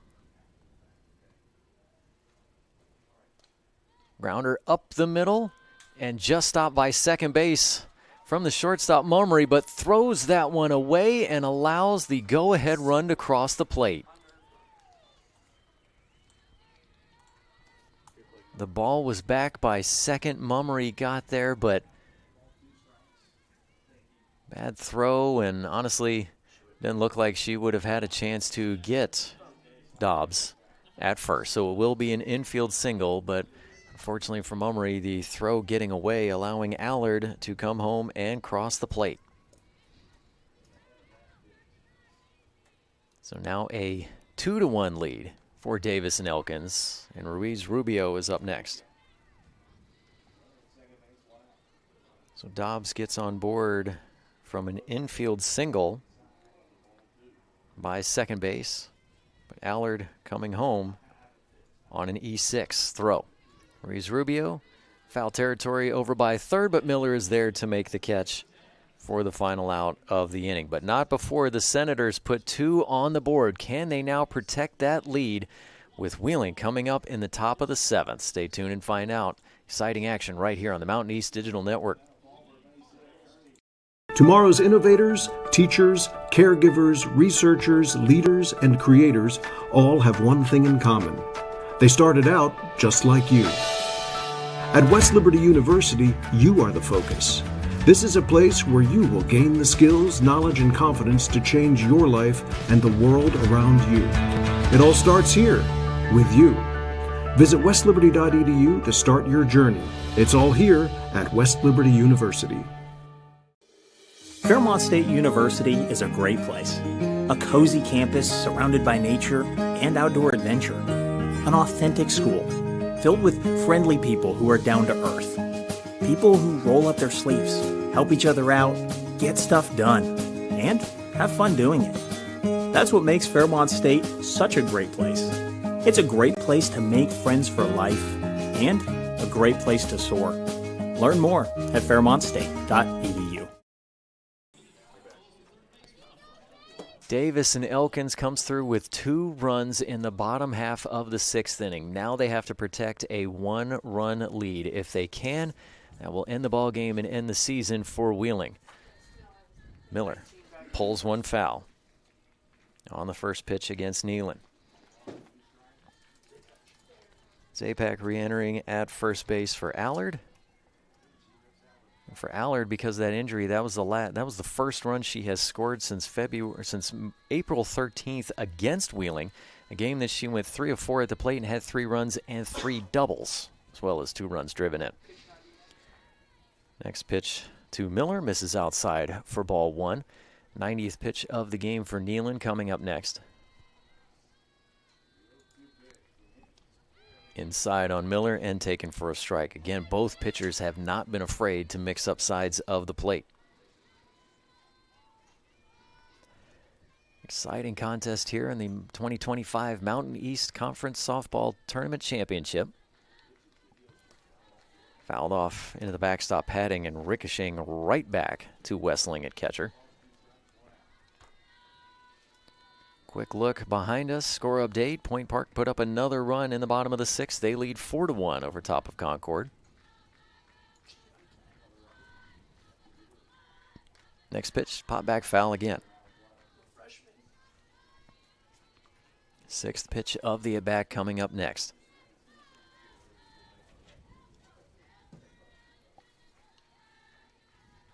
Miller so far today is 1 of 1 at the plate. Did have a sacrifice bunt earlier today. Nealon with the changeup just misses for the strike. Instead taken for a ball. That'll even out the count at 2-2.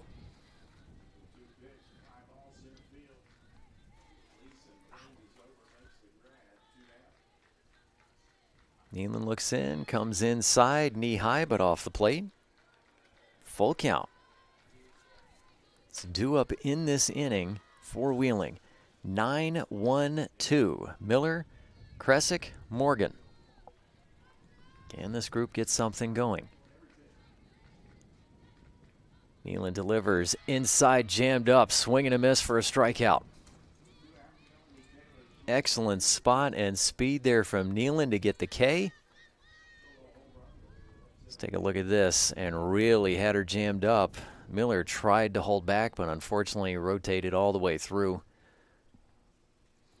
One away. Time is called. Head coach Ellie Fracker out to the circle to talk with her pitcher and catcher. The rest of the defense gets together. Again, the winner of this game will move on, have to pack up shop and move over to Field 1 to take on Charleston. Loser of the season comes to an end. Both of these teams have fought an excellent contest so far. We go back to the top of the lineup with Kresick.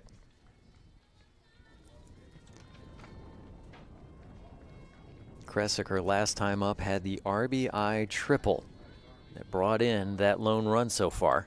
And she's going to pull one right by the first base into right field. Good rip with a lot of speed off the bat. Zapak tried to make the backhand catch, but unfortunately gets by her. So one out runner on base. Let's take a look at this again. In inner half of the plate, Kresick gets turned on it, rips it into right. So now the tying run stands at first, and Amber Morgan at the plate.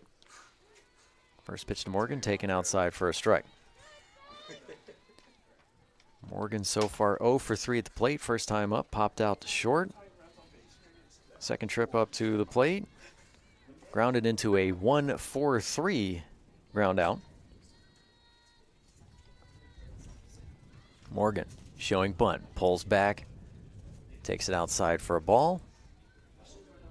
Kresick quickly back to first, as she also has Dobbs trailing her coming over from second.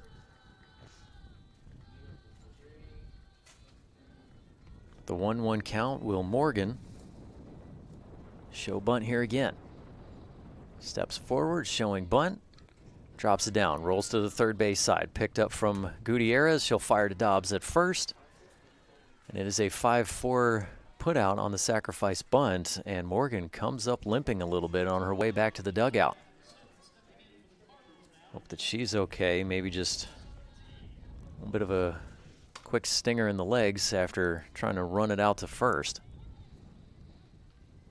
So again, 5-4 on the put out for the sacrifice bunt, so 2 away. But Kresick now in scoring position at second, and Sanders, the designated player, at the plate. Sanders has already had a double today. Nealon looks in, fires outside and misses off the plate, ball 1. Pitch number 100 of the game for Nealon.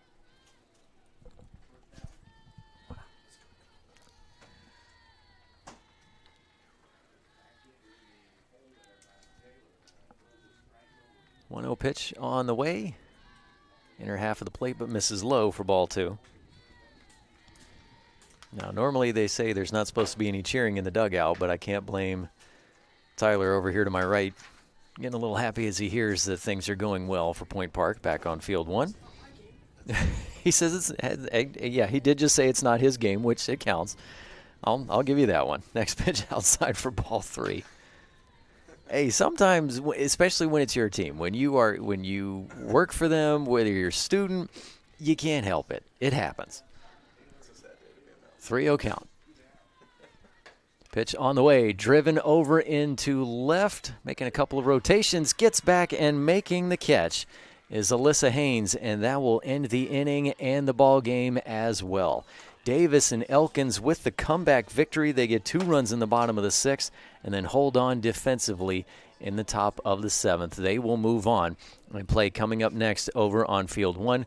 Wheeling, unfortunately, sees its season come to an end. We'll step aside for a quick break and then come back to review this one. Stay tuned for more on the Mountain East Digital Network. For 4 decades, the health plan is called West Virginia Home. It all started with a vision to serve our community with pride and integrity.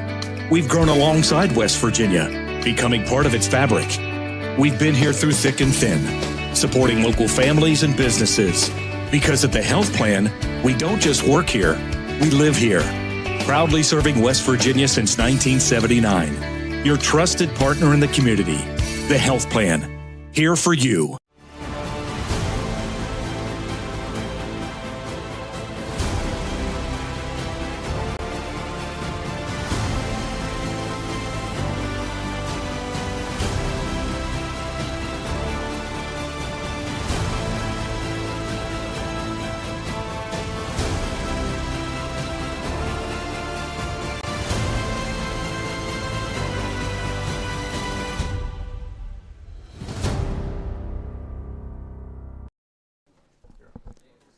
Davis and Elkins with the comeback victory. This was a pitching and defensive duel between the Senators and the Cardinals. Neither team could get a run across the board. They could get somebody on base, but then the pitcher or the defense would come through with a great play to get out of the jam, straining runners in scoring position all day long at second and at third. And then finally in the top half of the fifth, Kresick with a triple out to left center field, able to get it past a diving Lena Gutierrez.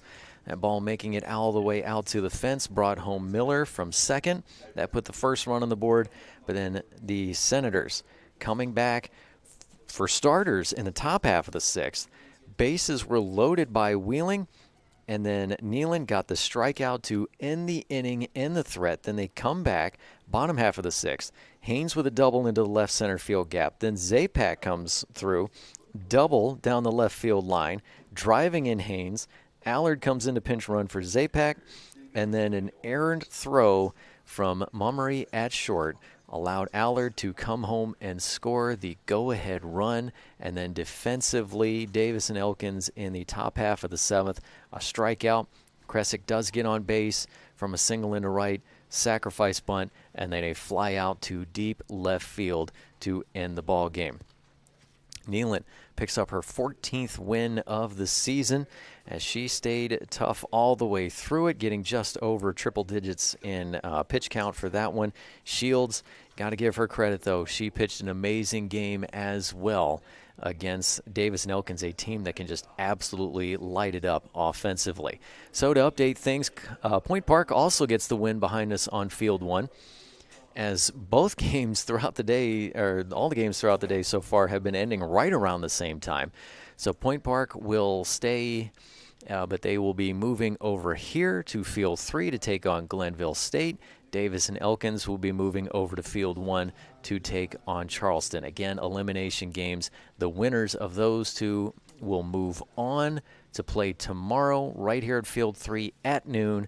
And then, of course, the winner then having to play the loser of the winner's side bracket between West Liberty and Fairmont State, again, to stay in it and find out who's going to get to that championship game on Saturday. Still plenty of exciting softball action coming up for you in the 2025 Mountain East Conference Softball Tournament. So with that, I'd like to say once again, your final score, Davis and Elkins gets the victory 2-1 over top of Wheeling to stay in it. For Tyler Beck, Nick Eskins, and the entire crew up here for the Mountain East Digital Network, we'll see you back here in a little bit for Glenville State and Point Park.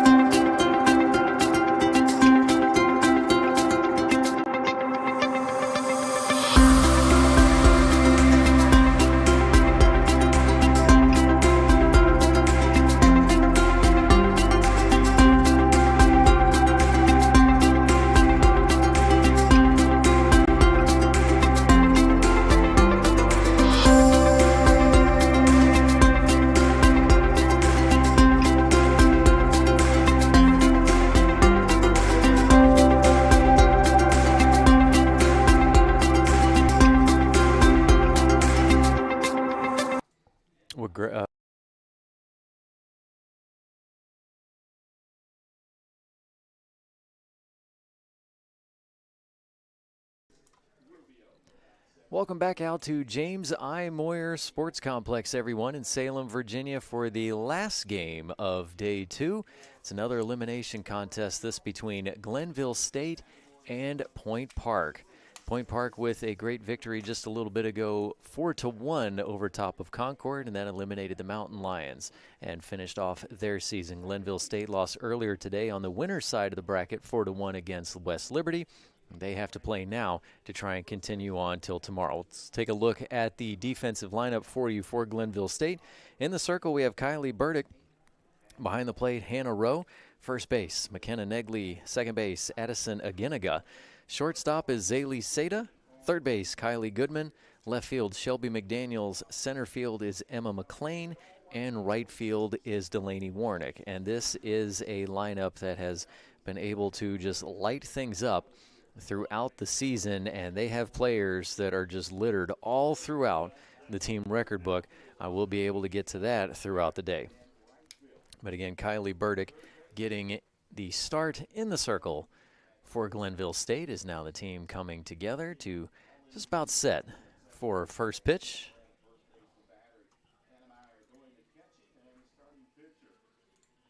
Burdick did throw earlier today against West Liberty, ended up taking the loss. She went 6 innings, allowed 10 hits, 2 runs, both earned, had 2 strikeouts.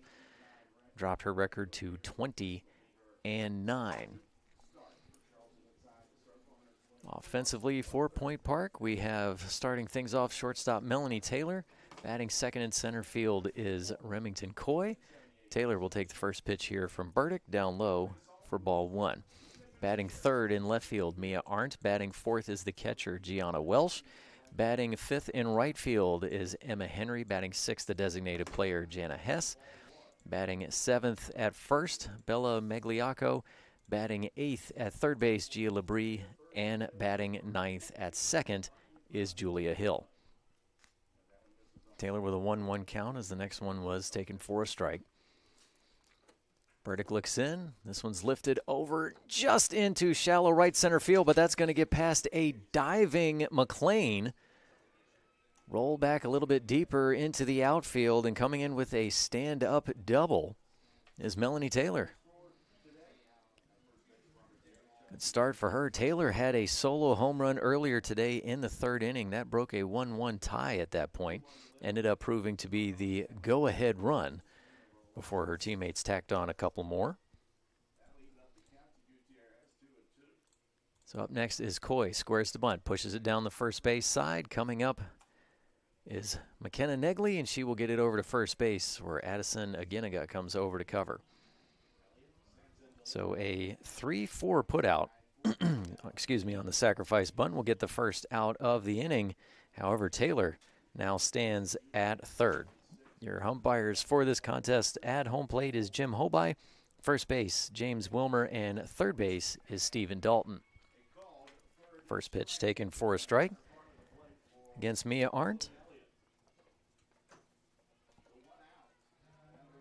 So already up to the third batter, excuse me, of the inning, and that was just 4 pitches in. There's pitch number 5, and it's a big swing and a miss for a strike. 0-2 count on Arndt. Arndt earlier today did not register an official at-bat, did draw a walk. Next pitch taken outside on the 0-2 count. Let's take a look at Kylie Burdick's numbers for the season. So again, 29 overall, a 1.77 ERA, 18 complete games out of 26 starts. This is her 27th. Grounder up the middle, and that's going to drive in Melanie Taylor. Point Park takes the early 1-0 lead in the top half of the first.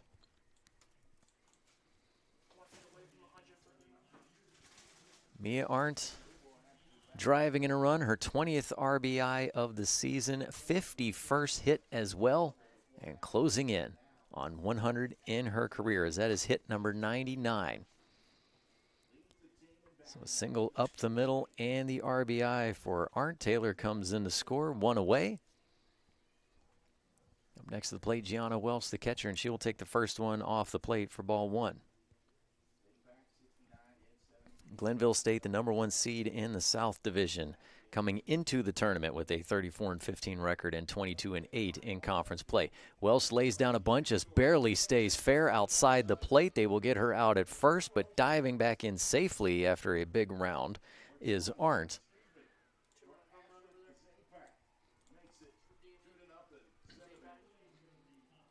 Over on field one, we have Charleston and Davis and Elkins on the field in an elimination contest, and Davis and Elkins out to an early lead as Ashlyn Zapak bombing one out for a homer.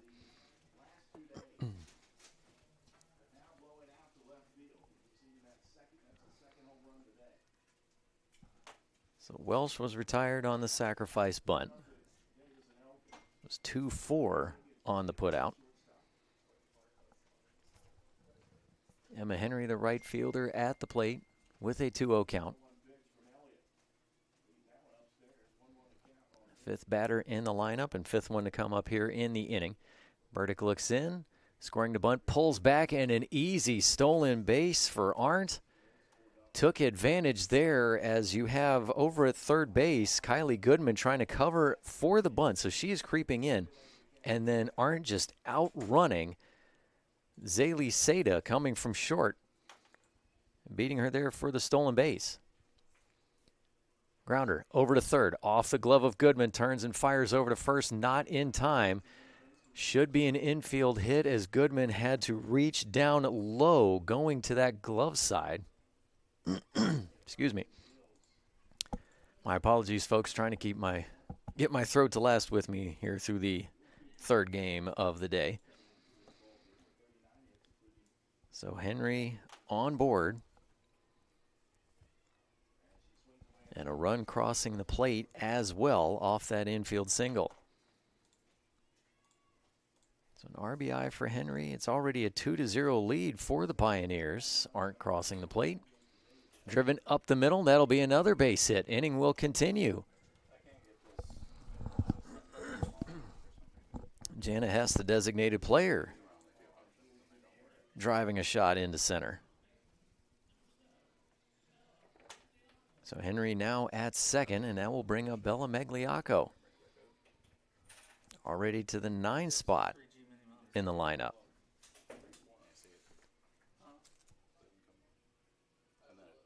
Magliacco, the lefty, steps in. Pulls one over to the right side. It's scooped up by Aginiga coming over from second, and she will get it to Negley at first to finally end the inning, but not before. 2 runs cross the plate. Taylor and Arndt score early for Point Park. They have the 2-0 lead.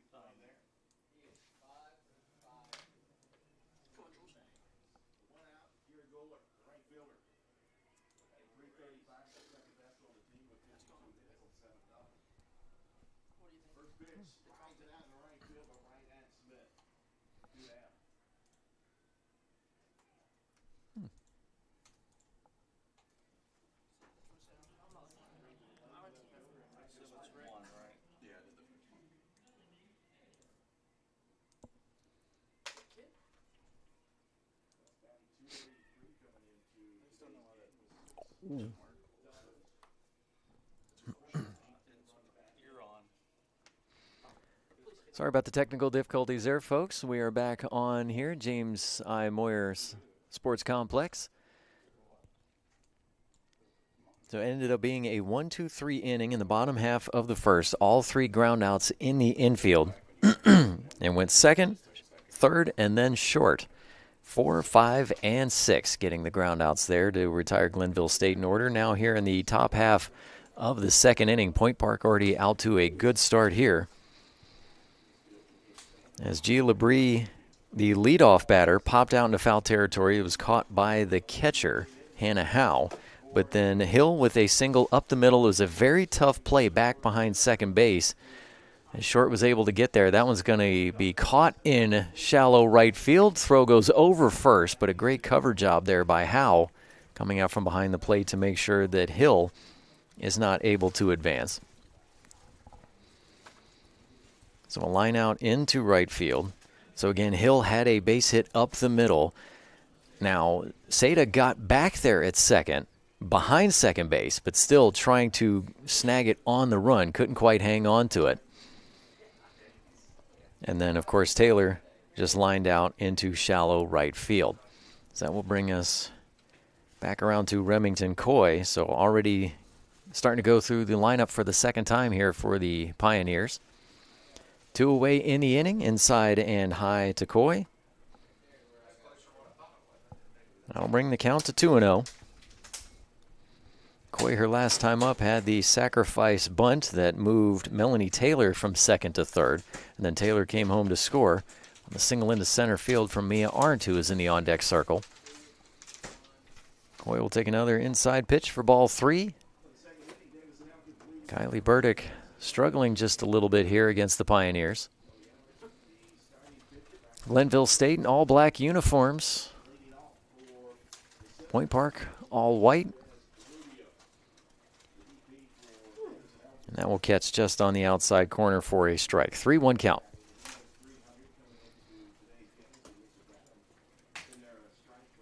Remington Coy earlier today did not register an official at-bat. Did draw a walk and scored a run. Pulled. Diving stop over from third is Goodman. She can't get it to first in time. Now trying to take advantage of nobody there, but sliding in to get the out from left. Oh, my goodness. Shelby McDaniels. Or excuse me, that was Seda. My apologies. Coming over from short, trying to cover third base. Getting there in time, just barely gets the tag on Hill, who was trying to take advantage of nobody there. Trying to steal that next 60 feet. Well, that'll bring the top of the second to a close. When we come back, Glenville State coming up to the plate, trailing 2-0. Stay tuned for more of the Mountain East Softball Conference Championship right here on the Mountain East Digital Network. 4 decades, the health plan is called West Virginia Home. It all started with a vision to serve our community with pride and integrity. We've grown alongside West Virginia, becoming part of its fabric. We've been here through thick and thin, supporting local families and businesses. Because at the health plan, we don't just work here, we live here. Proudly serving West Virginia since 1979. Your trusted partner in the community. The health plan. Here for you.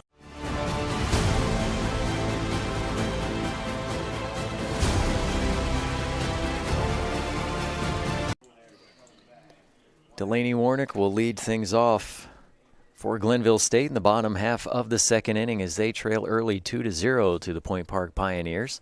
First pitch driven over towards right field, trying to get back, but it's going to get over her head is Henry all the way back to the fence, and Warnick will stop at second with a double. So Warnick attacking the first pitch, driving that into right field, picks up her 12th double of the season. That is good for third on the team, trailing McKenna Negley, who has 19, and Emma McLean with 13. It's double to right field. Henry tried to get back.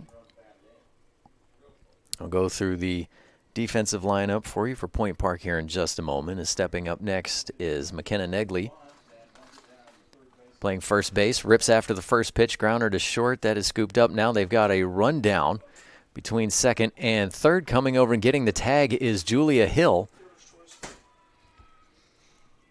So Negley will reach base safely on the fielder's choice to short.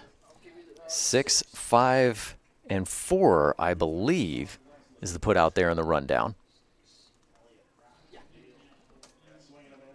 So, Warnick is retired, so the leadoff runner sent back to the dugout, but still a runner on base in Negley at first. And that will bring up Rodello. Monica Rodello, the designated player, will take the first pitch outside for ball 1. These players are very aggressive, not even giving me too much of a chance to introduce them as they come up to the plate. Rodello, a senior from Pomona, California, swings and fouls one into the backstop. Rodello coming into today batting at .336 with 45 hits, 7 doubles, 1 triple, 6 homers, 35 runs driven in. This Glenville State lineup has 6 batters, all over 300 for the year. Outside, ball 2.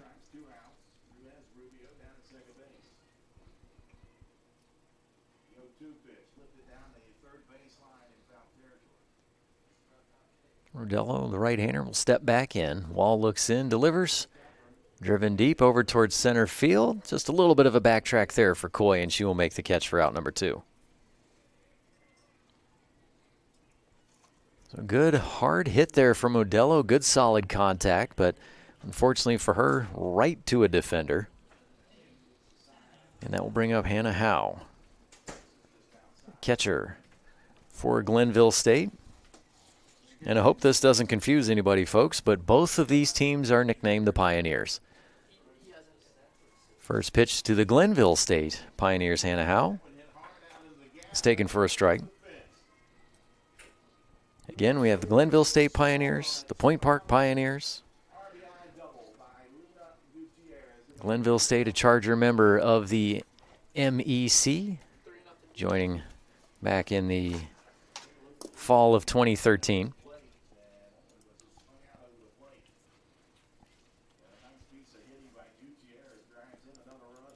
Next pitch will miss outside on the 0-2 count.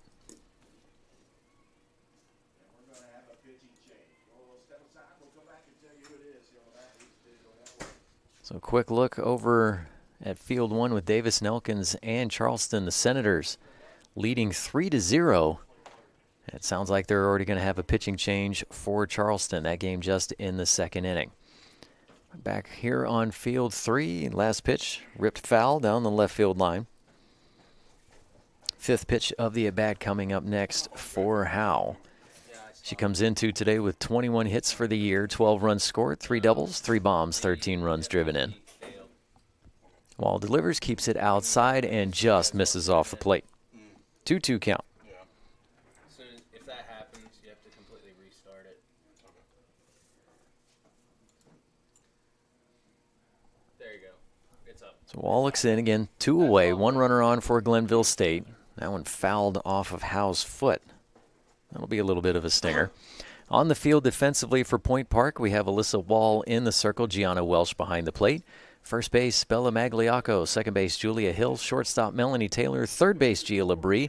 Left field is Mia Arndt. Center field, Remington Coy. And right field, Emma Henry. Wall takes some speed off. That one's fouled down the first base side.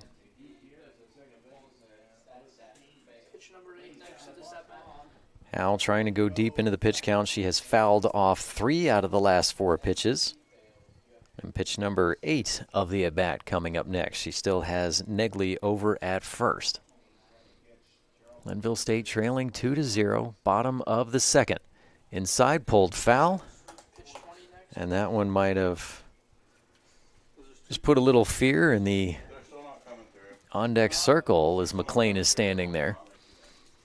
I'm kind of ricocheting right at her. Over the years and all the time that I've spent with softball, there have been several times where I can just about bet that the batter in the on-deck circle saw their life flash before their eyes.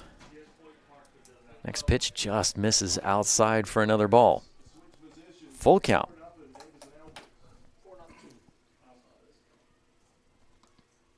Davis and Elkins scores again. They now lead 4-0. Grounder to third, just foul. Just to the left of third base as it got back there. Just a little too much pull from Howe. 11th pitch of the at-bat coming up next. This has been by far the longest plate appearance by anybody. As previously, the longest had been just 5 pitches, and Howe will foul off another one. She's fouled off 6 pitches in this plate appearance. Howe trying to get a 2-out rally started for Glenville State. Wall delivers, lifted up high in the air, over towards left center. Coming in and calling everyone off is Arndt, and she will make the catch for the final out of the inning. So Glenville State able to get a runner on board, but can't find that timely hit. They still trail 2-0. Come back for the top of the 3rd, and the Point Park Pioneers coming up to the plate. Stay tuned for more right here on the Mountain East Digital Network. There's a place where innovation becomes transformation, where you'll find that education is not just about learning, but about being excited to learn. A place to feel at home. Pursue dreams and prepare for careers. Build lifelong friendships. and a place where you'll be encouraged and mentored along your journey. Discover your future. Get ready to soar. The University of Charleston. Trying to find where you fit in the world can be challenging. But then there's a moment where it all comes together. And that moment happens at Point Park University. Career-focused programs converge with a vibrant downtown campus to prepare you for work and life. From experienced professors and internships to culture and job opportunities, you'll get the best of both worlds. Point Park University, where it all comes together. Welcome back out to James I. Moyer Sports Complex, everyone. Scott Hall live with softball action in the 2025 Mountain East Conference Softball Tournament Championship. The final elimination game of today. We'll still have some more for you tomorrow. The winner of this game will move on to take on the winner of Charleston and Davis and Elkins. That game scheduled for noon tomorrow right here on Field 3. Mia Arndt will take the first pitch from Burdick, inside and low for ball one. Mia Arndt, her last time up, had the RBI single into center field that scored Melanie Taylor and put Point Park on the board with a 1-0 lead. Next pitch high, ball two. And then Arndt came around to score on the infield single from Emma Henry. And that's where we are right now, 2-0.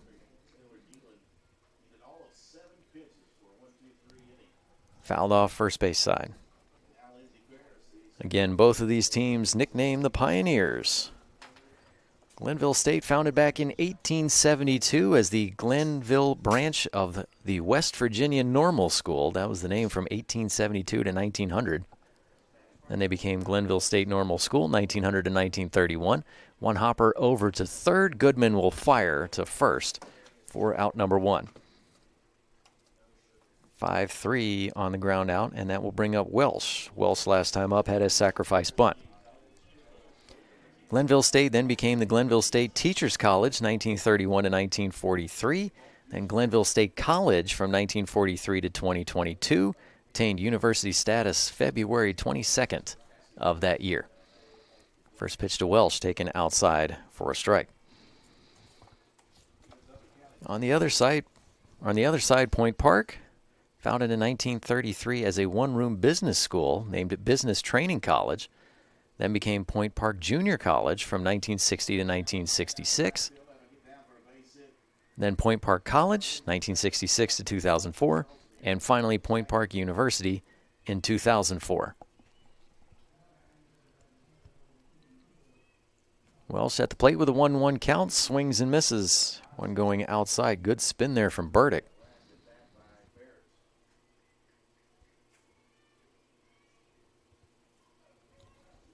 Point Park joined the MEC just this year, the 24-25 academic year, after previously in the NAIA. Lifted over towards left center field, coming over and making the catch is McDaniels.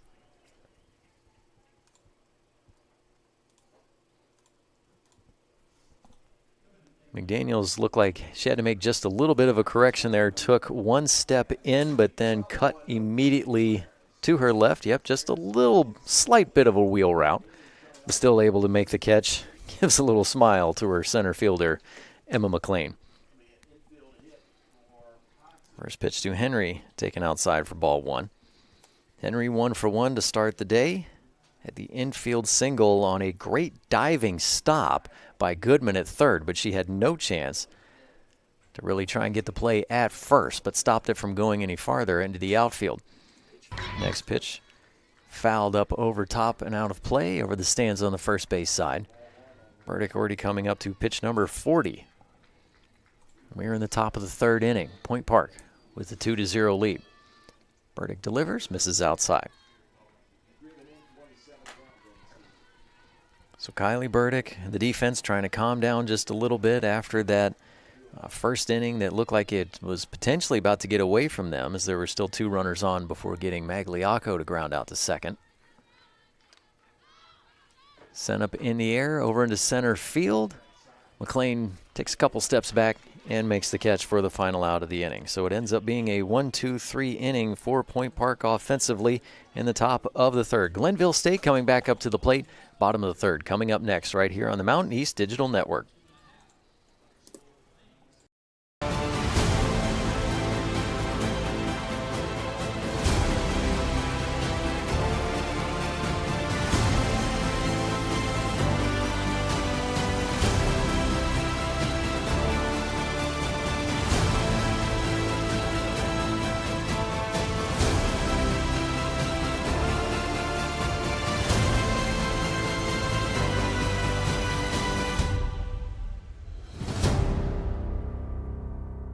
For over 4 decades, the health plan is called West Virginia Home. It all started with a vision to serve our community with pride and integrity. We've grown alongside West Virginia, becoming part of its fabric. We've been here.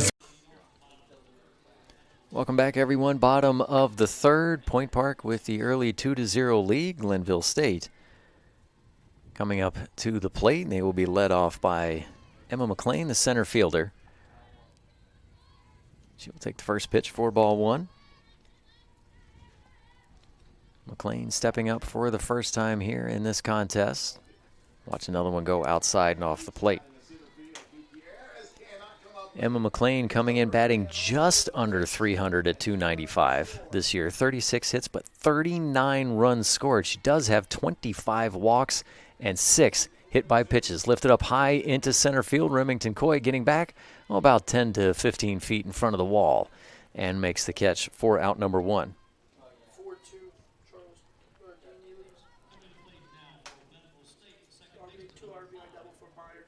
Charleston coming back. They've cut the lead in half now down to 4-2. Hannah Meyer with a 2 RBI double, scoring Hodson and Ferris over on field one. Again, an elimination contest.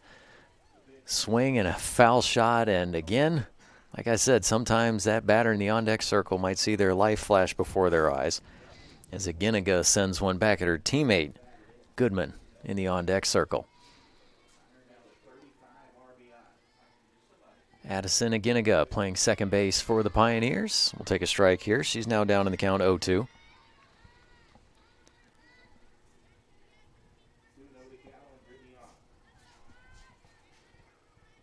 Aginaga digs back in. Sun still shining here in Salem. Another beautiful day. 0-2 pitch misses outside. There's been a little bit of breeze from time to time coming in from left. Nothing that would be stiff enough that if you sent something high out in that direction that it could blow it back in and potentially keep it from being a home run or an extra base hit. That one will see its way through the 5-6 hole into left, and Aginaga has a base hit. Aginaga picks up a hit in her 27th game this season, as well as the 100th game in her career that she has a base hit.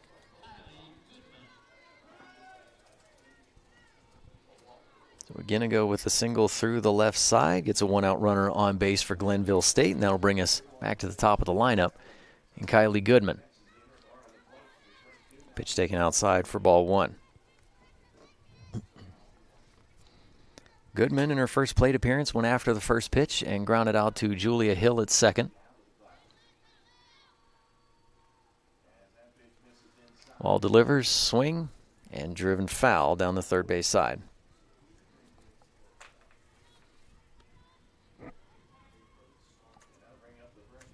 Gia Labrie there in the hot corner has already been having some work with some shots that have had a chance to maybe stay fair, but just a little too much pull on them. Trying to chase them over to her right. About 2 steps in front of the bag there at third. Inside pitch, fouled down the first base side.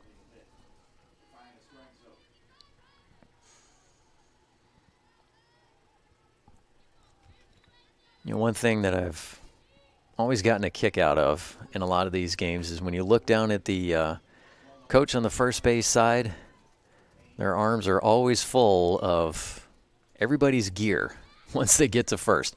Liner just over the head of Wall will drop into center field. Coy scoops it up and fires it back in. That will keep Aginaga at second. Back-to-back base hits. We'll take another look at this one. Goodman with a good drive on the outside pitch. One hopper to the glove of Coy. Timeout is called as the infield will get together.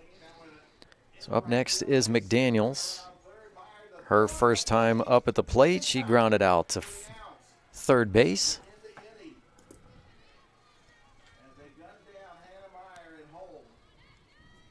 Got a play at the plate behind us on field one. Hannemeyer out at home. That ends the inning. So the score is still 4-2 with Davis and Elkins on top. Both teams trying to keep their seasons alive. Just the same right here on this field. McDaniels shows bunt. Foul tip right back into the glove for strike one. The runners do not advance. Good defensive coverage there. With Taylor rotating from short to take third and Hill rotating from second to get to first. Wall looks in, lifted up high over towards center field. Coy takes a few steps back, gets underneath, makes the catch, will fire for third, off and running, trying to get there as the throw in time. And it looked like it was in time, but they will say obstruction on Labrie, saying that she was in front of the bag before the throw got there. Let's see if we can take another look at that. Coy getting underneath, makes the catch. Then you have Aginaga tagging up. Here comes the throw. Now, Labrie was in front of the bag, but her legs, her feet were separated, so there was still room for Aginaga to be able to slide in, and I think that's what head coach Michelle Coltis is trying to discuss right now. Trying to show that, yes, the legs were apart. She was in front of the base, but still kind of basically right on top of it with an opportunity for Aginaga to be able to slide in, and no go there. They will leave Aginaga at third and Goodman staying at first. So Goodman did not tag up, so it is runners in the corners. So a fly out into center field. Gets a runner into scoring position. Aggressive move there from Glenville State. As again, the throw was there on time coming in from Coy. So up next is the shortstop, Seda. Zeta, her last time up, went after the first pitch, grounded out to third. And instead, this one will be a fielder's choice ground out to short, and fired up is Melanie Taylor. She scooped that one up, took about 2 steps, and stepped on the bag at second for the final out of the inning. Point Park still leads 2-0. We come back, top half of the fourth, and the Point Park Pioneers coming back up to the plate. We're there to serve, make sure we're creating a fair atmosphere for both teams, upholding the integrity of the game. I chose to be an official. It's the best decision I've made. In life, things aren't scripted. Games aren't pre-scripted. You know, I got into officiating because my father was an official. Officiating was part of our family life. It wasn't just the game. Get to be outside, get to experience the game. It's so much more fun. You can get a lot out of it. If you're an athlete, we need people like you and translate those skills to officiating. To help me become not only a better official, but a better person. It happens in every town, in every game. We never have a perfect game, but the rewards always outweigh the negativities. And it's just been wonderful.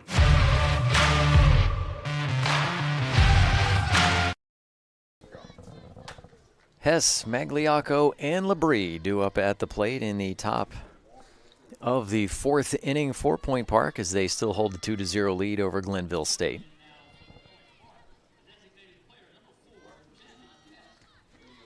Jana Hess steps in, hard shot over to third, one hopper to Goodman, and she'll fire to first for out number one. The hot corner living up to its name so far in this one. Now we'll bring up Bella Magliocco. Her first time up at the plate. Magliocco was the final out of the top of the first with a ground out to second. Lefty steps in, takes a pitch outside for a strike.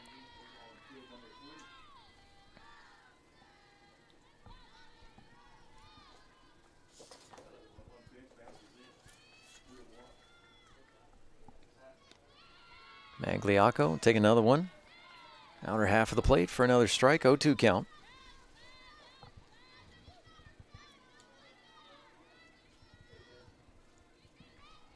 These two teams met earlier this year. It was a split.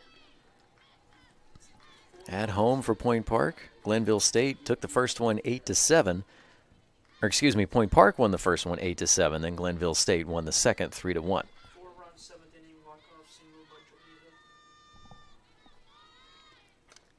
Next pitch grounded over to short, a rocket shot off the leg. That one got right to Seda at short. She couldn't hang on to it. She was back behind the base path, so an E6 will allow Magliocco to get to first, and we will have a pinch runner coming in for her. That is going to be number 32, Kaylee Fabiano. Excuse me, Fabiano.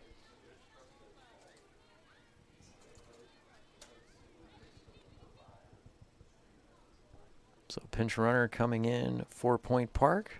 One out runner at first.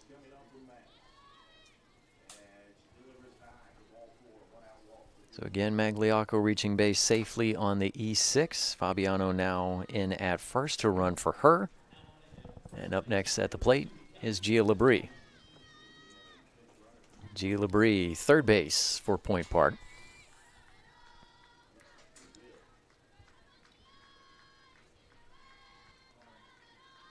Shows bunt, pulls back, taken up high, well off the bag, now caught in a rundown. Over between first and second, and getting tagged out is Fabiano. She took off and was kind of caught about halfway in, as unfortunately that bunt was not put down. So we've got a 2, 3, 6, and 3. 2, 3, 6, 3 there, getting to watch the replay. We'll get the out on Fabiano. So Labrie will come back up to the plate.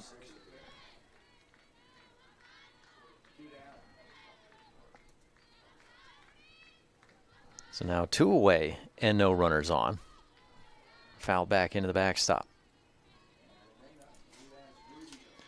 Gia Labrie in her first plate appearance popped out into foul territory that was snagged by the catcher Hannah Howe. She has an 0-2 count. Next pitch from Burdick, and that gets fouled over towards the first base dugout.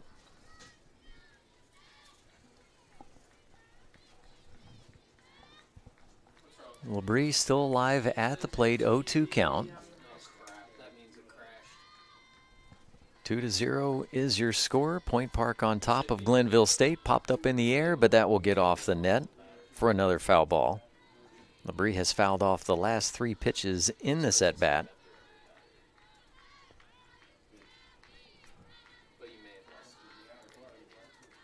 Labrie coming into this game with 21 hits this season, 7 runs scored. She has 2 doubles and 7 RBI. And that one's going to drop into shallow territory in center field. Labrie with a bloop single.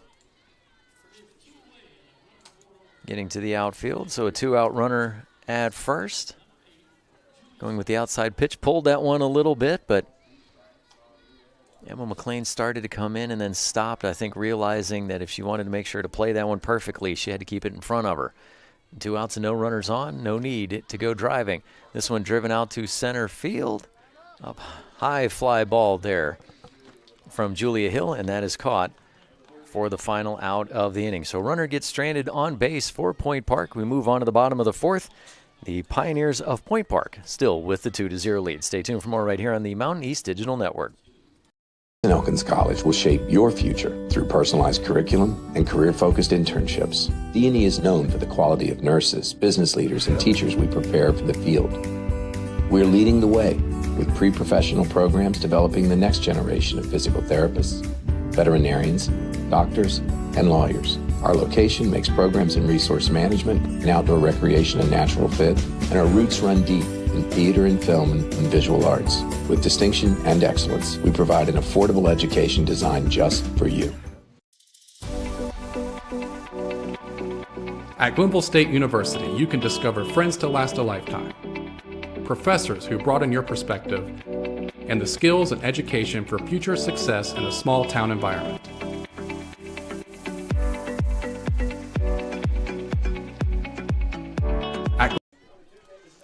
Delaney Warnick will lead things off in the bottom of the fourth for the Glenville State Pioneers, and she will take the first pitch for a strike as Wall is able to get that one to drop in. Warnick in her first plate appearance drove a double on the first pitch of the at-bat out to right field, but then got retired in a rundown. Swing and a foul tip here. Magliocco did return to the lineup here as you see her with a quick high five there with her pitcher. Magliocco, who had reached base on an error at short and then was substituted for by a pinch runner, Fabiano. So back in on the defensive side. Wall delivers, curveball outside, misses off the plate on the 0-2 for ball one.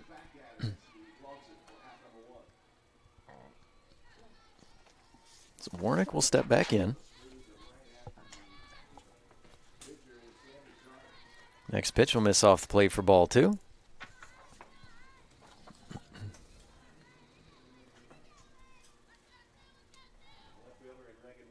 So Warnick, who has had an incredible impact on Glenville State, will drive this one foul right field side. Her first career plate appearance was a 3-run home run against Gannon February 24th of last season.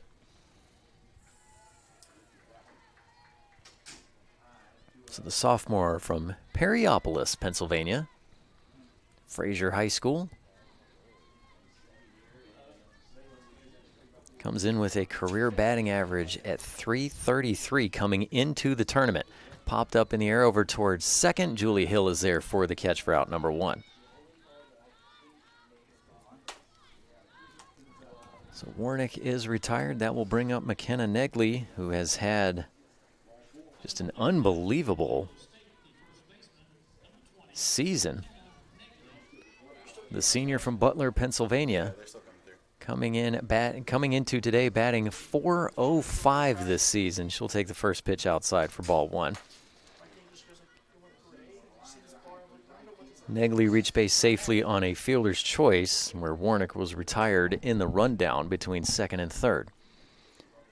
Next pitch comes inside on the screwball. Negley backs up just a little bit so she doesn't get plunked. But again, Negley batting .405 coming into today. 64 hits, 18 runs scored, 19 doubles, 1 triple, 2 home runs, 35 runs driven in. Sent high fly ball over towards right field, running it down in the corner in foul territory, but just off the glove is Emma Henry. She was about 2 steps into foul territory over there in right. Had a chance at the catch, but couldn't quite hang on to it. So Negley will step back up. The senior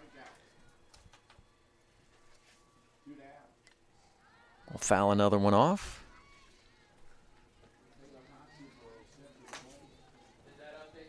McKenna Negley, her 19 doubles this season is a Glenville State single-season record, and she has 35 in her career, tied for first all time. Negley with a 2-2 count. Wall looks in, delivers, grounder up the middle into center field, will be a base hit for Negley. Just a single, so no chance to try and take over that first spot. All time there in doubles. But a 1-out runner on base for Glenville State as they trail 2-0. So we see this here, good drive there right by Wall's ankles, and we will have a pinch runner coming in. Looks to be number 10. Correct, I believe. Number 10, yep. Ollie Hypes, making her 37th appearance of the season. She has 11 runs scored. Has just had 5 at-bats. She does have 1 walk this year. Yep, so Hypes coming in to run at first for the first baseman, McKenna Negley.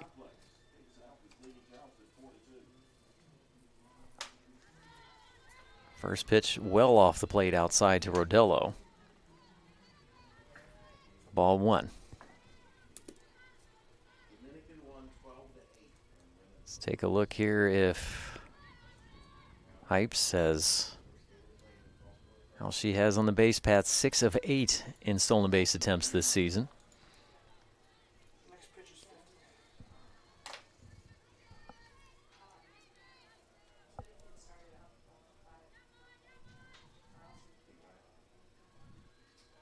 So 2-0 count. Rodello steps back in. 50th pitch for Wall. Grounder to third. They will get the lead runner at second, but not in time to get Rodello. Kind of an awkward throw there for Hill to try and make from second, the way she had to come over and cover the bag, and we'll take a look at it again. Labrie scooped it up, fired over to second, and was kind of high, and then turned back and throw to first. Couldn't quite complete the 5-4-3 double play. So Rodello will reach base safely on a 5-4 fielder's choice. That retires Hypes at second. First pitch to Howells, taken for ball 1. So 2 away in the inning, still a runner at first for Glenville State. Pulled foul, third base side.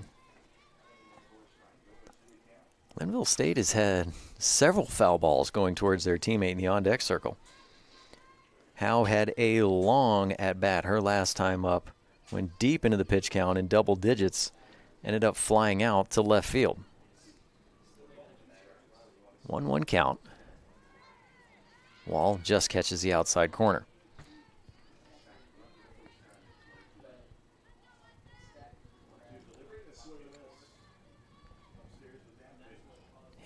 Hannah Howe coming into the action this week. We'll get to that here in a moment. She's going to drive one to center field, and running in to make the catch is Coy. So good job reading that one off the bat by Remington Coy. We'll get the final out of the inning. Point Park still leads 2-0. We move on to the 5th. Let's take another look at this one here. Good drive there from Howe, but Coy getting the read off the bat, making the catch on the run. 2-0 is your lead for Point Park, top of the 5th, coming up next. Elkins College will shape your future through personalized curriculum and career-focused internships. The INE is known for the quality of nurses, business leaders, and teachers we prepare for the field. We're leading the way with pre-professional programs developing the next generation of physical therapists, veterinarians, doctors, and lawyers. Our location makes programs in resource management and outdoor recreation a natural fit, and our roots run deep in theater and film and visual arts. With distinction and excellence, we provide an affordable education designed just for you. At Glenville State University, you can discover friends to last a lifetime, professors who broaden your perspective, and the skills and education for future success in a small town environment.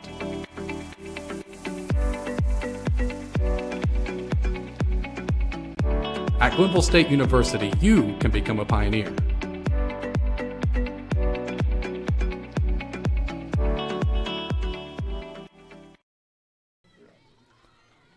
We have reached the 5th inning. Point Park with the 2-0 lead. Taylor, Coy, and Arndt due up at the plate. So back at the top, 1, 2, 3 for the Pioneers of Point Park against the Pioneers of Glenville State. First pitch from Burdick is taken for a strike outside. Taylor coming up for the 3rd time today. He's reached base safely the first time up, lined out to right field in her second plate appearance. Grounder back to the circle. That one's stopped by the right foot of Burdick, and then she will pick it up and throw it over to Negley at first, who has re-entered the game for out number 1. Ground out 1-3. Burdick probably wondering for a moment where that ball went. She's got a little bit of a smile on her face, looking back at her teammates. Just kind of tapping her right heel, and then she looked down, took a step back, and there was the ball. So that will bring up Remington Coy, the center fielder who made the catch on that last out. The last half inning to keep that lead at 2-0. Coy, her first time up, had a sacrifice bunt that pushed Taylor to third. Sent up high in the air and flying in from center field to make a catch in the dirt is Emma McLean, looking to her middle infielders with a little apology, but she called that early. So that allowed her teammates to step back and let her come in. Not too often you will see a pop out to center. She made that catch in the dirt. 2 away. Mia Arndt comes up next. First pitch low and away for ball 1. Coaches will always tell you, especially to the outfielders, if you are going to call it, you have to do it early and often. And McLean had that communication there. Pitch inside, taken for another ball. 2-0 count. Burdick over 50 pitches so far in this contest. Kylie, the junior right-hander from Cincinnati, Ohio. Her younger sister, Carly, is a sophomore infielder. Swing and a miss there. So the two got to play together in high school at Taylor and then continue to play together in college as well. 2-1 count for Arndt. 2 away, no runners on. Lifted up over towards right field, taking a step in, but then quickly backtracking. Delaney Warnick makes the catch, and that will retire the side in order. So Glenville State will be coming up to the plate, still trailing by 2. Can they get something going here? Stay tuned and find out. It's coming up next right here on the Mountain East Digital Network. We're there to serve, make sure we're creating a fair atmosphere for both teams, upholding the integrity of the game. I chose to be an official. It's the best decision I've made. In life, things aren't scripted. Games aren't pre-scripted. You know, I got into officiating because my father was an official. Officiating was part of our family life. It wasn't just the game. Get to be outside, get to like experience the game. It's so much more fun. You can get a lot out of it. If you're an athlete, we need people like you and translate those skills to officiating. To help me become not only a better official, but a better person. It happens in every town, in every game. We never have a perfect game, but the rewards always outweigh the negativities. And it's just been wonderful.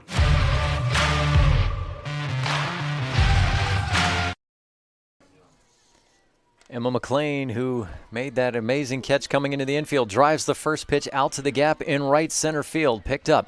But McLean is going to keep on running and will round around to third and slide in safely with a leadoff triple. McLean attacked the first pitch, drove it into the gap.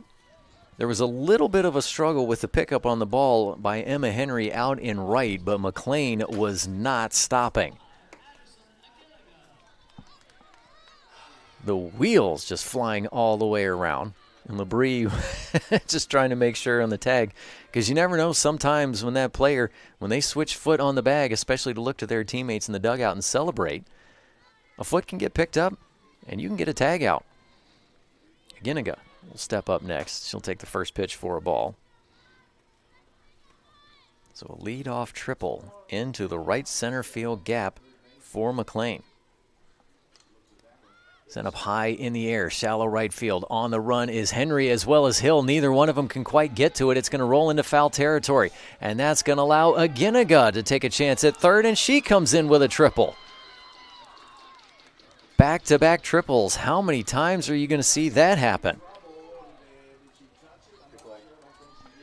Let's take a look at this one, sent up high in the air. That was going to drop in for at least a base hit, but unfortunately from there it took a bad spin for the Point Park defense.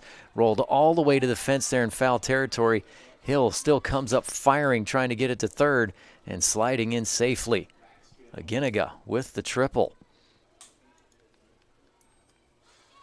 So Emma McLean came through with her second triple of the season. Aginiga her third. And McLean crosses the plate and gets Glenville State on the scoreboard for the first time today. They now trail 2-1.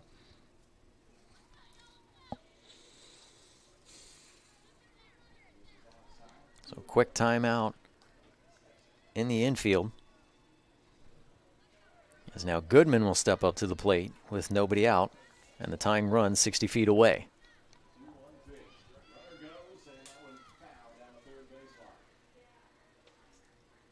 Goodman patiently awaiting the first pitch, takes it outside for a strike. Let's see how Wall responds.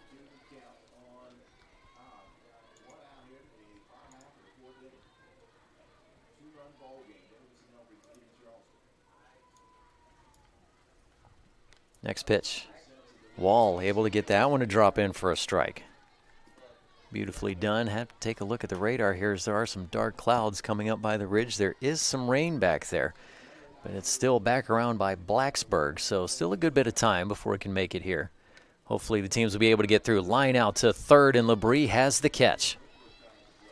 Again, the hot corner. Labrie still with the turn. We'll take another look at this one. Coming right at you.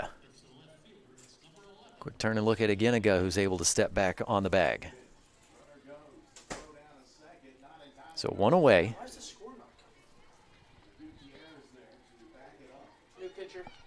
So we are going to have a pitching change now for Point Park. We'll go ahead and keep it here, as looks like Jalen Mullinax will be coming in. So possibly not a bad decision here from head coach Michelle Coltis just to go ahead and make the change, as you can tell that the batters for Glenville State beginning to get to Alyssa Wall. You have the solid contact for the triple in the right center field from McLean. Now Aginaga, not too solid there, but it was going to land in that territory there where it was going to drop in for a base hit. But then unfortunately for Point Park, it took that bad bounce into foul territory and made Hill have to chase it all the way to the fence. And then Goodman, she's out, but again, good, hard, solid contact off the bat, just right to the third baseman, Gia Labrie. So the first batter that Mullinax will face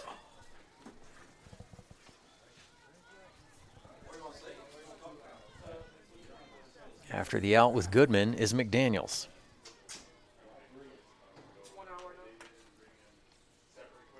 Just made it to an hour into this broadcast.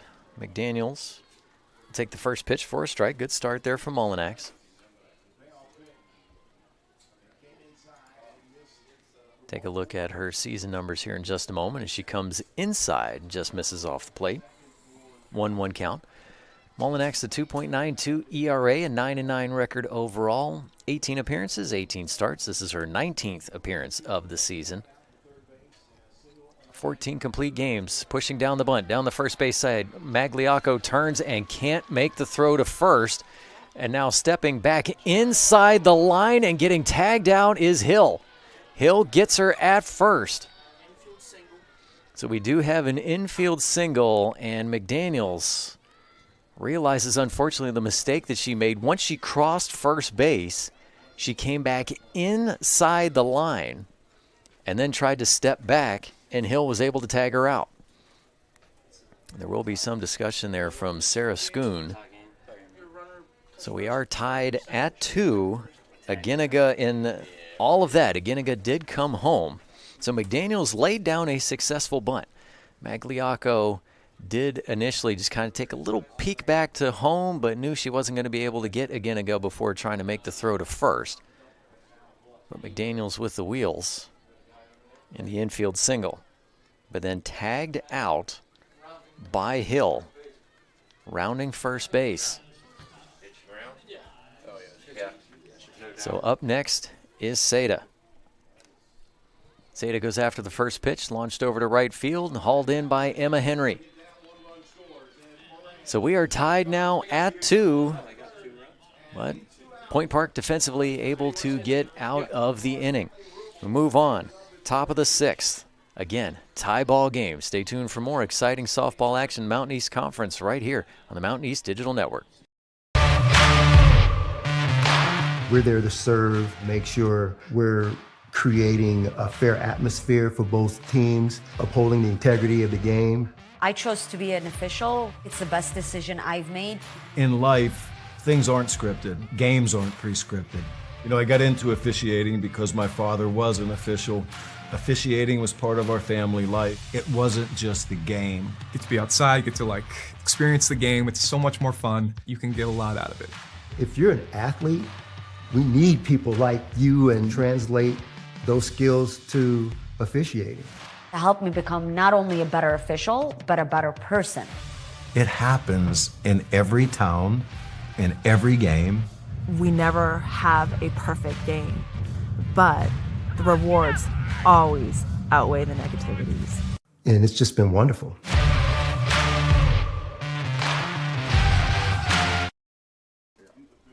Welsh, Henry, Hess due up at the plate for Point Park. We are tied at 2, top of the 6th inning. Kylie Burdick still in the circle. The right-hander delivers to Welsh and misses outside for ball 1. So Glenville State got the offense going in the bottom of the 5th with back-to-back triples to lead things off between McLean and Aginaga. That brought McLean home to get the first run on the board for Glenville State. Welsh takes another one outside, ball 2. Then 2 batters later, Aginaga comes home on a successful bunt single from McDaniels. But then McDaniels unfortunately made the mistake of coming back inside the baseline, so essentially rounding first, and Hill tagged her out for the second out of the inning. Welsh now takes a strike. And then Seda flew out to right.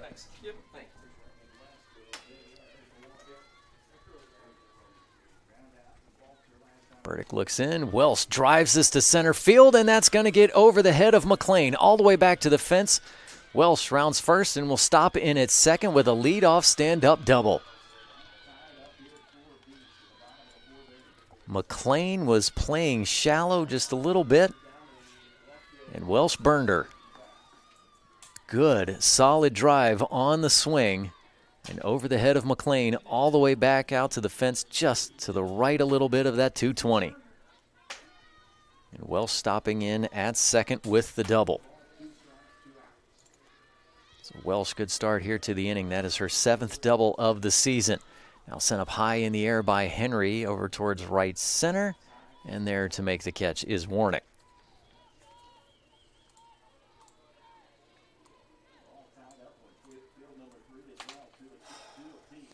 So 1 away now in the inning. Again, top of the 6th. 2-2 is your score.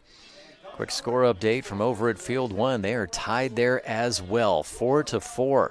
Charleston battling back after going down 4-0. And now Charleston is up. So the 2-time defending champs Golden Eagles trying to fight to keep their season alive. Hess at the plate will take the first pitch for a ball.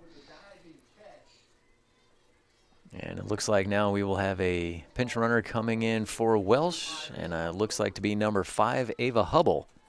Hubble, a sophomore from Oswego, Illinois, Oswego East High School.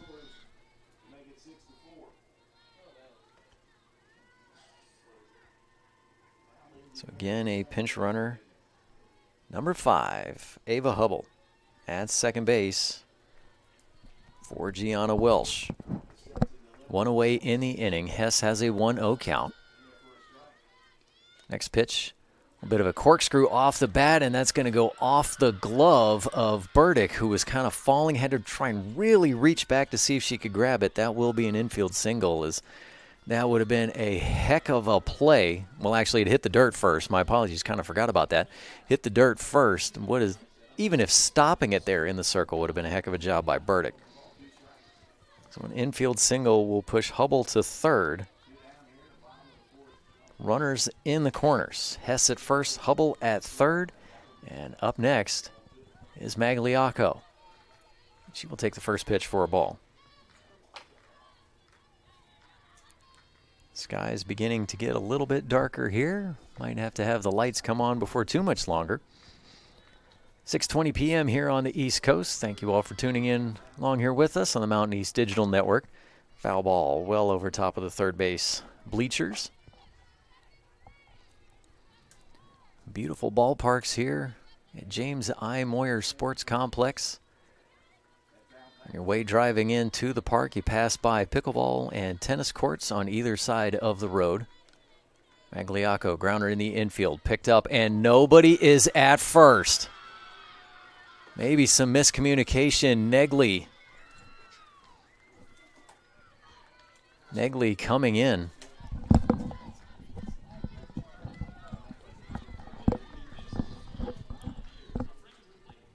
Looking back at it there, as Unfortunately, you had Negley starting to come in over from first, but Burdick made the scoop. She looked first over towards the runner at third, looked back at first, and Magliocco just able to run cleanly to the bag and get there. So we have bases loaded for Point Park here in the top of the 6th inning, and Gia Labrie at the plate, who already has a hit today. So back-to-back infield singles for Point Park. Labrie, one hopper to second, throw home. They will get a runner there. Not a chance to try and double anybody up, but a great throw there from Aginaga just to stick with it. Here, let's take another look at it. Just off the dirt before it got to her glove. Throw home to Howe. And they retire Hubble. 4-2 on the putout for the second out. Bases are still loaded. Time is called as Glenville State will get together in the circle.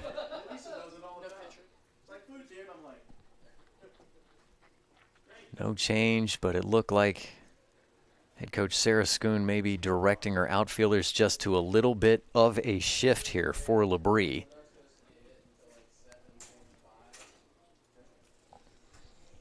As over in left, you have Shelby McDaniels now standing a little bit more towards left center. Emma McLean has shifted a little bit to the right side of center field, but not too far. If you're just kind of looking back from second base, just a few feet to the right of that. But the outfielders are playing shallow. If Labrie is able to get one over the head, you can possibly get at least 2 runs in, if not a third. Or excuse me, Labrie is already at first. My apologies.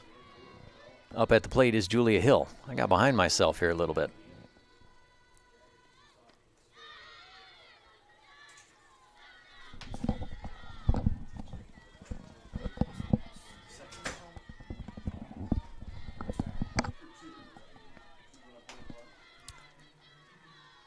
A little bit of a brain freeze there, folks. My apologies. So Labrie is at first after the 4-2 put out home, driven out towards center field, but getting back to make the catch is McLean on Hill for the final out of the inning. A great effort there from Point Park, but they couldn't quite get it done to get that timely hit. And we remain tied at 2 with Glenville State coming back up to the plate for the bottom of the 6th. Stay tuned for more right here on the Mountain East Digital Network.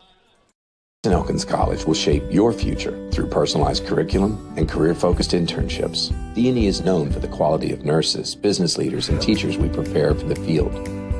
We're leading the way with pre-professional programs developing the next generation of physical therapists, veterinarians, doctors, and lawyers. Our location makes programs in resource management and outdoor recreation a natural fit, and our roots run deep in theater and film and visual arts. With distinction and excellence, we provide an affordable education designed just for you. At Glenville State University, you can discover friends to last a lifetime, professors who broaden your perspective, and the skills and education for future success in a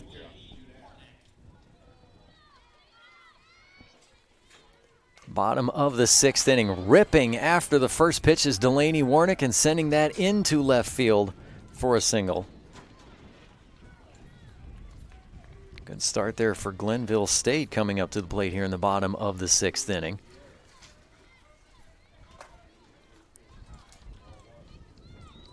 Warnick now with 2 hits today.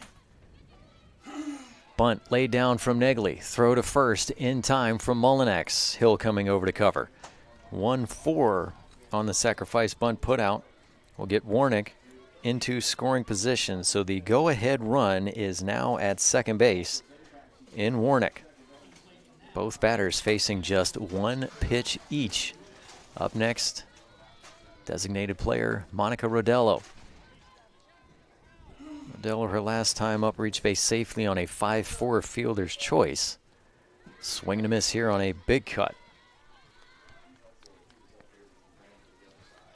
Rodello is 0 for 2 today. First time up, line out to center field. And then the fielder's choice. Next pitch high and outside. for ball one. Quick look at the score over at Field 1. Charleston now with a 2-run lead, 6-4. They put up 4 runs in the bottom of the 4th.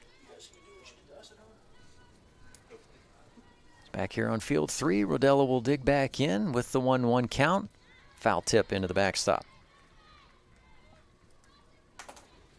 Rodello coming into this week's action with a career batting average at .321 in the top 10 all-time for Glenville State. 17 career home runs, also in the top 10. Check upstairs, maybe? Next pitch, swing and a miss. Rodello goes down on the strikeout to Mullinax, her first K of the game since coming in relief in the bottom of the 5th. 2 away now in the inning. Warnick still standing at second.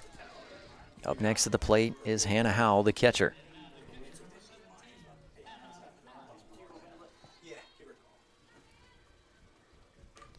First pitch to Howell, driven into the right center field gap. Coy's going to come up firing for home, will not be in time. It's going to get through the legs of Welsh, bouncing around in the backstop, and that's going to allow Howell to advance all the way to third. Glenville State now leads 3-2.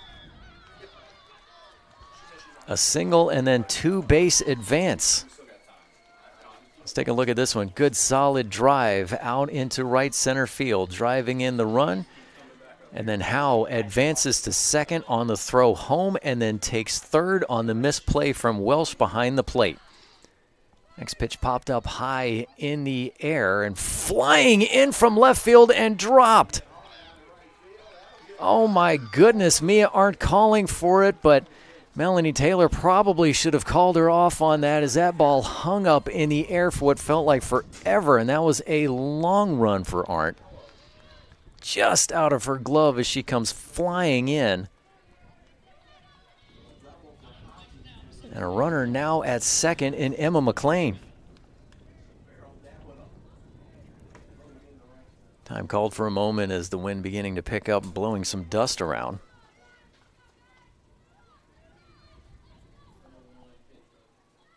So the score is now 3-2. Glenville State on top. Aginaga at the plate. Take the first pitch.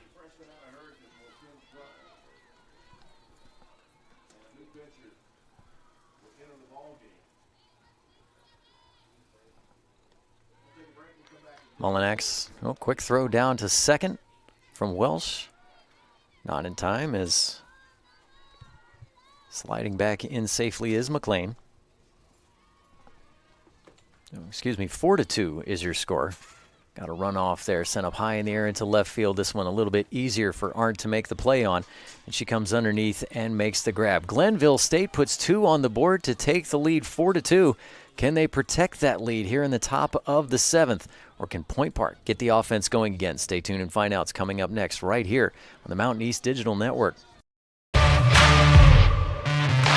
We're there to serve, make sure we're creating a fair atmosphere for both teams, upholding the integrity of the game. I chose to be an official. It's the best decision I've made. In life, things aren't scripted. Games aren't pre-scripted. You know, I got into officiating because my father was an official. Officiating was part of our family life. It wasn't just the game. Get to be outside, get to experience the game. It's so much more fun. You can get a lot out of it. If you're an athlete, we need people like you and translate those skills to officiating. To help me become not only a better official, but a better person. It happens in every town, in every game. We never have a perfect game, but the rewards always outweigh the negativities. And it's just been wonderful.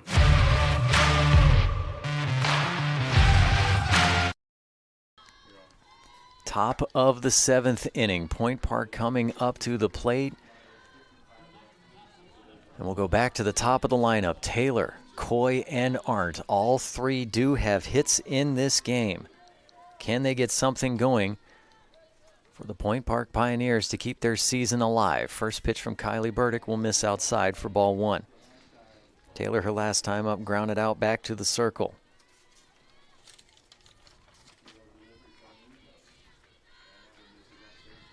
Lights have come on here at James I. Moyer Sports Complex. Next pitch taken outside for a strike. 1-1 count for Taylor. Again, just a quick look at the radar, and the rain is still back by Blacksburg, so it's taking a little bit of time trying to get across the ridge. Next one taken outside for ball 2, 2-1 count. 6:31 p.m. here on the East Coast. Glad to have everyone tune in along here with us on the Mountain East Digital Network. Final game of day 2. Pulled just foul down the third base line. Diving for it, though, is Goodman. But just out of play.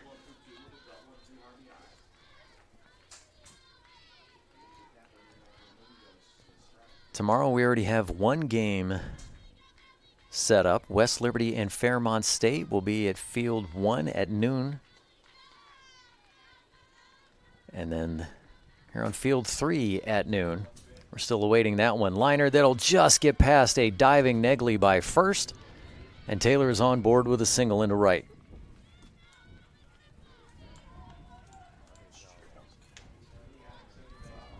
So Coy will now step up to the plate, the center fielder.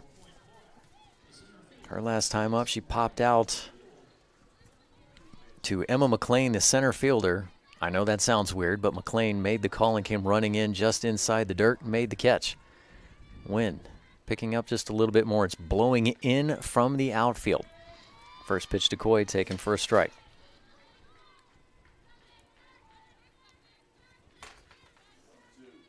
Taylor over at first, now has 40 hits for the year.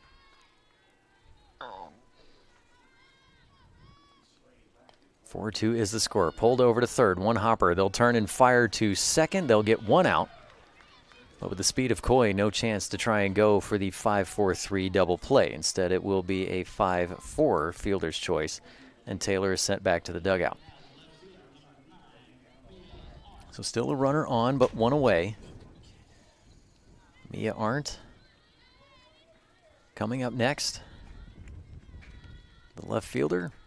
Take the first pitch outside, and you know that she will be trying to make up for a mistake on the fly ball that looked like it was going to go to left, but that might have been one that the wind hung up a little bit.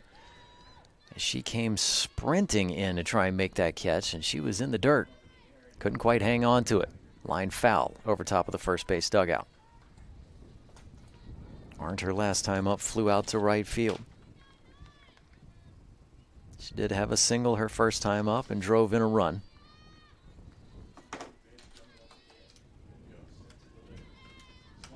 Right-hander steps back in. Burdick delivers. Pulled foul, third base side.